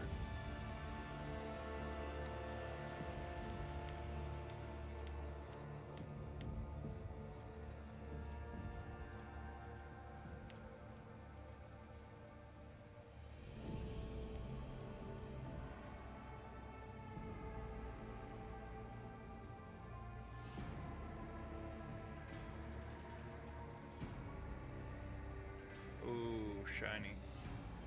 Also, that shotgun's really nice.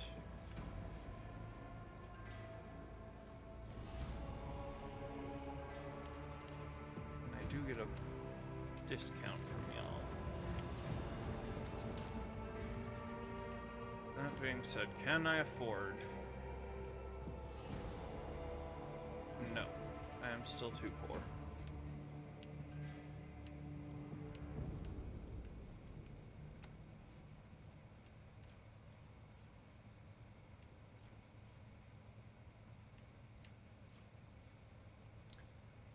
And a storm bolter too.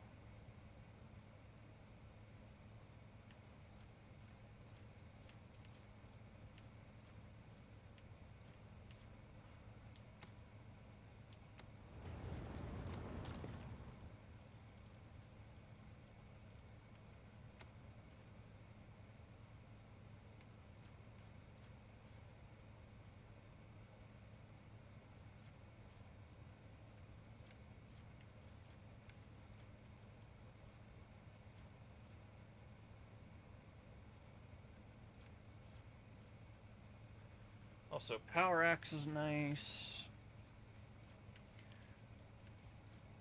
Why not? Let's up this. Actually, the smart move, I think, is to raise Fellowship of the Void. Specifically because, well...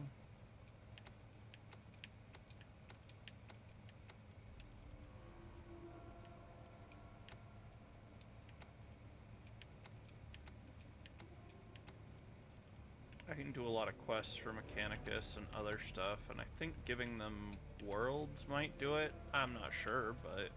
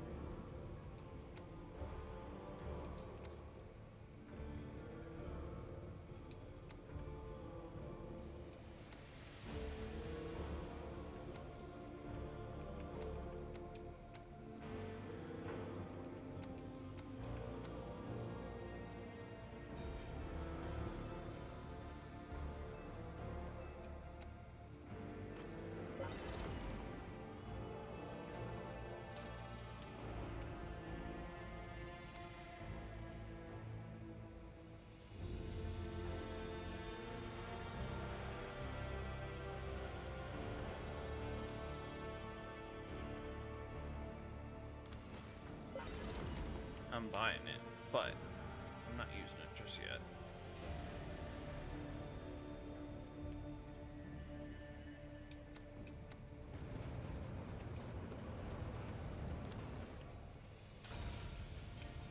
First of all, we're gonna buff my homie.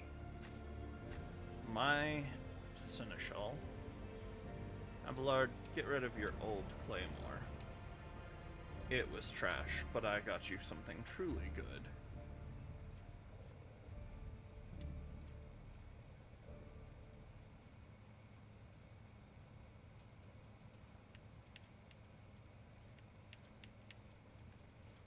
As soon as I can find it. Power Claymore. 13 to 18 with 30%.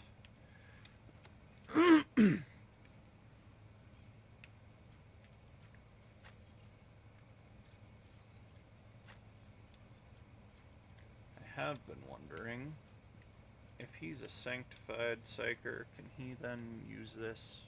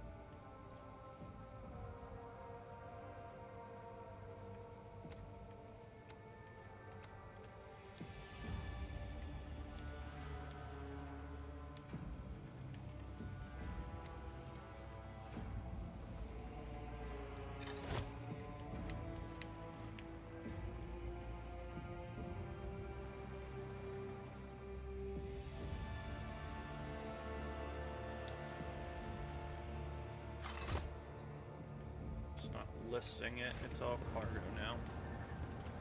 Eh, well, whatever. Abelard has the power claymore I wanted, so armor does not matter as much. Alright, we're gonna drop, and then we're gonna, when we get on planet, that's where we're gonna save.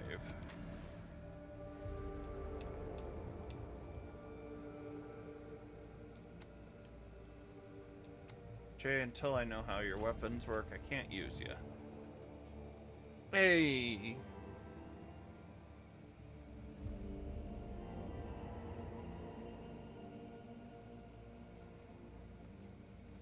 Hello, wretches. How goes?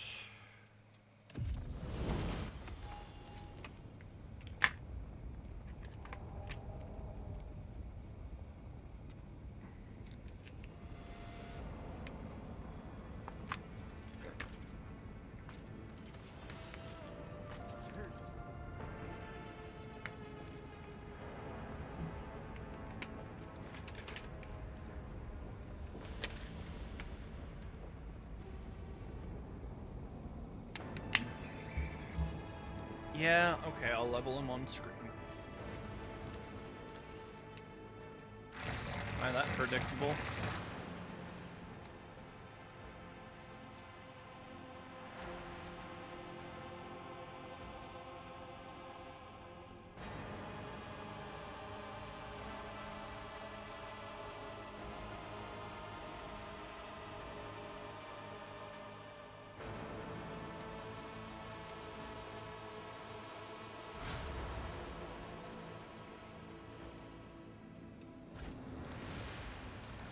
No, you're right. I should check that. It would be so busted if he's an assassin running a fricking melta gun. Or a multi-melta. Nope, he doesn't have the strength.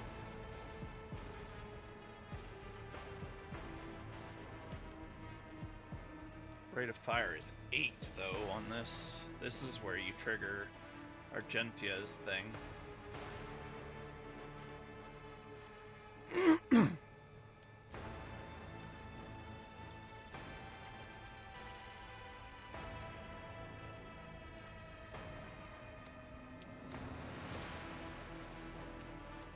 Yeah, just roaming around with a multi-melta and a thunder hammer. Literally two of the most powerful weapons you can get. What heresy grows from idleness.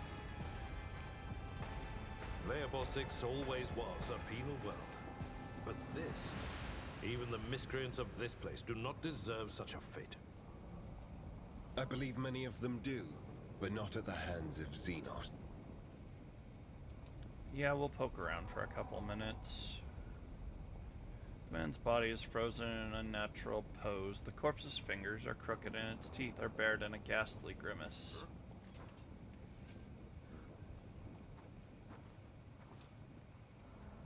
The bodies have been twisted into a pose resembling a servile bow and bound with barbed wire. hello, fine gentlemen.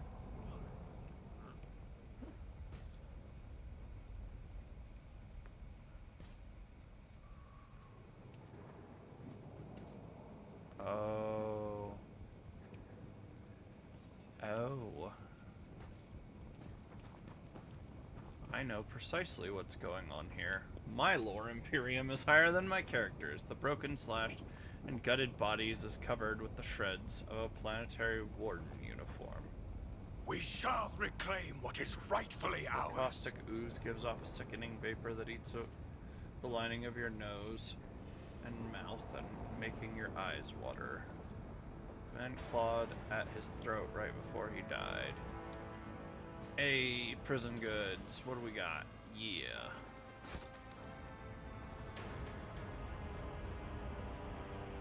We're going in. Yeah. Because I can think about it right now. You can clearly see several thin cuts left by bladed weapons on the body. So sometimes, because they require, like, because they were born through, you know, degeneracy, like, Coyote would understand, because, you know, being a furry. For the Emperor! But, you know. Blessed is Von Valencia's bloodline. We are bound by the blood of They were masses. born in a giant, psychic orgy type thing. Who's this? Where are they? Have the Dark Ones found the governor at last? Terraza, the tall, lithe Xenos moves with the grace of an otherworldly predator. The creature gives you a dispassionate glance and casually speaks a few words that are immediately picked up by your elucidator. Oh, yeah.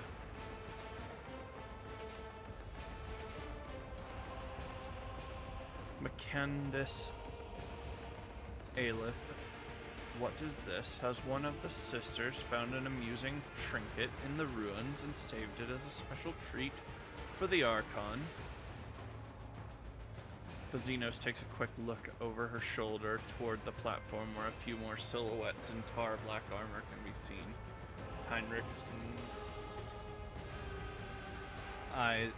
Heinrichs narrows his eyes and gives the Xenos an appraising look. The Drukhari of this breed are known as witches, Uriel. They are experts at bloodletting in arenas and on the battlefield. However, I am more interested in the ones skulking in the shadows. Judging by their armor, they are high-ranking representatives of a cabal, a military clique from Drukhari Dements. It seems we have disrupted a vile performance of their distinguished guests.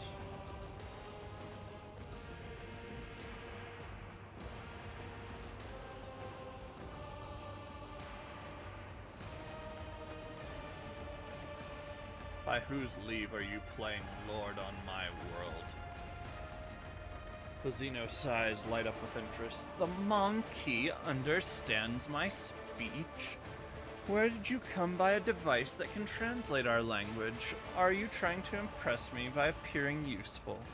Such words will earn you a bout in the ring at most, without weapons, and soon without your skin. The humans scattered around you on the platform. You on the platform stare as if they've seen a ghost. The eyes of some betray their fear, others glare with bestial hatred, yet more look upon you with hope. Who are you? I need to do something to get the fighters. That, yes.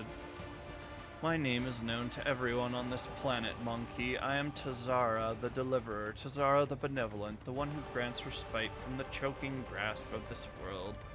I decide who lives, who dies, and who finds new purpose for their existence in Comora's many arenas. Surely this is why you have come here? To fight for my ever-changing favor and privilege of being the first to be chained.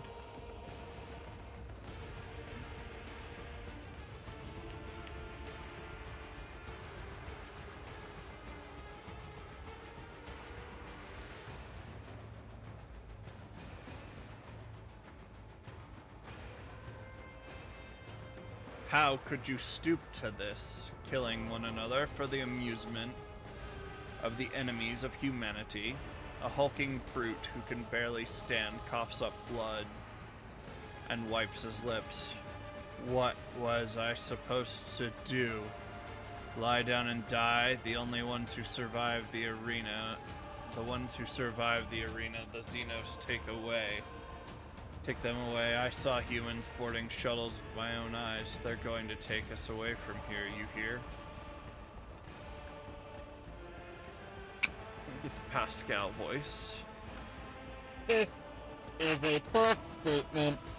You were supposed to furnish yourself with the means of respiratory protection and inflict maximum damage on the perpetrators before ceasing your vital functions.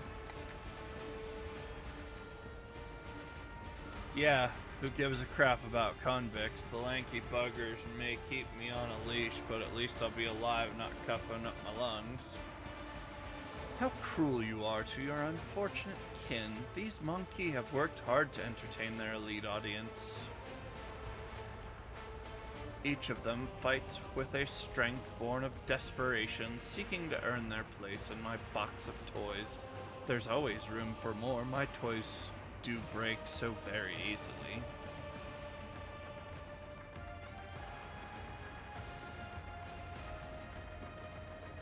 To be reduced to a Xenos plaything, a shameful fate for the scions of humankind.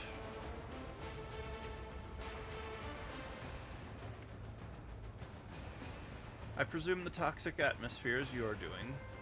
It could be, or perhaps my mere presence is enough to make base creatures like yourselves forget how to breathe. Are you really surprised at what happened? You wove the net right under your own feet. We merely knocked out the pin that drew it closed tight around you. A couple of volleys at the seals on the underground well, and the planet, the one you had turned inside out, did the rest.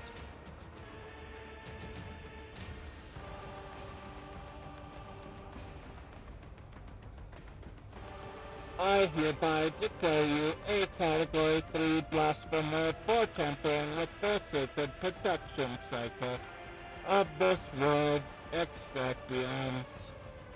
The drill on Pascal's mechadendrite springs into life with a howling screech.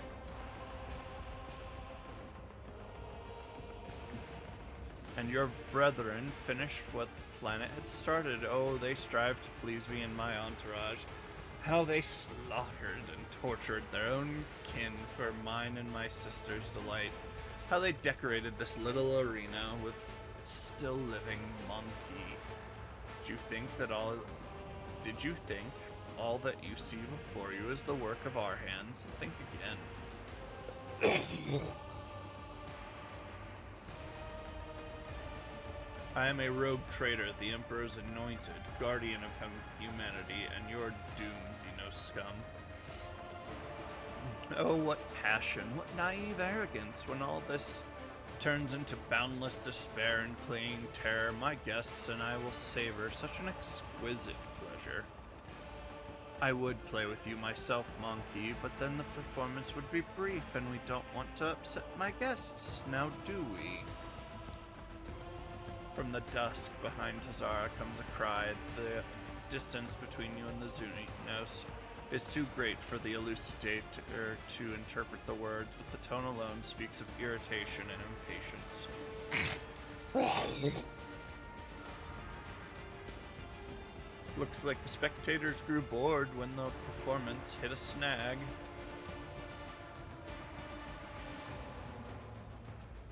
Tazara raises her blade and points it at you. Tell the other monkey, whoever slits your throat will depart for their new home ahead of schedule. And tell them to hold nothing back. Tonight they dance for Euremis herself, the great archon of the cabal of the Reaving Tempest.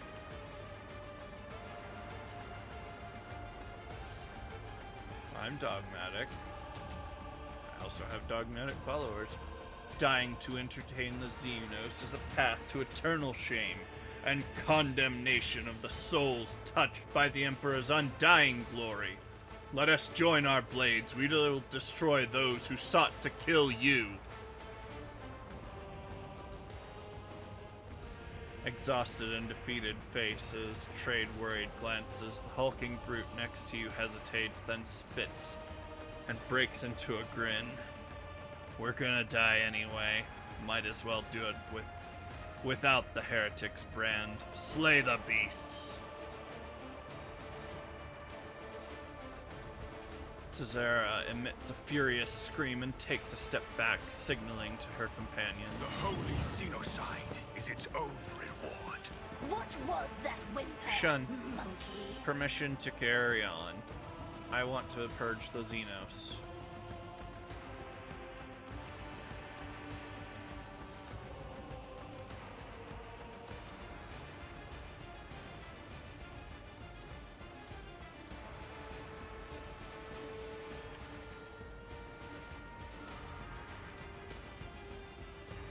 How am I ambushed? Explain that to me.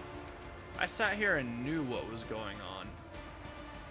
Like, we had a whole flipping conversation. We knew this was ending in a fight. They knew it was ending in a fight.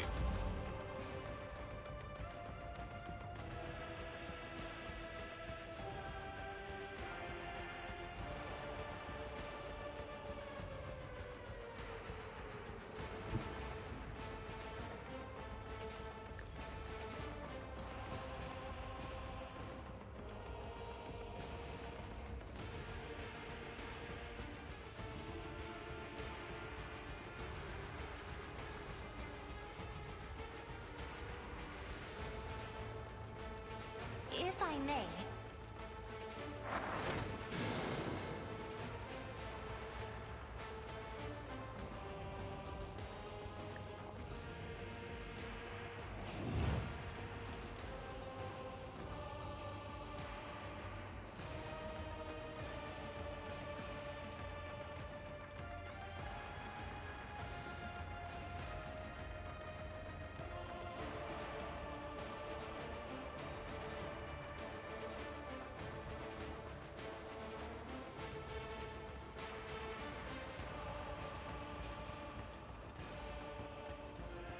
Ah, yes.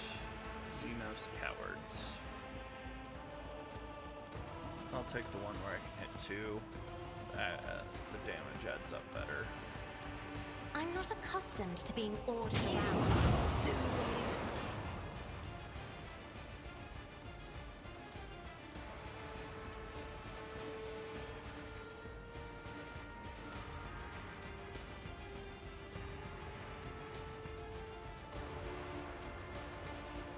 I am a navigator, not a servitor.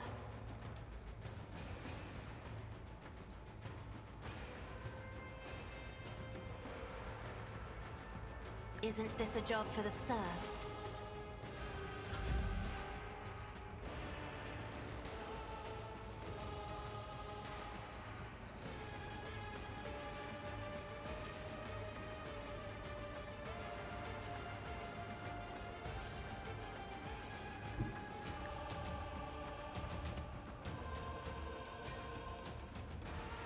Oh, I should have shielded the Emperor to everybody.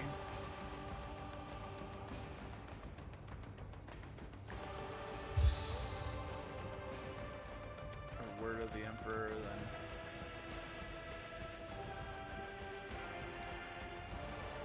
then that iron arm going.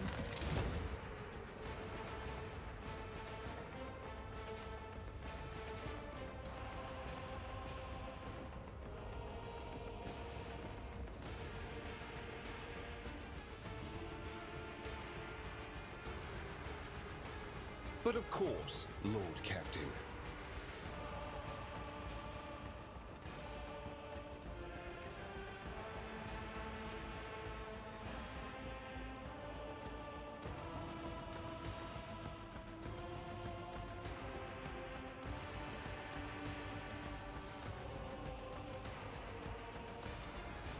I won't object to it.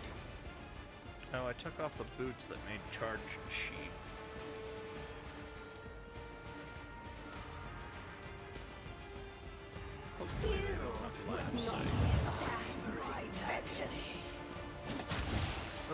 Hey.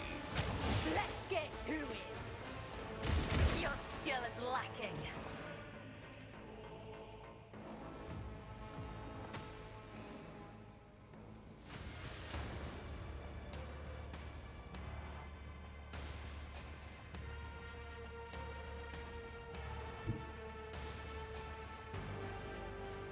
Rejoice in battle.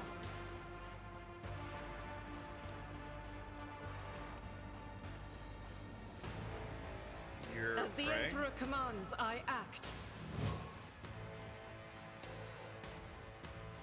You're prey. I'll do it.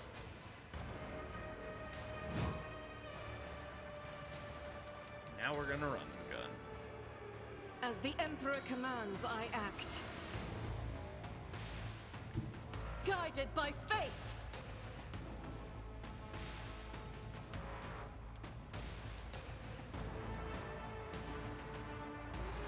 Doubt is for the weak. You call this a strike? As the Emperor commands, I act. Woe to you!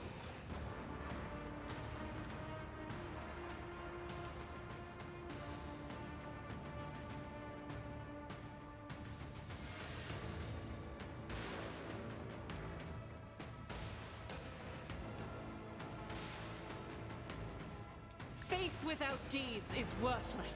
You will pay for this in blood!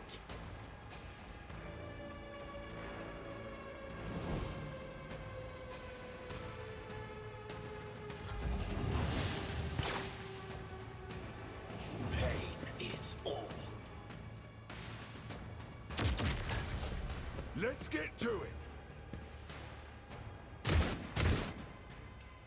Scared yet? Your last stroke of luck.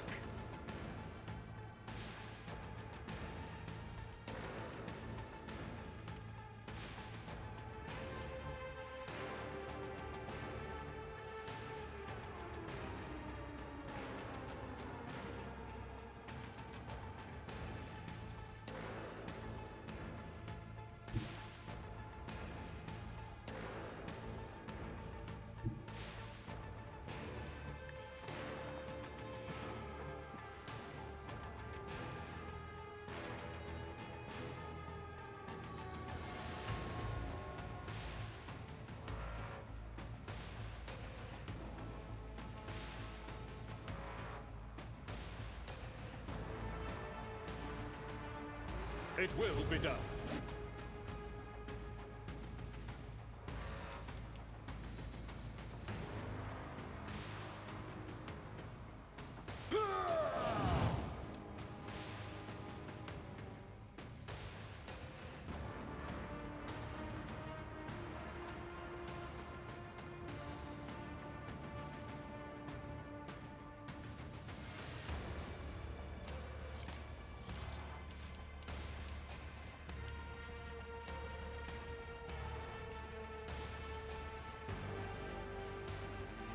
Dang it.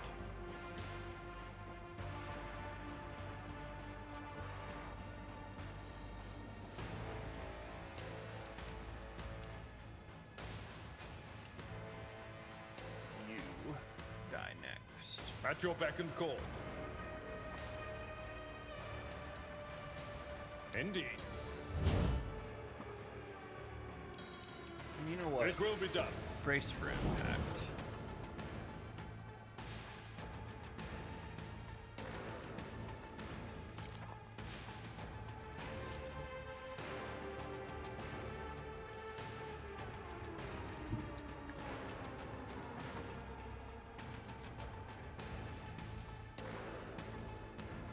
Just get you in position.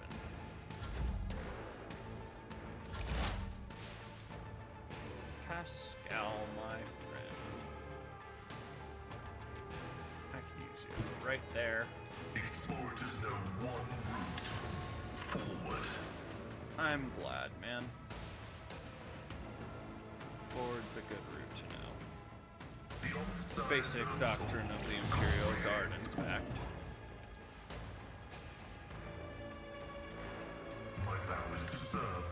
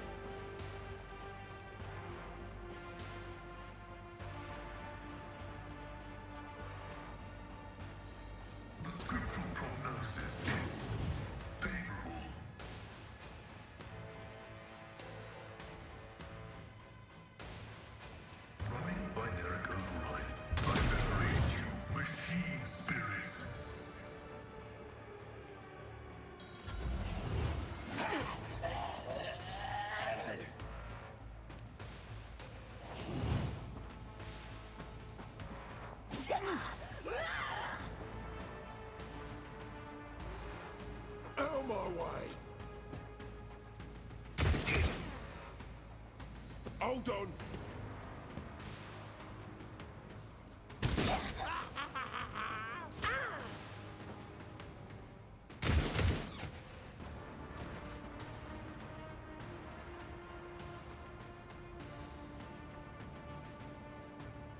I suppose it's time to hit cover.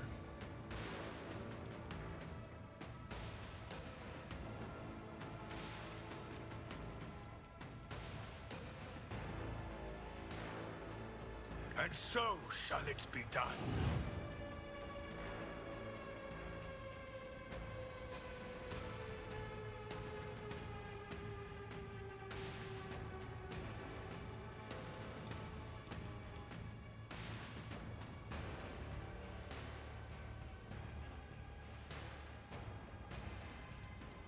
I will not be deterred. High momentum.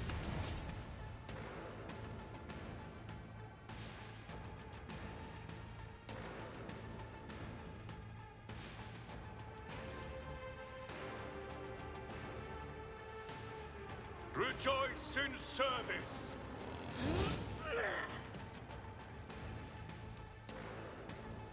And so it shall be done.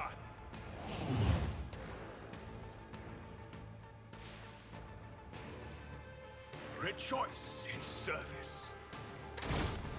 Oh.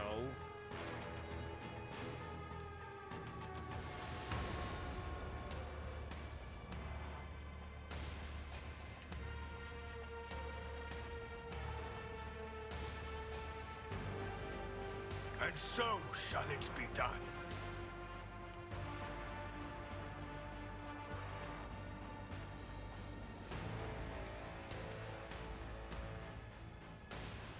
Can't. Wait, can I? Yeah.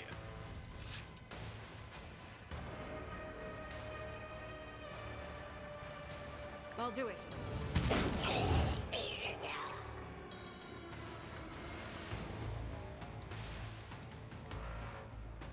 You become prey now. Doubt is for the weak.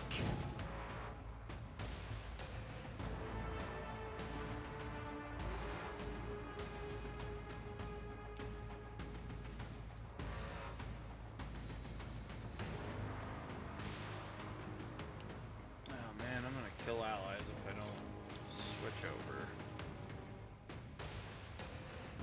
Still pretty sure I'm gonna hit allies.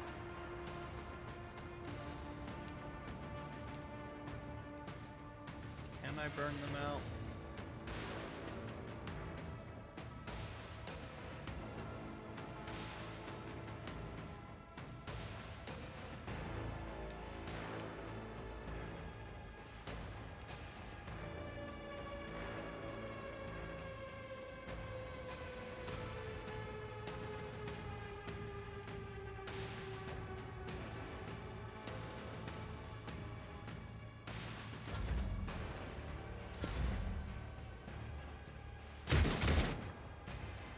Let's make it quick. My revenge will be delectable.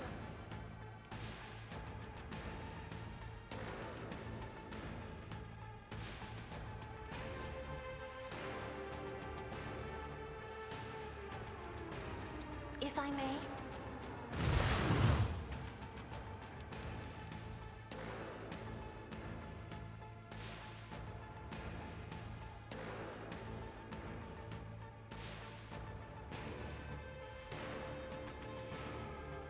Me? If you insist, Lord Captain.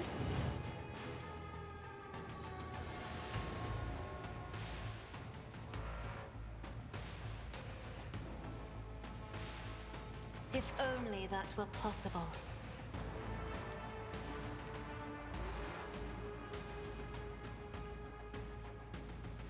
I am a navigator, not a servitor.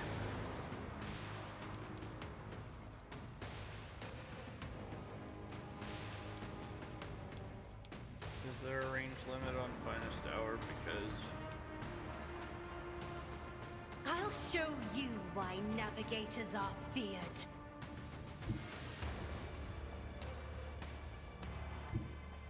Get me a target.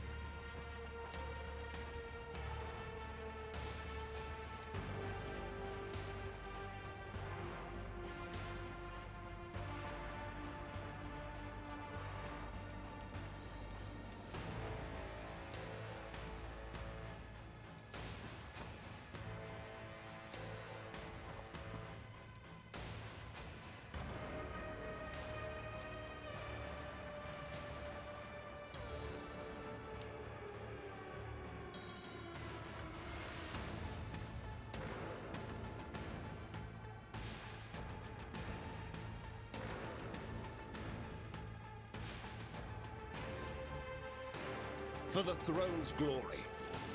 You are doomed!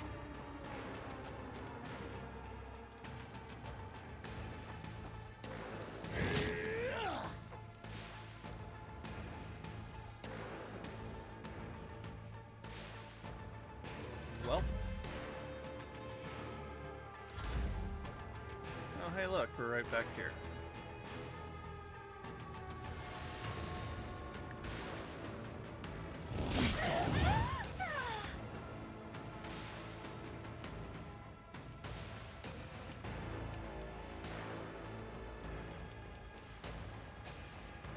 I won't object to it. But of course, Lord Captain. Let's see to it. The whole reckoning is due.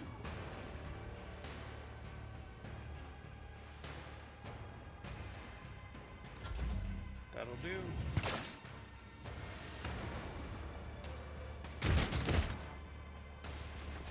High momentum.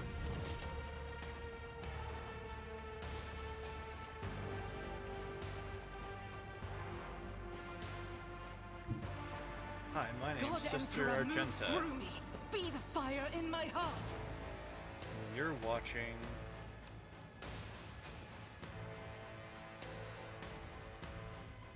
Claim the Prey.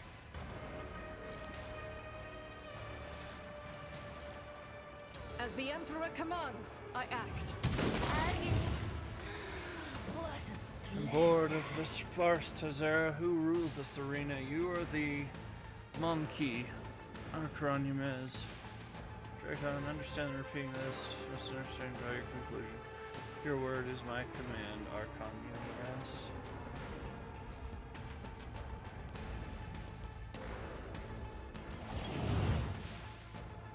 Oh. But Argento is going to like and shoot these stupid Drukari in the face. Like the cowards they are.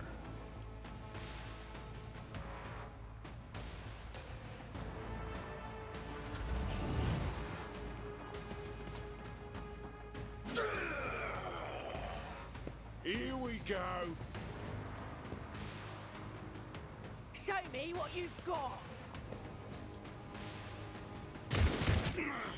You call this a strike?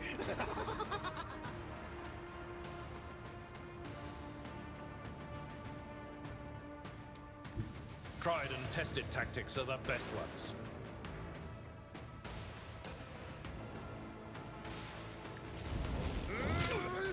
Woe to you. At your beck and call. I will do my duty.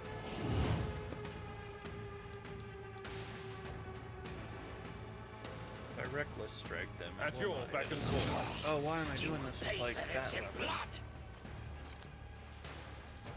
Alright, we end it. We'll Daring rule the breach time. stars themselves. Victory is imminent.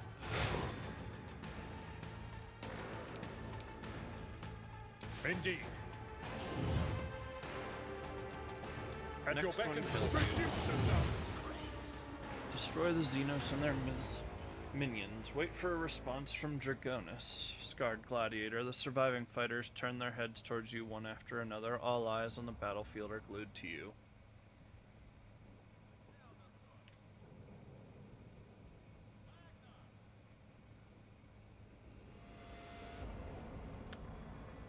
Alright.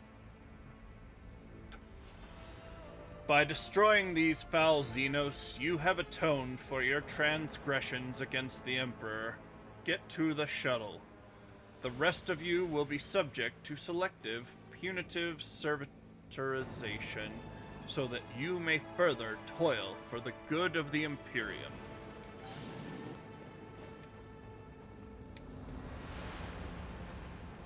Also, it feels good because it's kind of like service guarantees citizenship.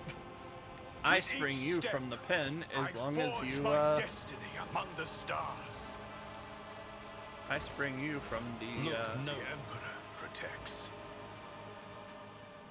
They fled, judging by the garb of those Xenos. They were not like the ones you killed before. They must have been their leaders.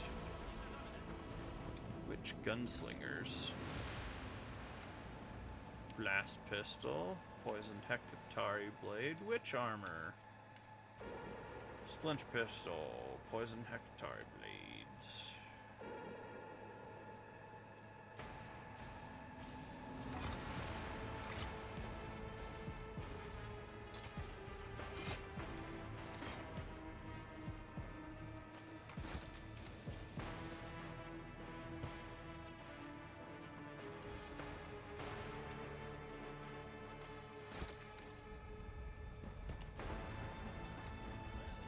More prison goods.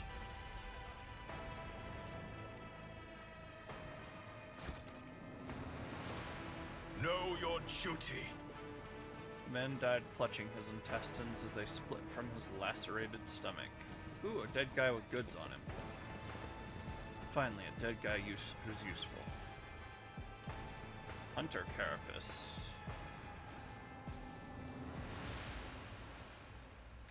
Very nice.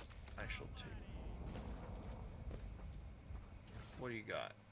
Poisoned Hecatari blade, stub, revolver, chainmail.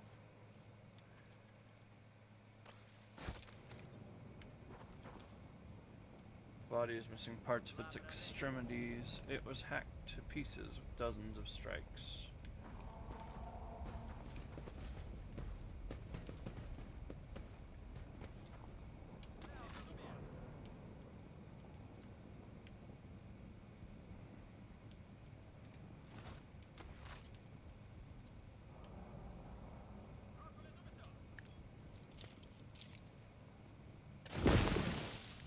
Let us walk this path to the end.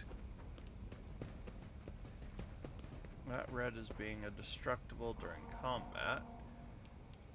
Is it still a destructible?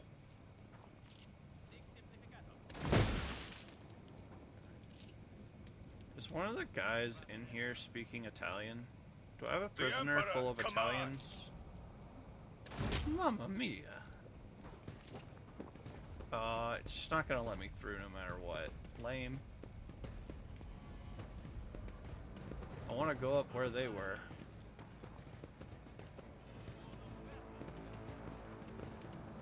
Maybe I've been playing too much of Sanzo. I just hear things in that cadence and immediately I'm like, enemies. Because we always play Austro-Hungarians. Mostly because the drip is better. The sacred engine meant to work in the quarry has not been used in a long time. Let the faith guide my path to glory. The body was partially flayed, judging by the amount of blood. The victim was still alive when it happened.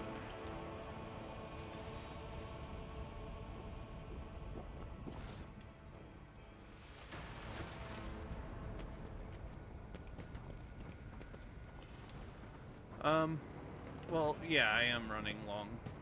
Pretty much on purpose, because I'm going to have a shorter stream tomorrow. I have that interview that with Ninja Gato on his channel. You'll be able to watch it. Should be good.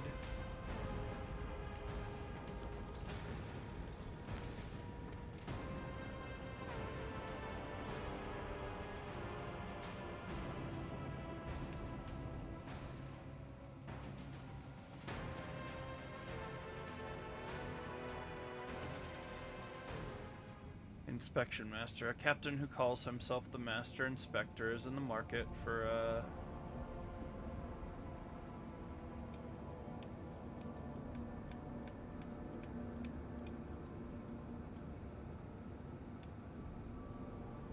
Uriel gains enemy of knowledge feature. Drusians. Complacency goes down.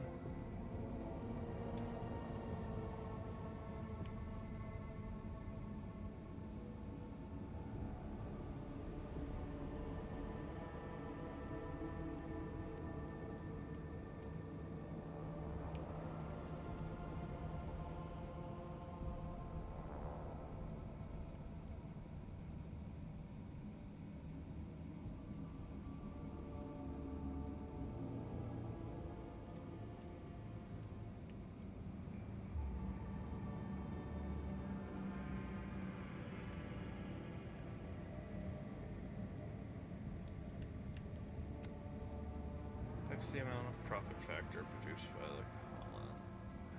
Alright, so we're not using our intellectuals.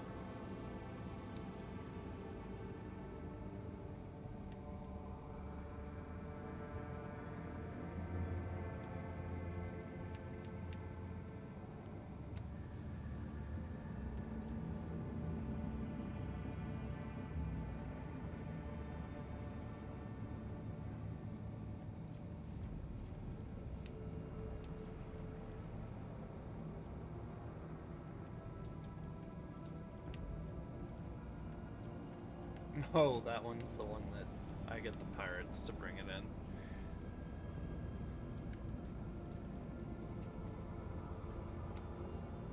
%5 damage against psychers and navigators. All allies get 10. Oh yeah, no, that one right there.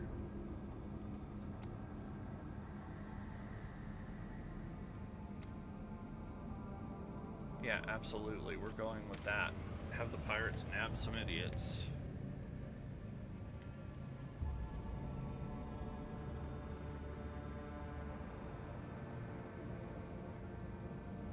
Dreamless? Jeez. You can get really dark with this prison planet, Coyote. Dreamless. The convicts will be of much greater use if they are kept from sleeping by employing a small augmentation.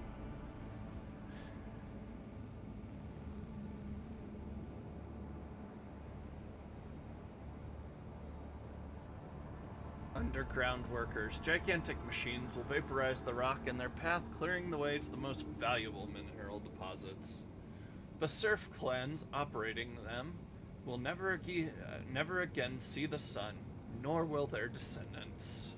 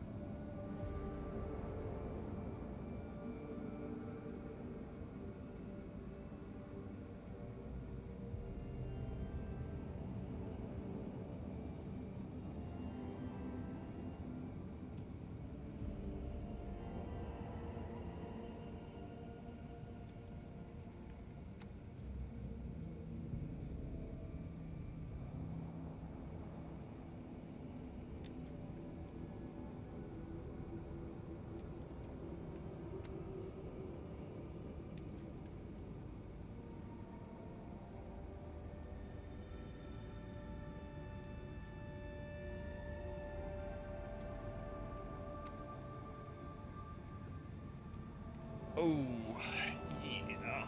We're probably going to make a holy prison, because why not?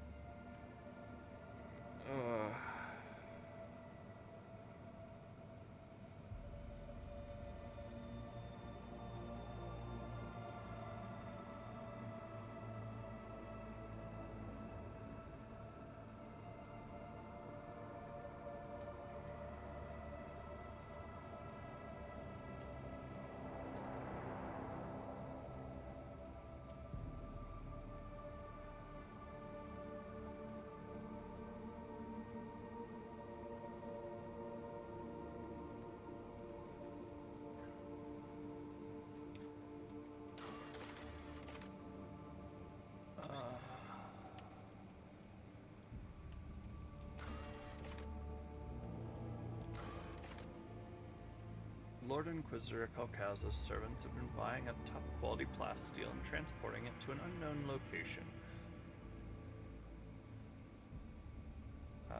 Yeah, we'll complete that.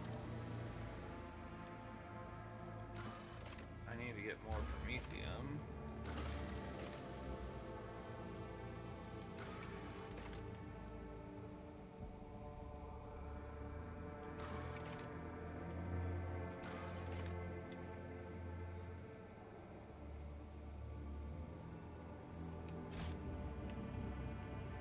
I don't know that I want to hang out here.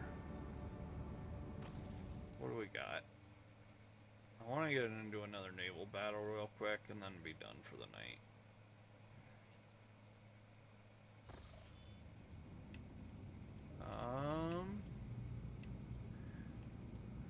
Where is was it Langren's Belt? Silence of Mare Segat is where I want to go. I think.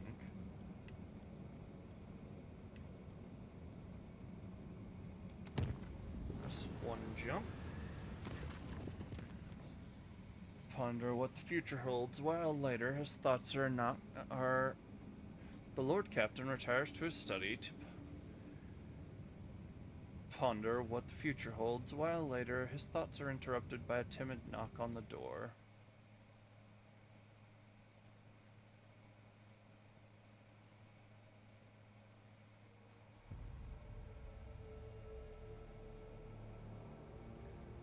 Are we dropping another tissue? Sorry, handkerchief.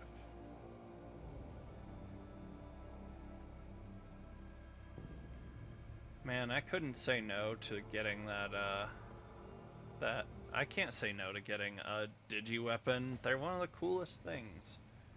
Who the heck are you, and why should I care?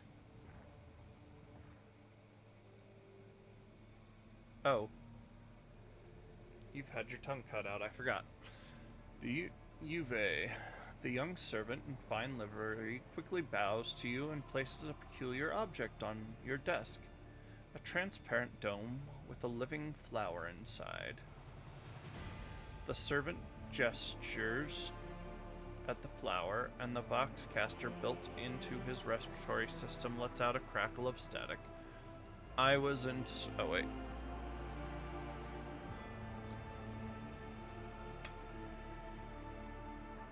I was instructed to deliver this gift to the Lord Captain only. Before you is a fragile branch of Lavanda quandus, the most rare specimen native to the world of Quandus and the Calixis sector. Covered in tiny blooms the color of a purple sky, the plant has been carefully sealed inside a dome along with mineral fertilizer modified by the Magos biologists, which will sustain it for many years. You've already met the servant who delivered this gift. He is Lady Cassia's personal valet. At least you know the identity of the sender. As for the plant itself, a term from the ancient etiquette of the nobility, all but forgotten in this day and age, comes to your mind. Immortalium, or eternal flower, a living plant capable of enduring in the void for centuries. An extremely rare sight in the Coronis expanse, and an unmistakable token of the giver's special favor. The appearance of an immortalium in the life of two aristocrats is a unique ritual, the purpose of which is to demonstrate their true intentions without words. Every gesture, glance, or phrase in this ritual is imbued with deep symbolic meaning. You are expected to take the next step, which is to either reject the gift by pointedly ignoring its existence or accept it on your own terms. The recipient's acceptance can be expressed through words of gratitude in private conversation or by sending a gift in return.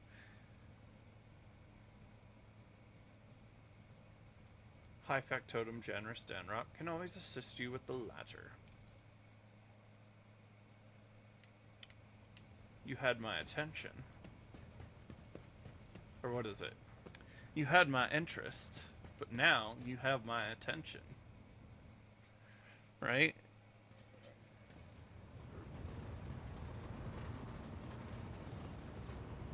Generous, you get. Where are you? You overdressed git. Come here.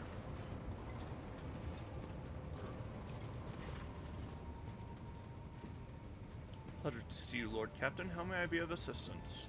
I have been given an immortalium, and I need some help to arrange a reciprocal gift. An immortalium?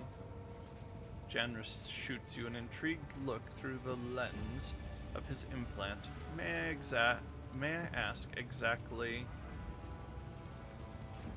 what, or may I ask what exactly I should arrange for the Lady Cassia? How do you know who I'm doing this for? Lady Cassia must have brought the flower from Urek 5 with her personal belongings and kept it this whole time. Hardly anyone else aboard this vessel would be powerful enough to acquire such an exotic artifact.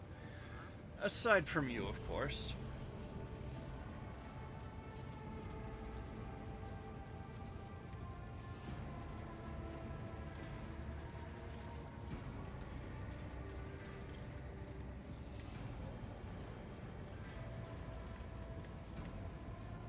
Shun, what do? What should I do? I think the library.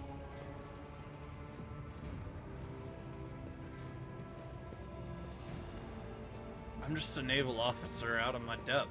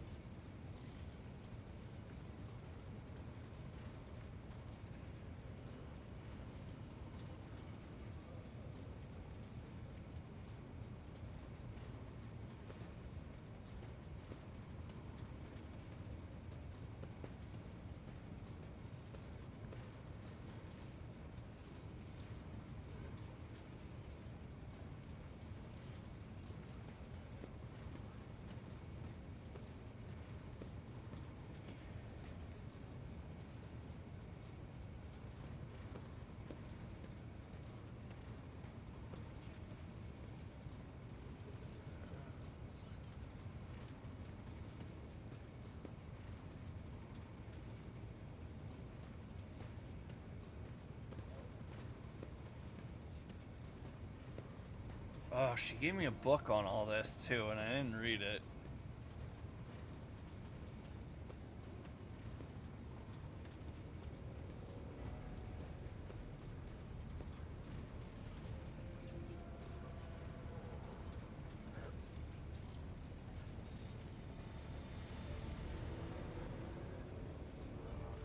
I could... hold on. I shall return when I think of something.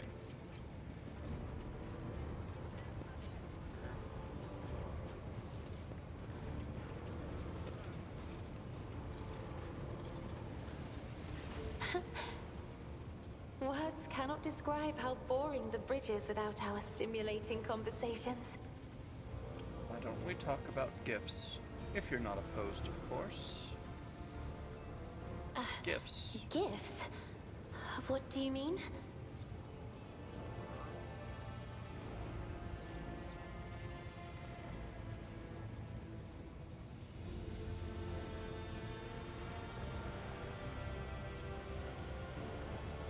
I have enjoyed...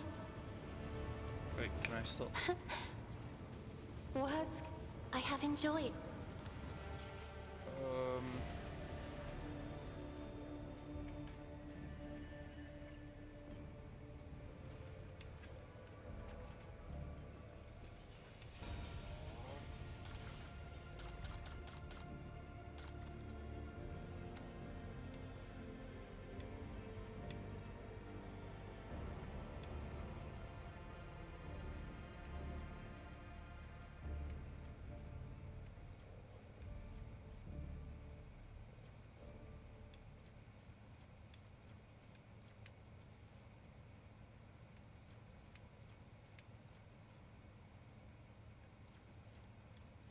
Oh, am I that stupid and I got rid of it?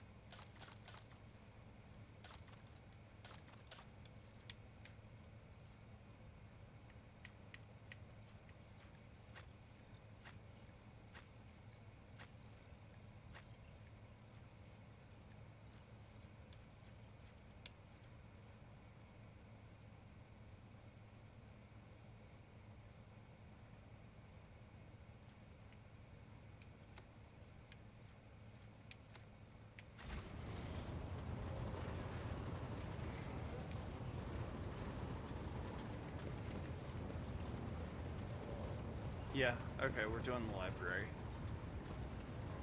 I thought it would be the library.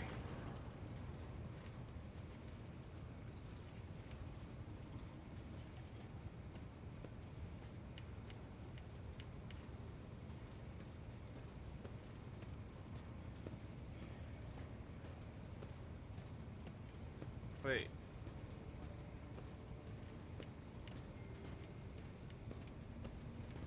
Dang it.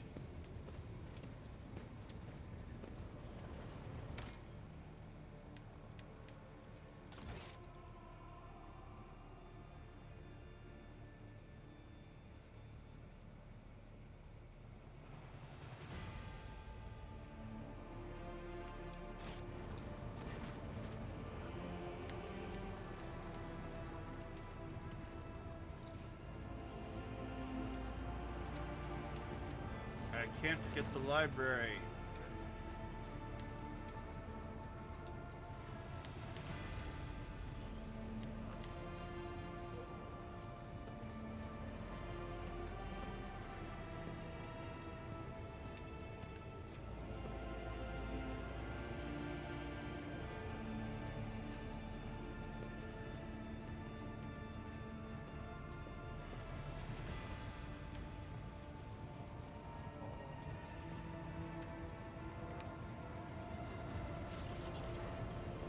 Do I literally have to, like, make a jump or something before I can do this? I suppose we try.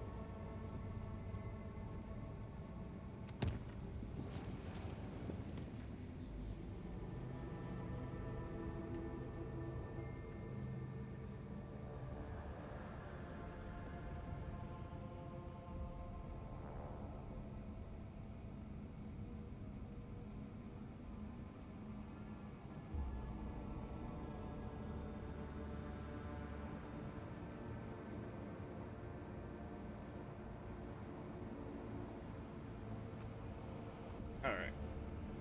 Jump back to bridge now that I've done that.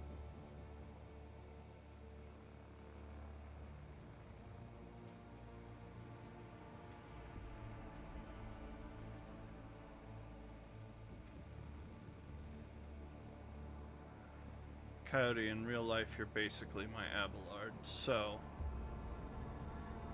Abelard, remove the spaghetti from my pockets.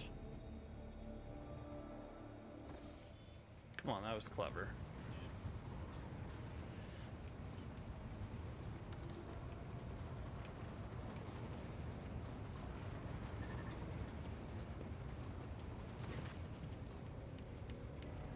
Okay, it won't let me do it anymore.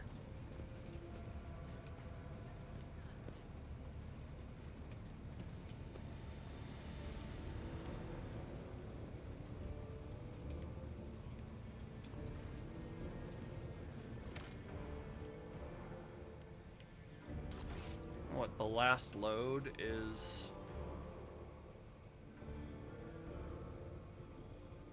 over an hour ago. Alright, one more jump.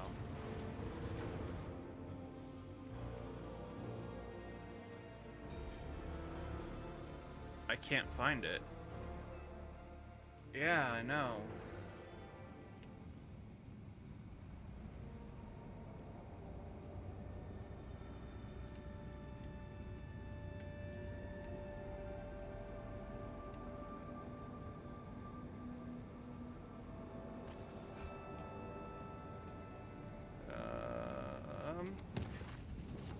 Lord Captain, our astropaths received a message from Achilles Scalander on Dargonis. He closely studied the data from the incursion on Vivos 6, including the mention of the Xenos leaders. He promised to direct the efforts of his aides to identify those enemies of humanity so their location can be determined. Master Scalander also reported the Drukhari are getting ready for more attacks on your territory. Information from his aides continues to arrive, and Achilles will personally report to you the moment the target for the upcoming raid becomes clear. The Drukhari excel at catching their opponents off guard, and there will be little time to mount a response. According to Master Scalander, your personal participation in the defenses would be the best strategy given the circumstances.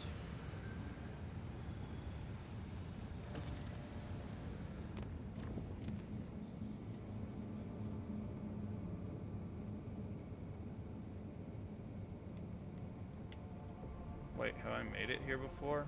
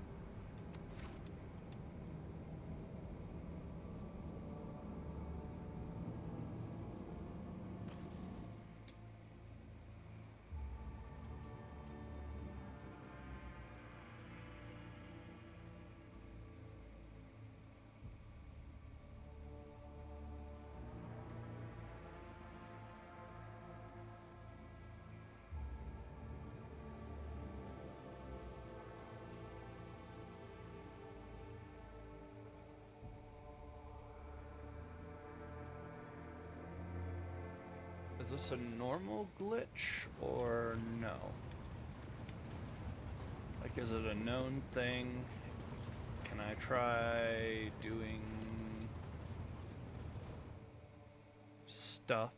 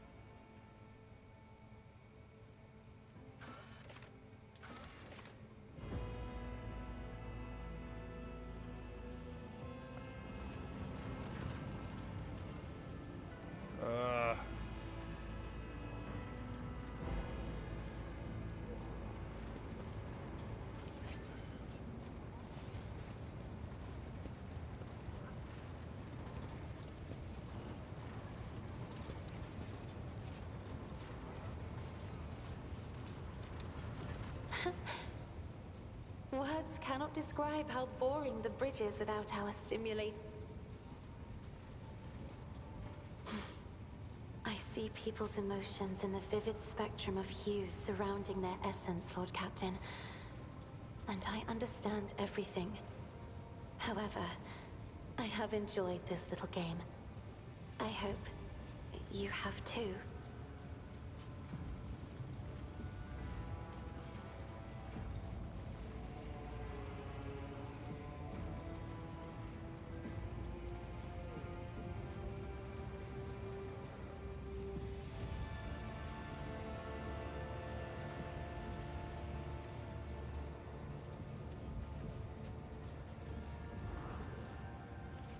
A second later, an invisible force envelops you in a swirling torrent of emotions, and your heart skips every other beat, in time with the Lady Navigator's breathing. When Cassia's powers recede, the austere... now I have to actually call upon my own frigging finishing school. The austere reserve on her face is replaced for the first time by passion. In her eyes, the curve of her lips, the slight tilt of her head, with a small nod and smile on reddening lips, she holds out her hand, pale and trembling.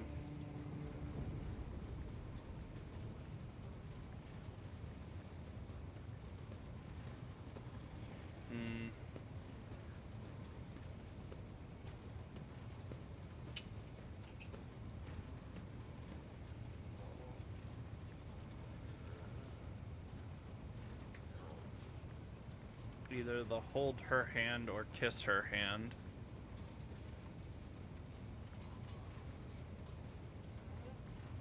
I'm a naval officer, damn it. Bravado.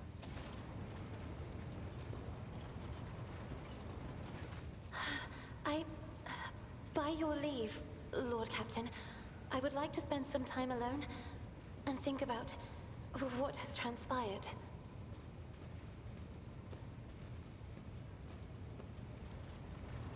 Okay.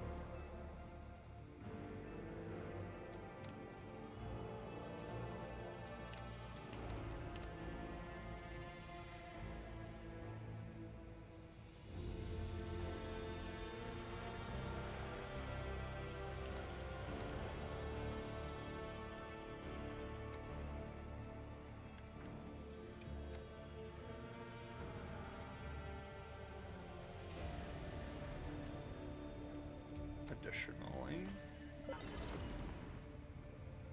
did I miscount? Oh, I did.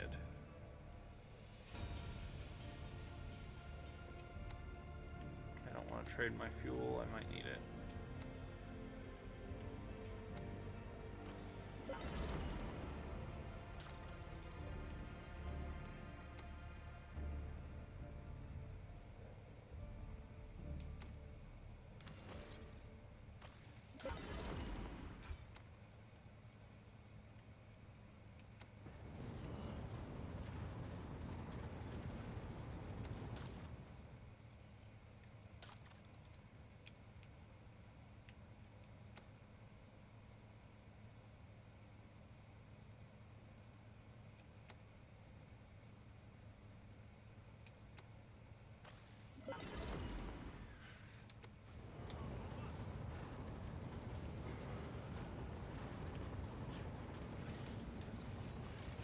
Alright, let's see what we got.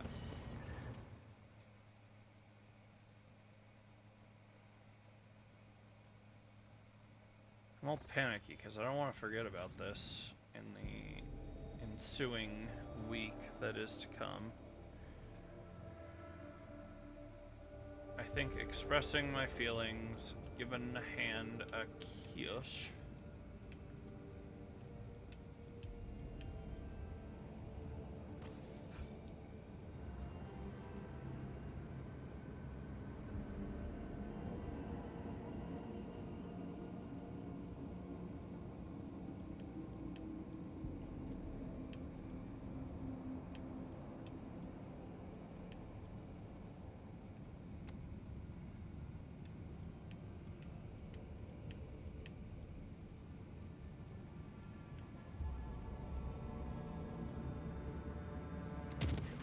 Lord Captain, this is Master Helmsman Rayvar. The crew is grumbling again, but they've a right reason this time. Our analytic system have gone totally bonkers. The Red Robes, tech priests are blaming the anger of the machine spirits. Allegedly, this is how they profess their displeasure with the crew not being worshipful. We have largely managed to stabilize the output of the augurs and auspexes across the ship, but you should know there is something awfully sketchy about the machines these days. I can confirm, Lord Captain. The vessel's analytic systems were behaving incorrectly for a time.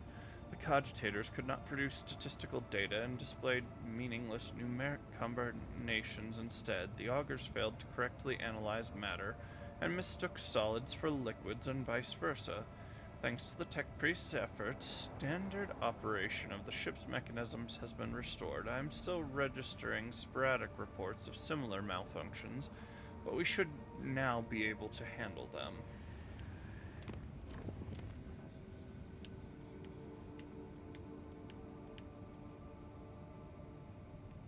What's there?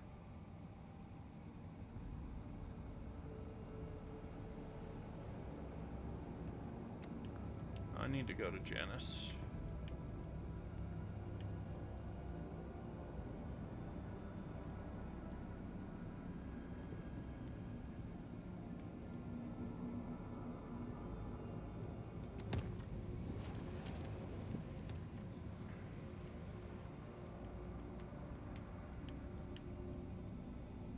Look, I'm just trying to get to Ferabundus. Lord Captain, we've received an astropathic message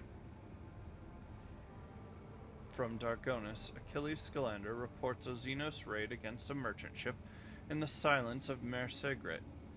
The coordinates of a hypothetical contact have been forwarded to the crew. If you wish to support your subjects and fight back against the Xenos personally, we must hurry. It is unlikely the merchant ship will be able to resist the enemies of humanity for long.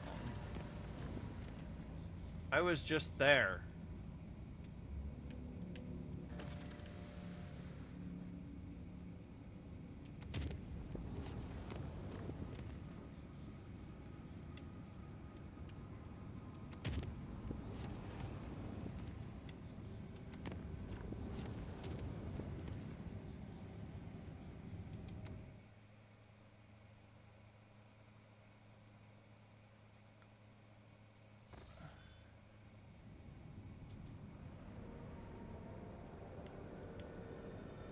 Alright.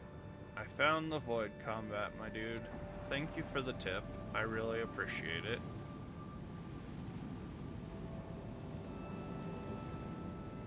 Anything that helps, any amount of money can help the stream grow a bit. Right now I'm trying to get epaulets for the naval jacket. Actually, Coyote, jacket me. We're going into command. We're going into battle. We need the jacket. Ugh, let the cradle now be placed on the quarter deck in haste, that the enemy I may face till I die, till I die. Ugh.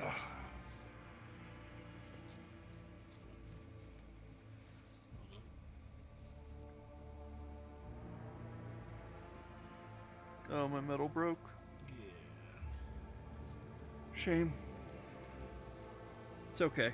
It's the one nobody likes getting anyways. I'll ensure the crew's diligence.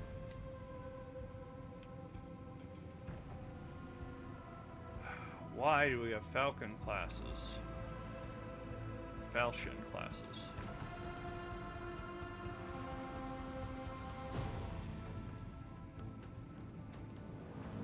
Might be able to pop them from right there.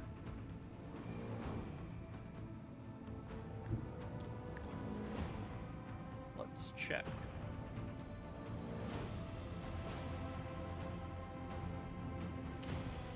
Prowl. Yes. Good. Move forward.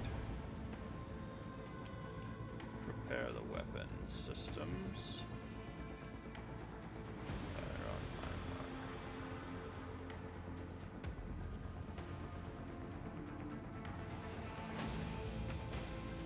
Unleash the power of our lance batteries.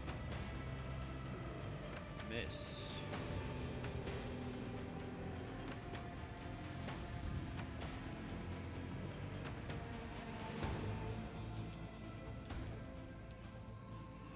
Pascal, give me...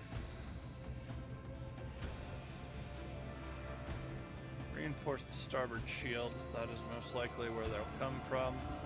And if they don't, that's fine too, because the front is a narrower target with a higher shield amount. So, they will struggle to make the turn. Rain destruction upon our enemies.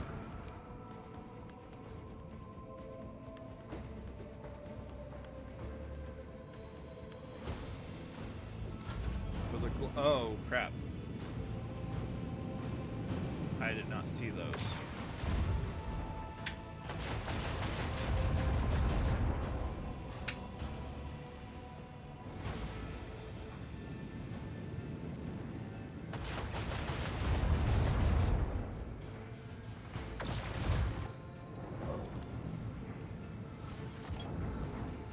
Yeah, we're gonna try that again.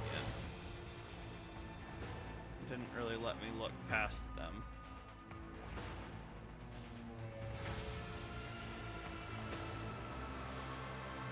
Still trying to learn this naval combat. It is good to know. Oh, heck. That's bad.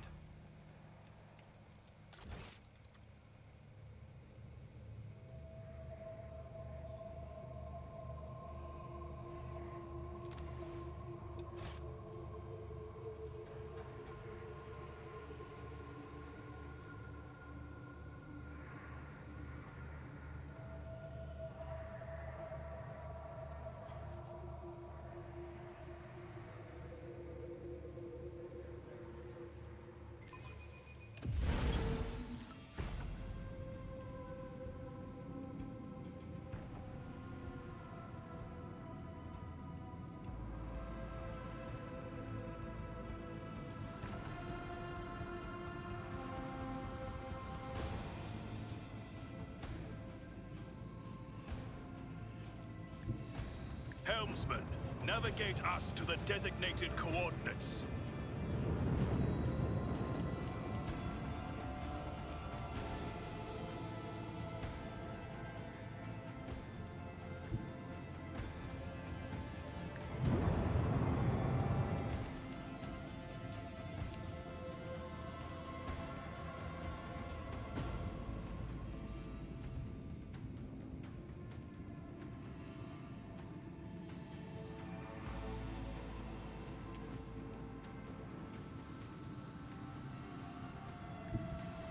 Set course with all haste.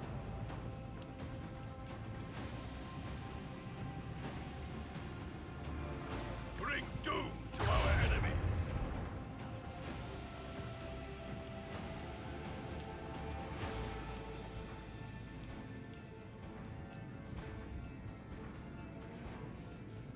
Lock on and launch.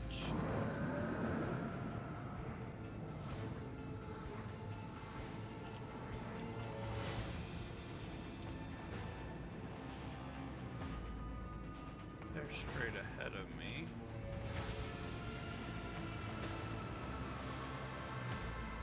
These frigates are over here. They'll take some time to come to bear. But they will quickly pass by me, so I'm gonna hold on what I'm doing now.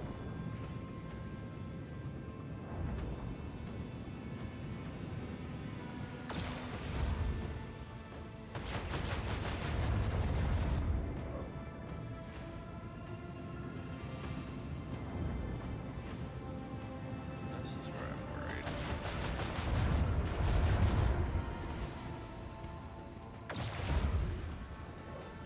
Oof.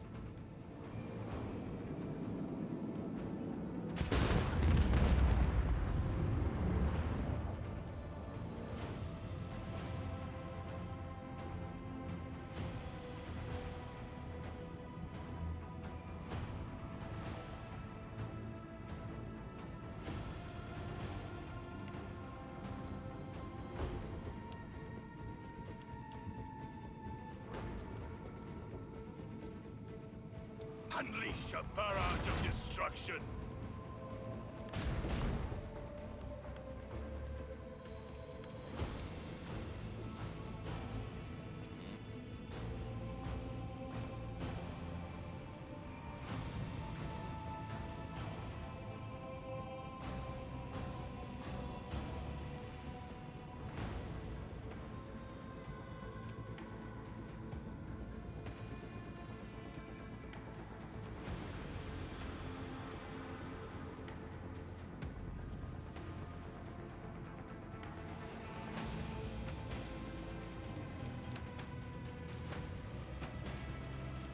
Yeah.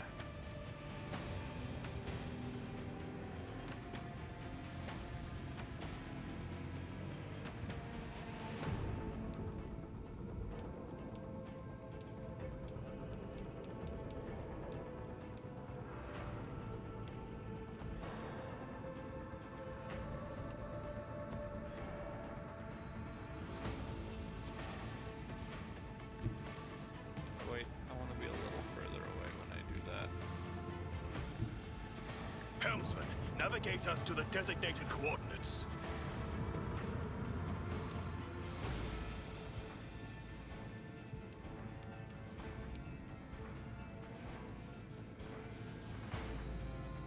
Show them the fury of our macro cannons. All right.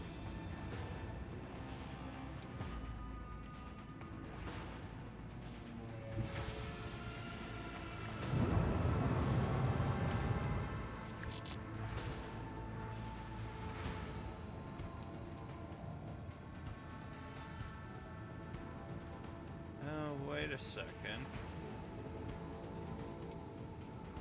Instead of ramming, bring the starboard guns to bear and annihilate. You seem to be at a safer distance to do it. Hopefully I didn't move you out of the pressure. Unfortunately I did. But do not worry.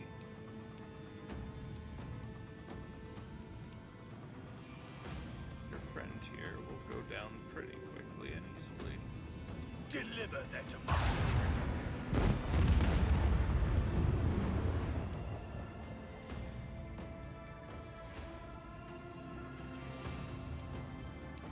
For sure. Can't just shoot right there. I should have stopped one before just in case, but I wanted to protect it from those.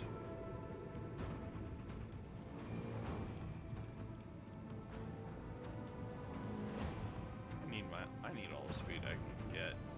Do I have...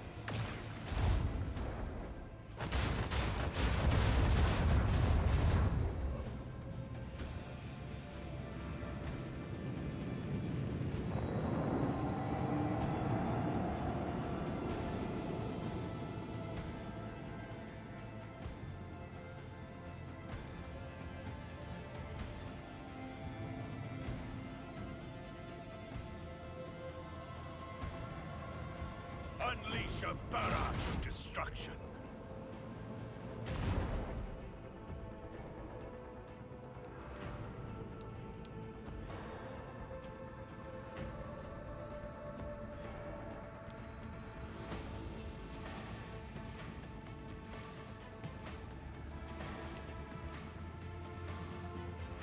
Send our enemies to a void.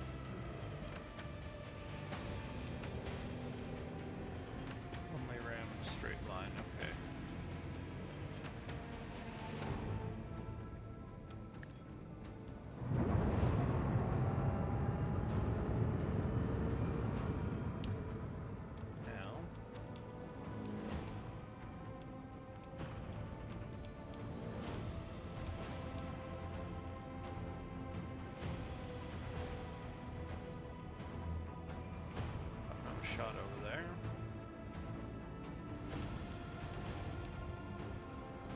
But you're right, the starboard guns. Let the macro cannons sing their deadly litany.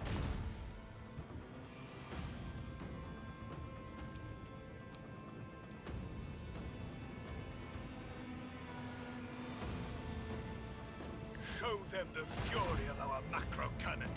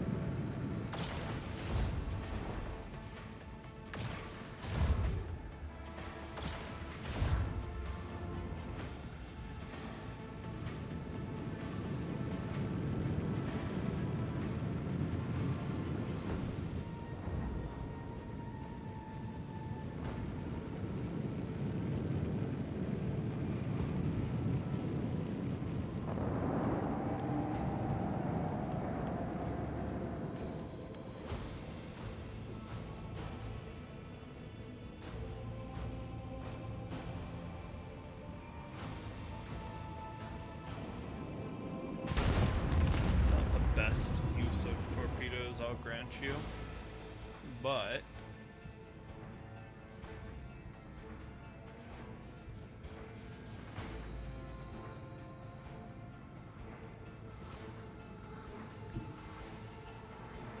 We have a destination to reach. I now have their rear with the prow.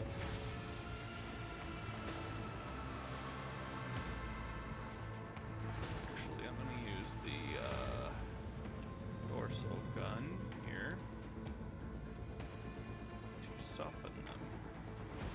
I want to hear the macro cannons roar.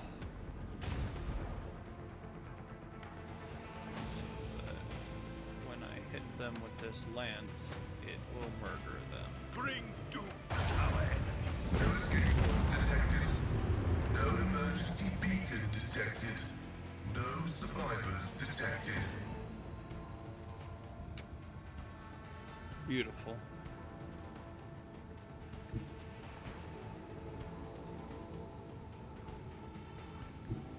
Helmsman, navigate us to the designated coordinates.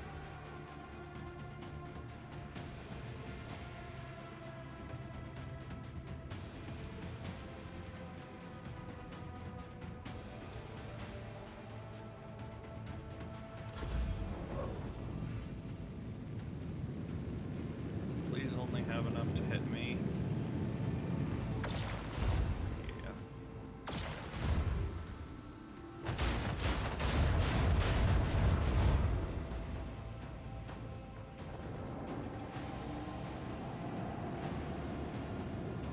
Where we tread, the unfaithful fall.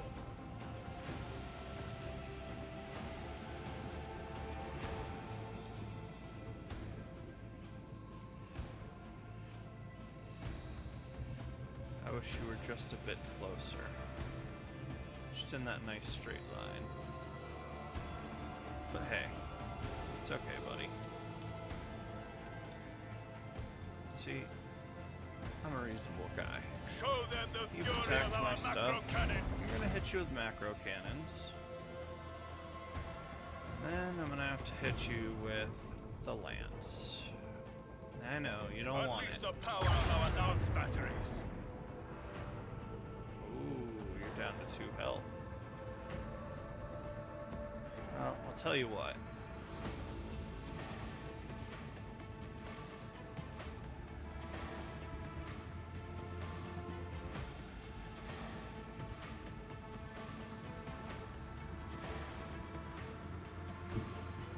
Set course with all haste.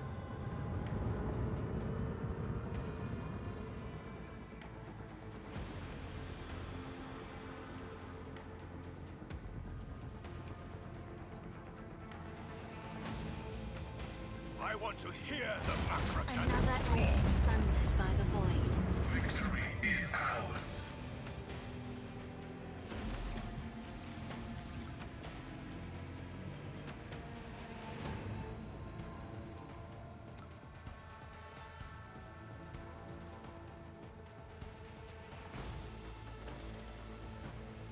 new message from Master Scalander, Lord Captain. This time he's not reporting. He is not reporting yet another attack, but the alleged location of one of the Xenos leaders. Achilles' aides have reported that said leader will be heading an attack on the paradise world of Grantis. There is one catch: this planet belongs to Caligos Winterscale, another rogue trader.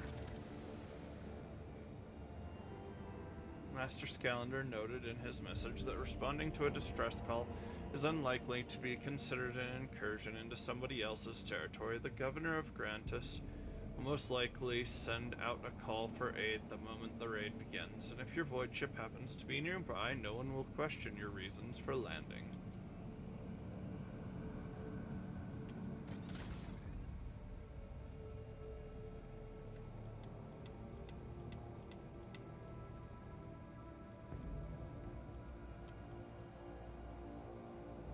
How much scrap do I have? 213. By golly. I want the finest halls.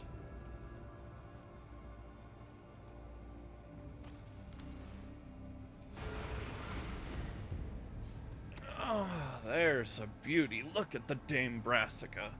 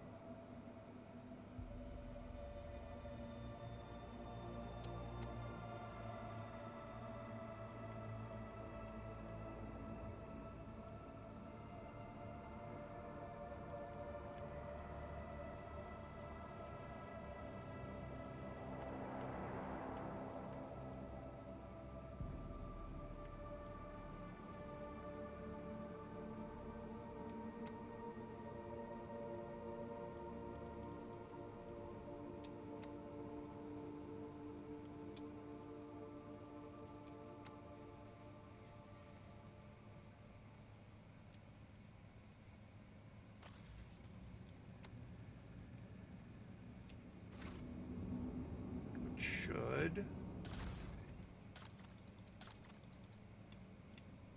Yep.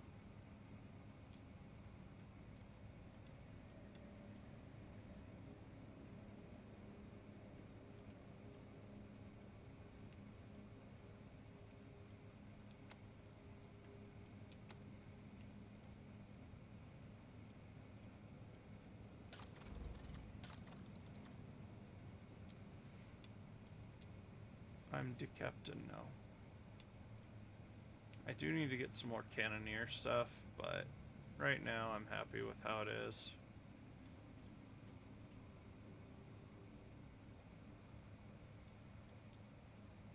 I don't know what to do with the warp channeler. He can do the shallow jump thing, but I don't know, I'm not a big fan of it.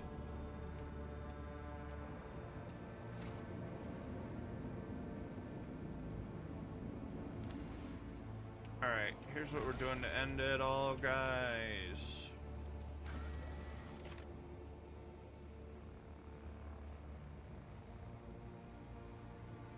Palatium Stellos.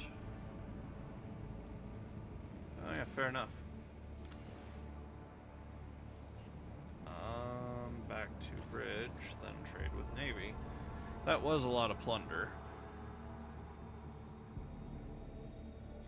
I'm gonna make a couple jumps just to get to where I'm trying to go, so I know what the heck is going on next week. That we're trying to intercept Eldari. Well, Drukari.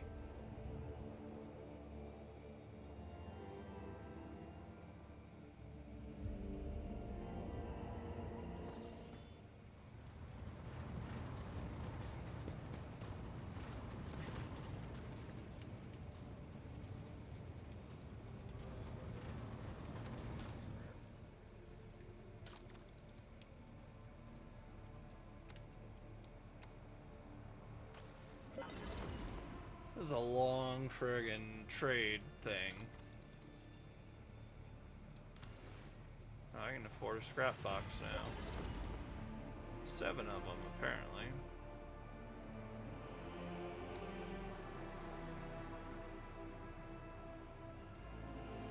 The repulsor shield is nice.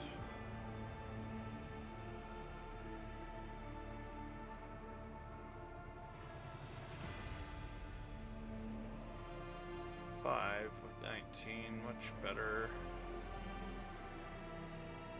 Standard Ryza pattern batteries would be really nice.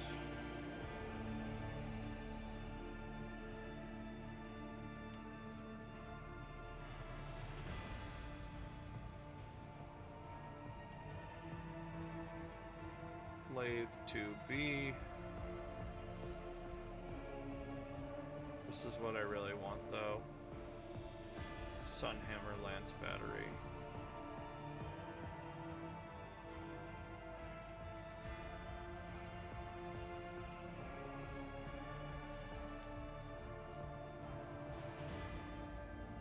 Archaeotech.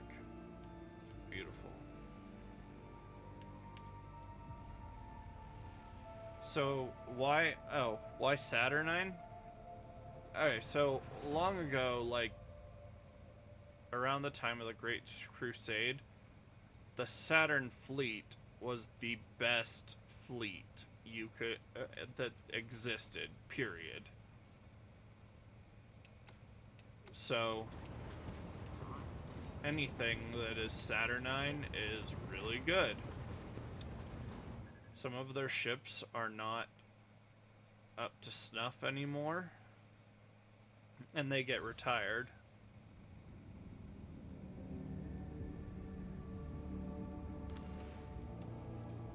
Some of them are Palatum Stellos.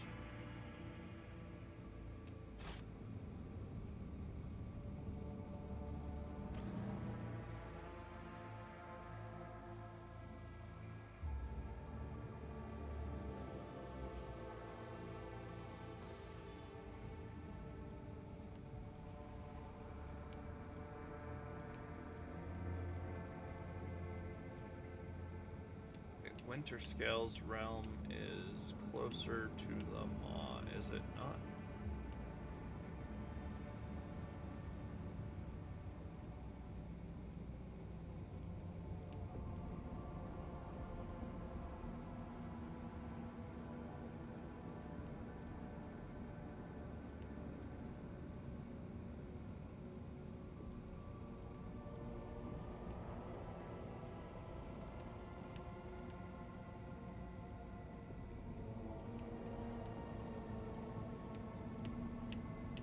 I see where I'm going. I just need to get pointed at it somewhat.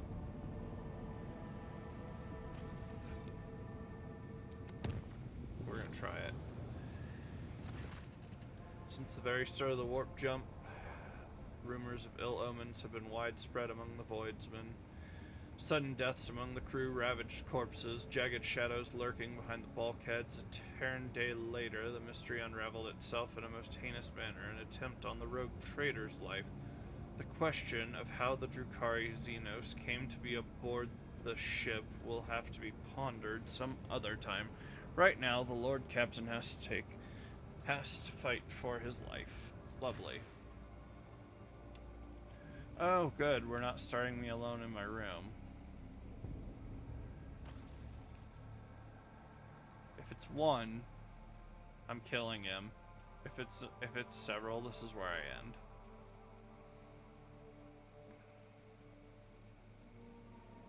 What am I doing in the depths of the ship?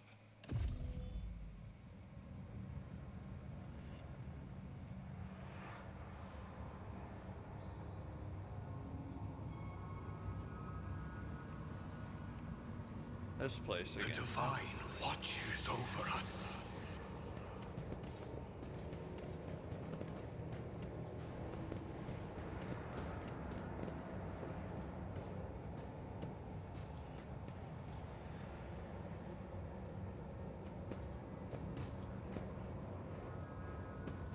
This is out of the ordinary.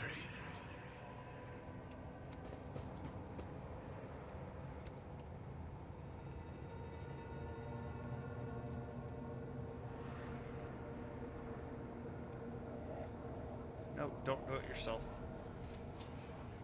Accomplished.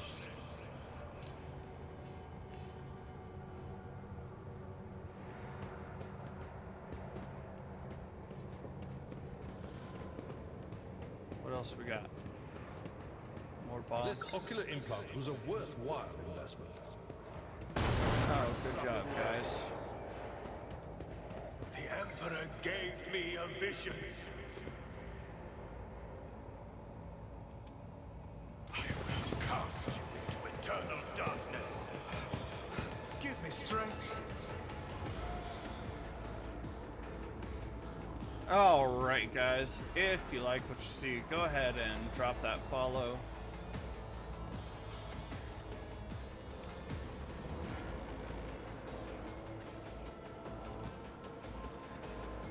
I'm so screwed.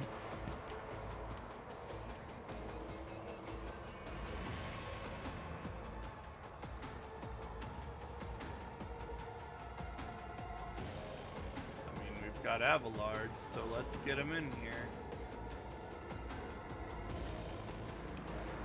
Argenta, you want to come in sometime? Heinrichs is here with me.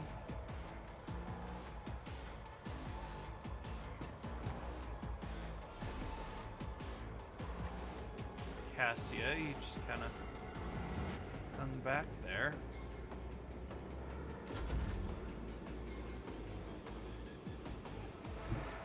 Emperor, give me strength.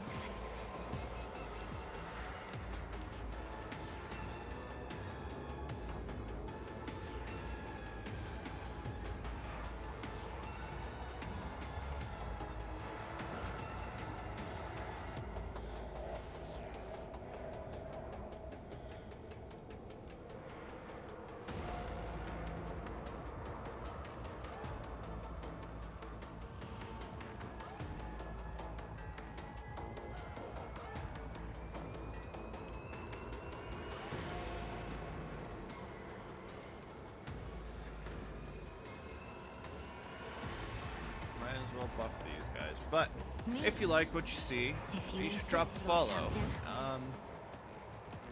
Tomorrow is the interview, so we're gonna be a little bit late, but that's why I ran long tonight.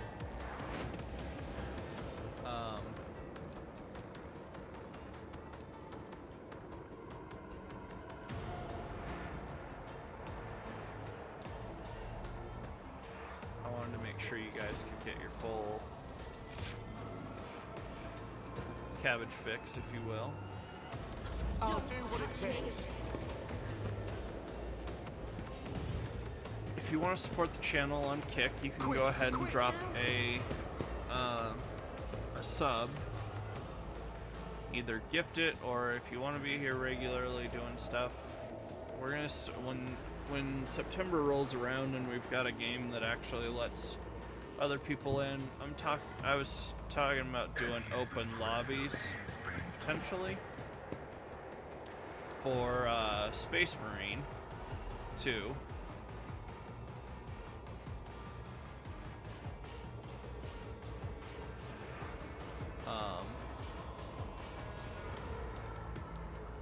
The undesired known comprehends all.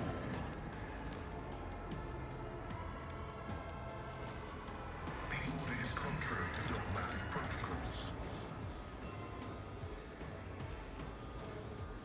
Request approved. This way. Emperor protect me.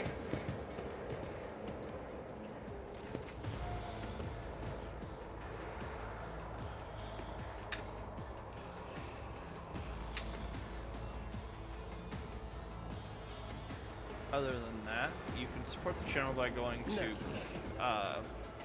X, formerly Twitter,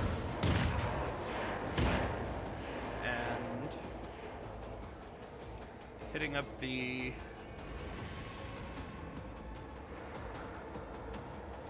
For the throne's glory.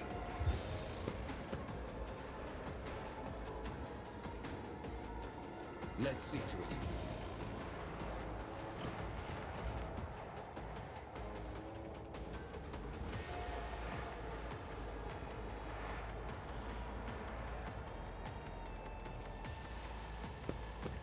if you go to X, you can always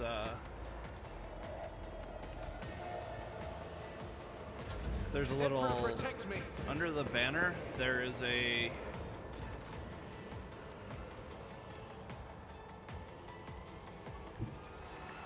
little money symbol, and you can donate any amount you like. I know some of the people who can't really afford to chip in a lot, they do it that way. And I do have a policy of please don't donate if it means you're going to be eating ramen noodles and not, unless you really like ramen noodles. I mean, if you're eating the good ones, like the Maro-chan ones, yeah, or not the Maro-chan ones, but like the nice top-end ones, like, yeah, that's fine, but if it's going to affect you negatively, please don't donate. I don't want your money if it will hurt you to give it to me. I appreciate any donation. I get donations from people in certain parts of the world that my fan base exists in. I'm not gonna put anybody on blast here. That are just $1, and I appreciate that a lot. You know what? They've added up over time, and I really appreciate that sacrifice they make. Even if I do tell them, hey, don't give me money.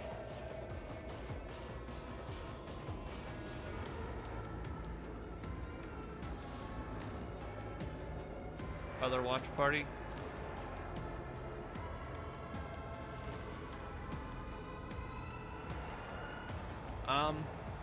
But yeah, so you can donate through X that way, and as always, have a good night. Make sure you tell the people you love that you love them. You don't know how much time you have, and it's really important that you do. Hey, Coyote. I love you, man. And as always, drink water. This is a threat. Have a good night, guys. Cabbage Man out.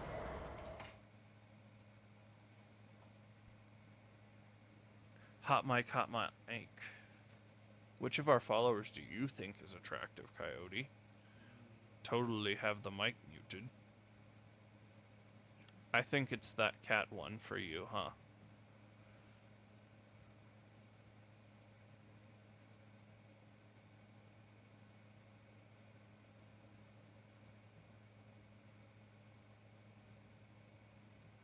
Oh, dang it. No, Ninja Gato, you're right. I didn't realize that it was in other watch party. Sometimes it does that, and I don't know why. It should not be. It should, because I started it in Rogue.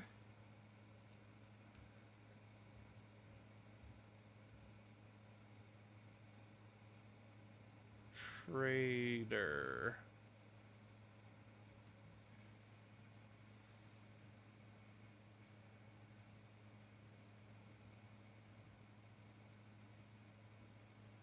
Alright, hold on. I'm gonna get to the bottom of this. Ugh, I did not invest in a giant naval coat that is somewhat overheating me and I need to take off soon. Alright. Tell me what you guys see. I'm gonna switch it over to Rogue Trader. There we go. Let's see.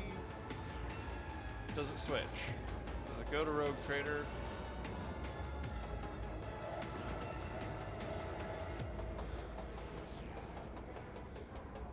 Okay, cool.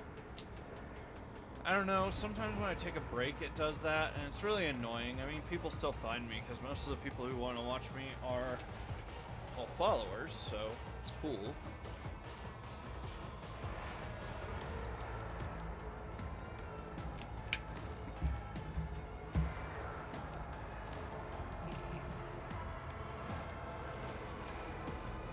So, yeah.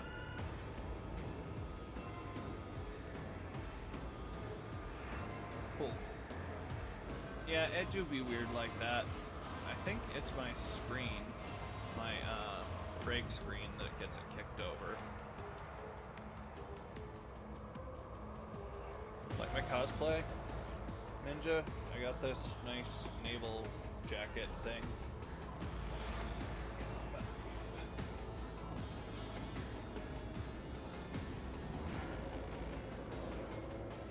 It's a full naval jacket, purity seals, trying to look like my character. I had a medal my wife made for me. She is extremely talented. She only made it out of like wrapping paper, but still. Also, remind me to show you the Tech Priest voice thing tomorrow. I already put it up, or I would show it to you tonight. A little bit of voice work. Yeah, hold on. Yeah, that one. Because they have that metallic rasp, so it's just... The Omnissiah knows all. I can tell you guys how I built it tomorrow. I need to go to bed. My mods have been really patient with me, and I really appreciate it. I like to be able to deliver 4 hours of content minimum for 5 days a week minimum. If I can't do it, I try and put it onto other sides of streams. So we've run long 2 nights in a row. So that's given us an extra 3 hours.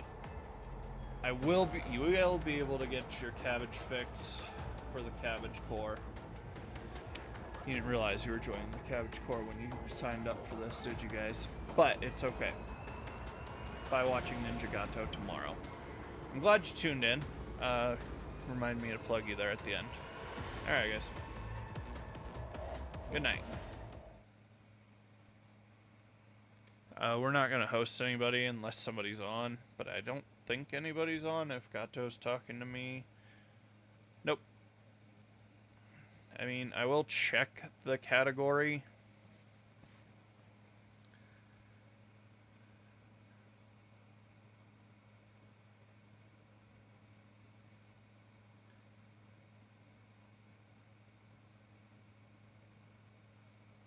I don't know, give me a couple minutes. I'm gonna look, and then if we have somebody, we'll host them.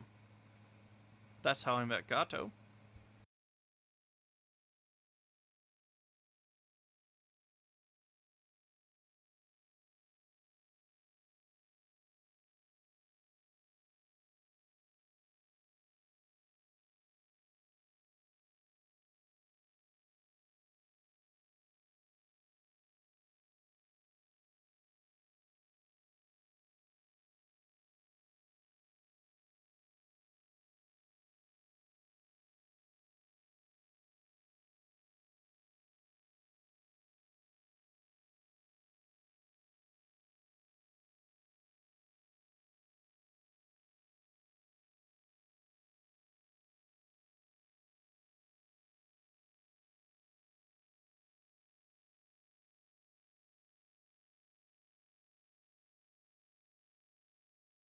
Yeah, we got nobody else in category right now.